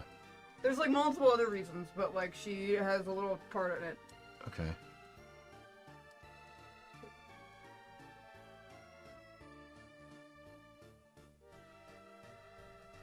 Alright. Time to pick up shit. Watch your language. That's what I'm doing. It's just a fact. You could say you're picking up excrement. It sounds better. And it's more appropriate. Think of the children. What if I say this? Flipping me off is not fixing. Keep the door open. Get out of here. Grab the freaking pooper scooper. 10-minute timeout.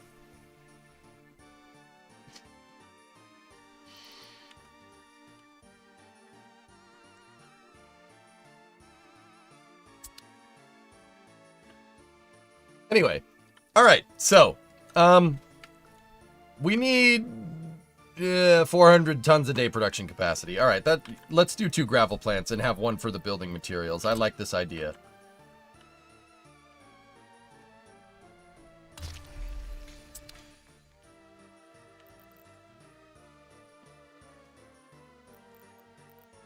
Yeah, Joe. Yeah, I know she is. I'm okay with it.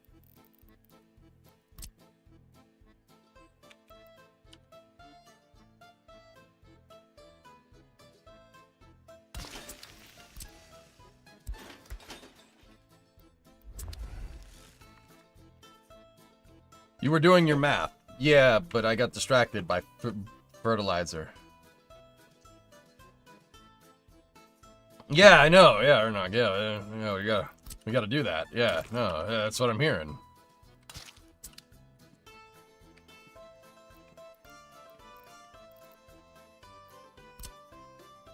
No. We need aggregate storage.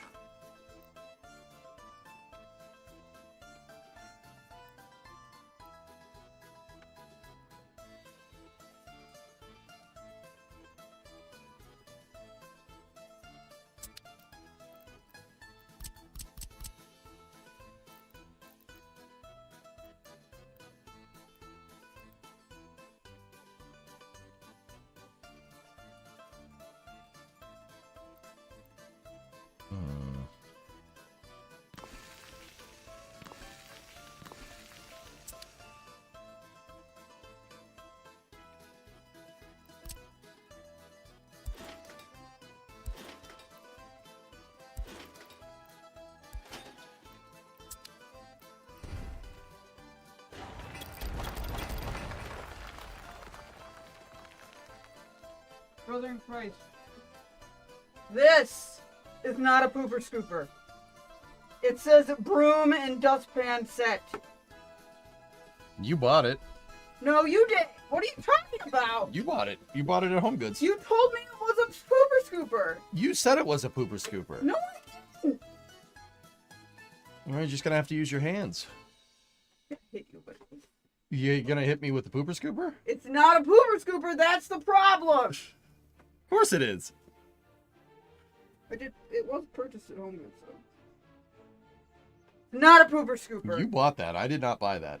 I did not buy this. Why would I buy this? I don't know. Because you wanted a pooper scooper. You're gaslighting me. You're full of I'm not gaslighting you. Yeah. You smell any propane? Get out of here. Your stupid keys. I will. You wanted that to clean the garage with, but it's not a pooper scooper. You're just gonna have to go buy a pooper scooper then. What? I don't want to go anywhere. I just wanted to be outside. Going somewhere involves being outside, though. Shovels. I love you.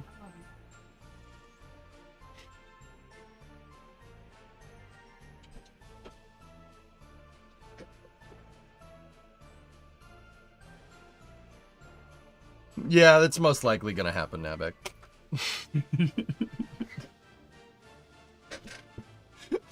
Domestic bliss. What's up, Omega?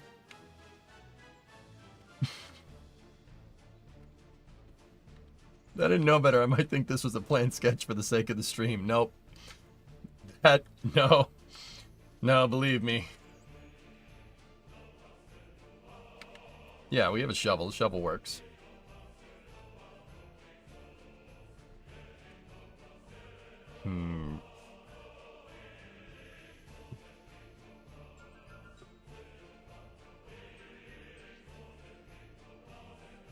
So what I was thinking, dudes, is that it'd probably be better to have... Let me look at the different aggregate storages. That one really doesn't take a lot of time to make.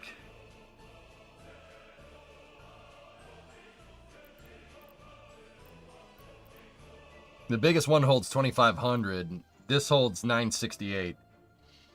So with 3 of these next to each other, you could... Yeah, you could definitely go crazy with this. Did you get a free pooper scooper with every 67 Impala? No way. Bro, let's go.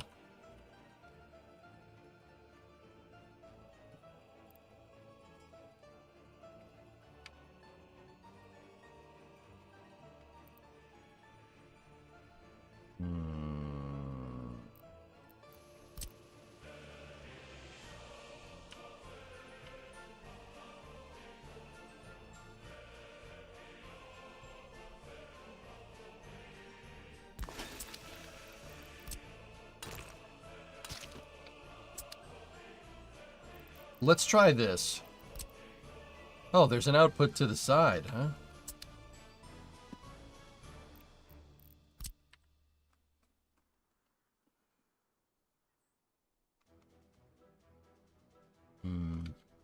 No, I don't want that.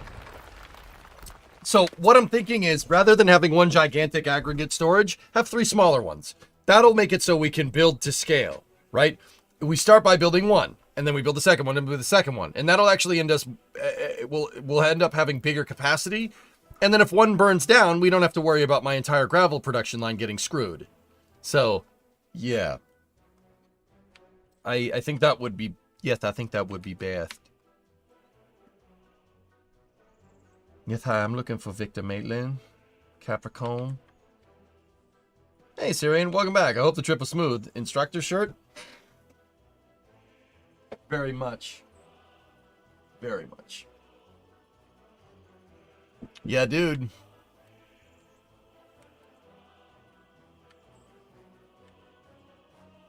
Redundant systems is always a good choice. Yes.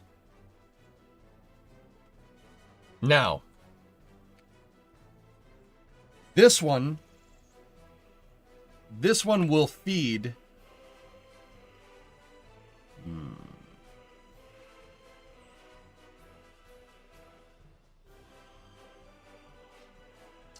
thinking. I want my construction facilities basically to be all along the highway right here. And that basically means that we're going to have to run belts all the way over there.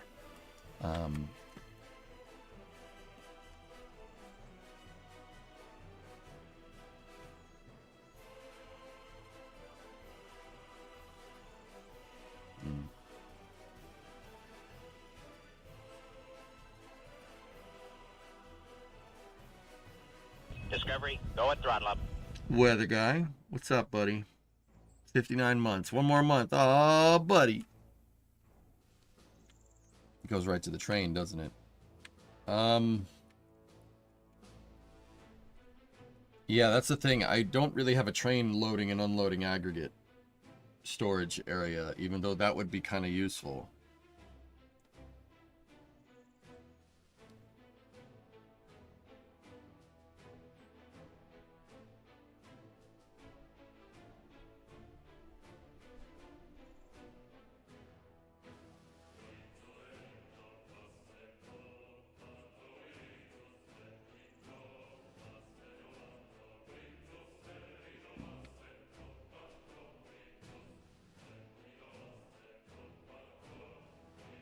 A spur line.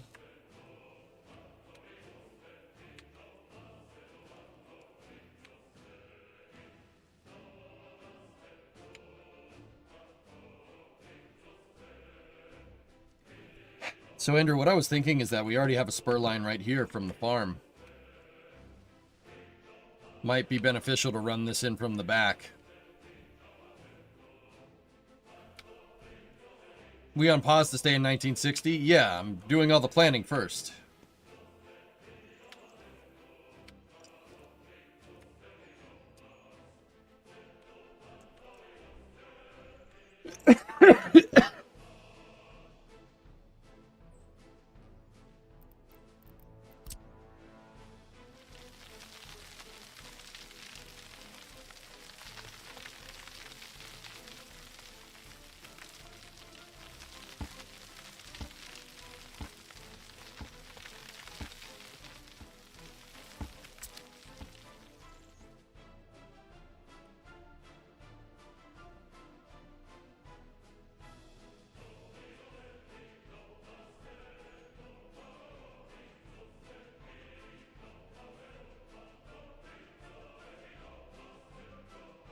See, another thing that I'm thinking about is that for the gravel quarry, you don't need people.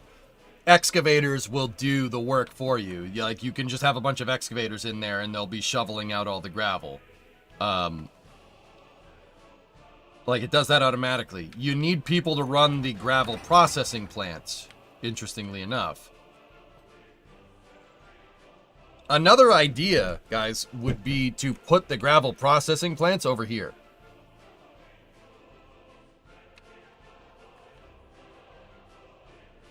That'll make it so I don't need to send a bus over there and drop off people in the area, even though we could.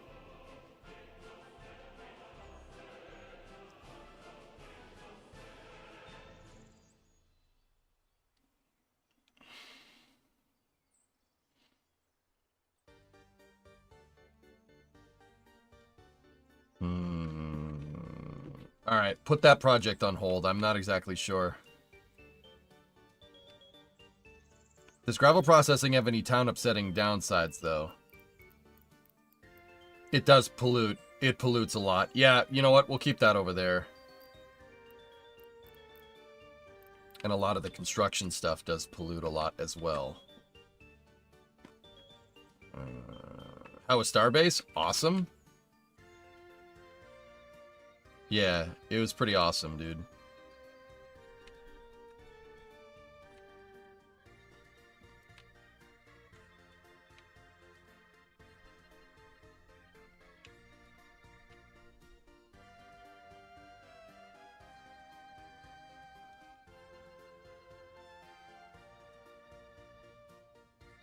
How long can you make the belts?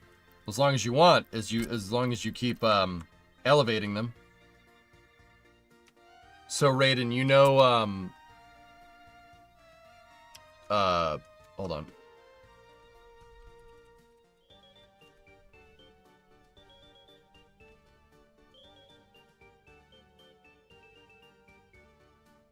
I only typed in Dortmund because I know it's near it.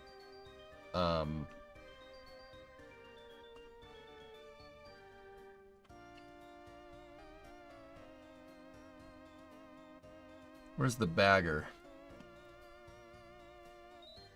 Dang old coal mines that are around here.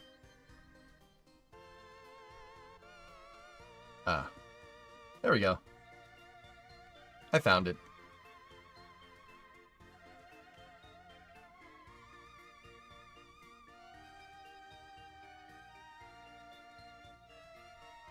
Yeah, see, you can have the...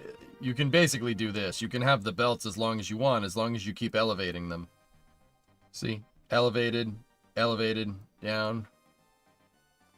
I'm going to have to put elevators in line over and over again, at least I think. And then you have another elevator, and then another elevator, and those feed here. Did you fix the rover for Yak? Yeah, everything works.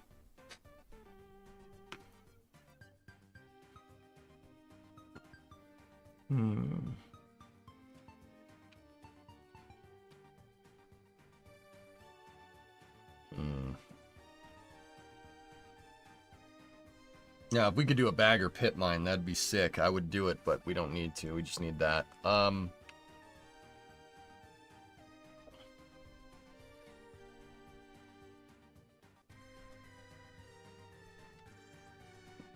A change in direction needs an elevator. So, could we do...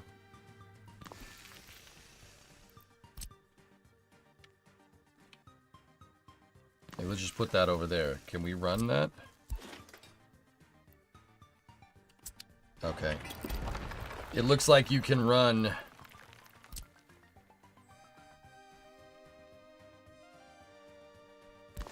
That's maximum distance. How long is that? 800 feet before you have to build another elevator. Fair.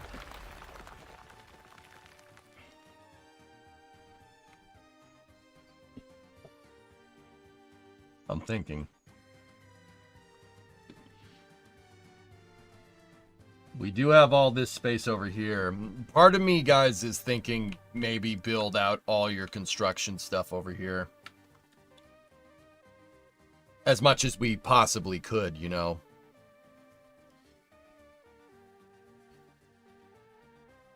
And then, like, I wanted to build construction equipment here, so I kind of built out a parking lot and a bus stop. But the bus stop is really for the fire station and the repair depot, and that's about it. None of this stuff needs to be manned. There will be a rail distro right here eventually. I'm gonna put it there, and then we have provisions to scale it and put another one like right here, but I don't want to do that right now. Yeah, the more I think about this, the more I think we should probably put this stuff over here, flatten this terrain out as best as we can. Maybe even end up putting sewage over here somewhere and have the sewage line run that way instead of running over here. Now, why? Why do I want to do this? Well, you got to think, I have my power lines coming in here.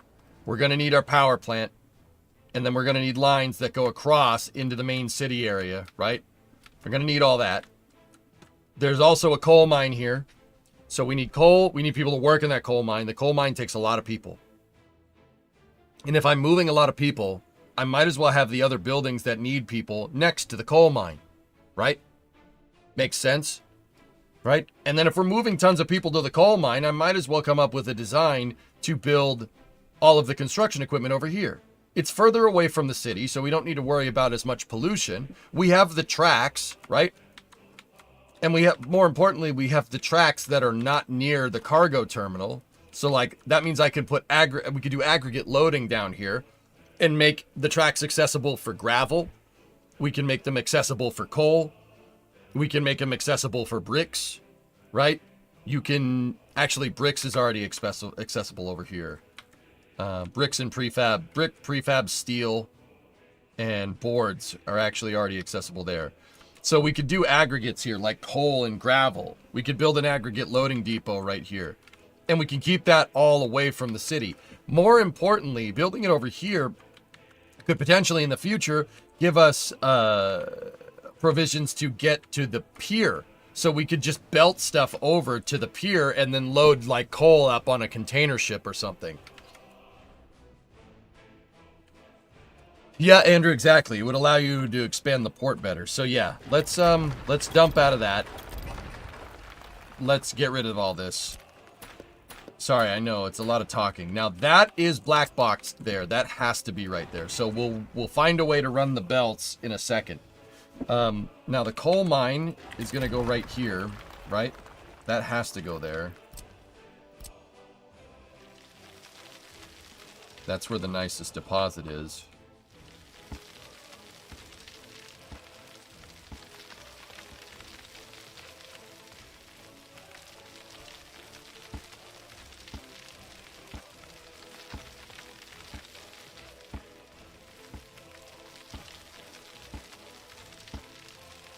Yeah, Bree, give me a second.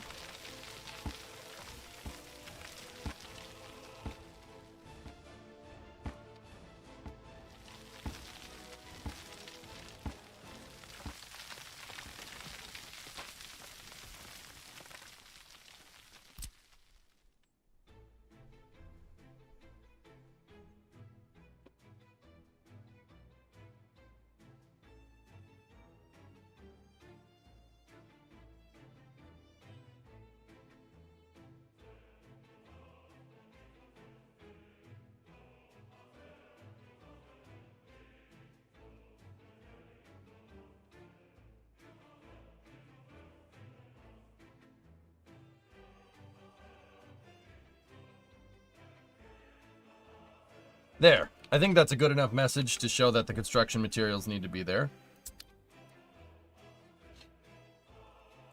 Now I gotta just make sure that the coal plant is down here.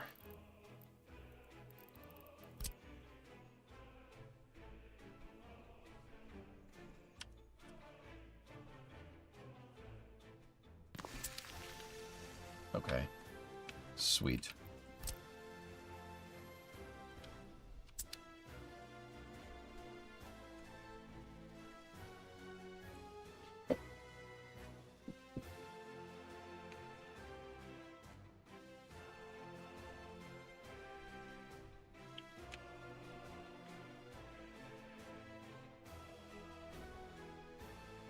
Need an in-game pooper scooper.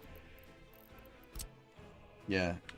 Okay, guys, it's almost 5 o'clock. I'm gonna take a quick break for space news here in a second.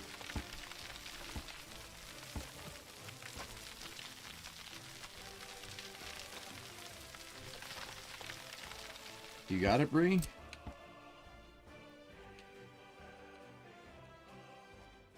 Okay.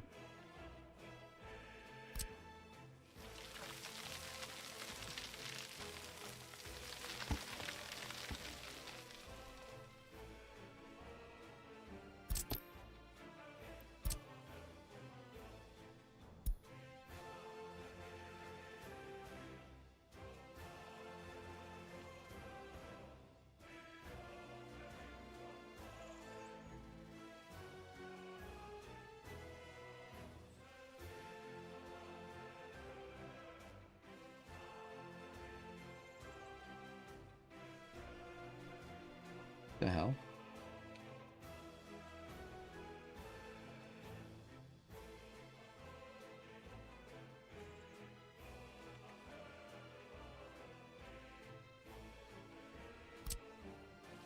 Stupid time change?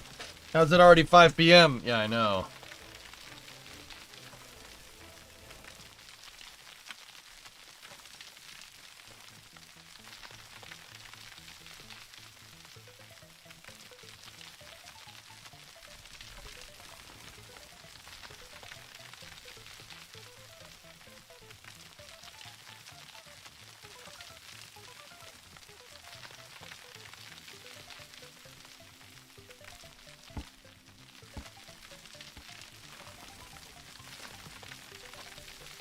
Building the right of way for the tracks. So, stupid daylight savings time. Yeah, I actually like daylight time. Not standard time. The time thing that we just did, that we just switched to, this is the one that I like. The reason why is because without... Standard time really screws me, because with standard time in the winter, the sun goes down at 3:30 in the afternoon. Not about that life. So with daylight time, I don't have to worry about that.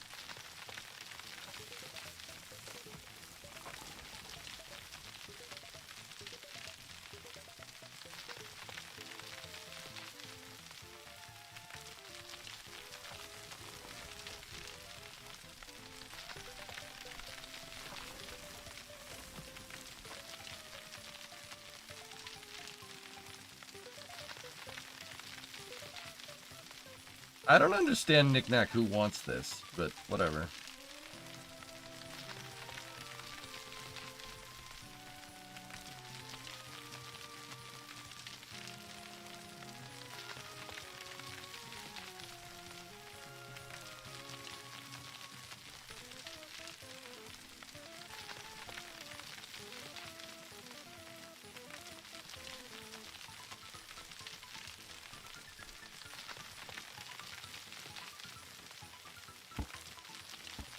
How big is the map? You're doing so much soil work.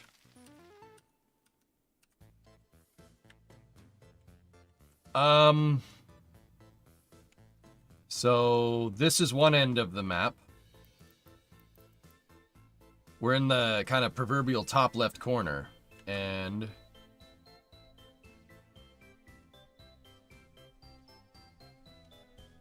this is the other end of the map. It's huge. The map's gigantic, dude.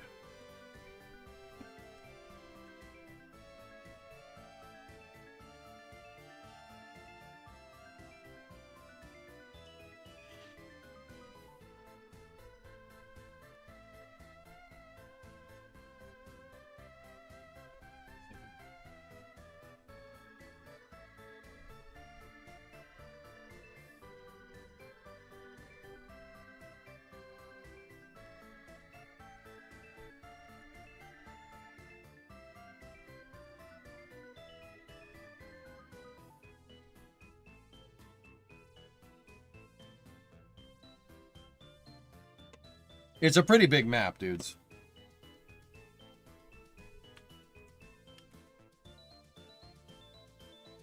Anyway. We just extended where we want the train line here, and that's what we'll work on tomorrow. We'll work on getting power plant, gravel, construction materials. I kind of crossed out what I wrote already, but anyway. All right, guys. I'm going to take a break. And we will be back for Space News momentarily.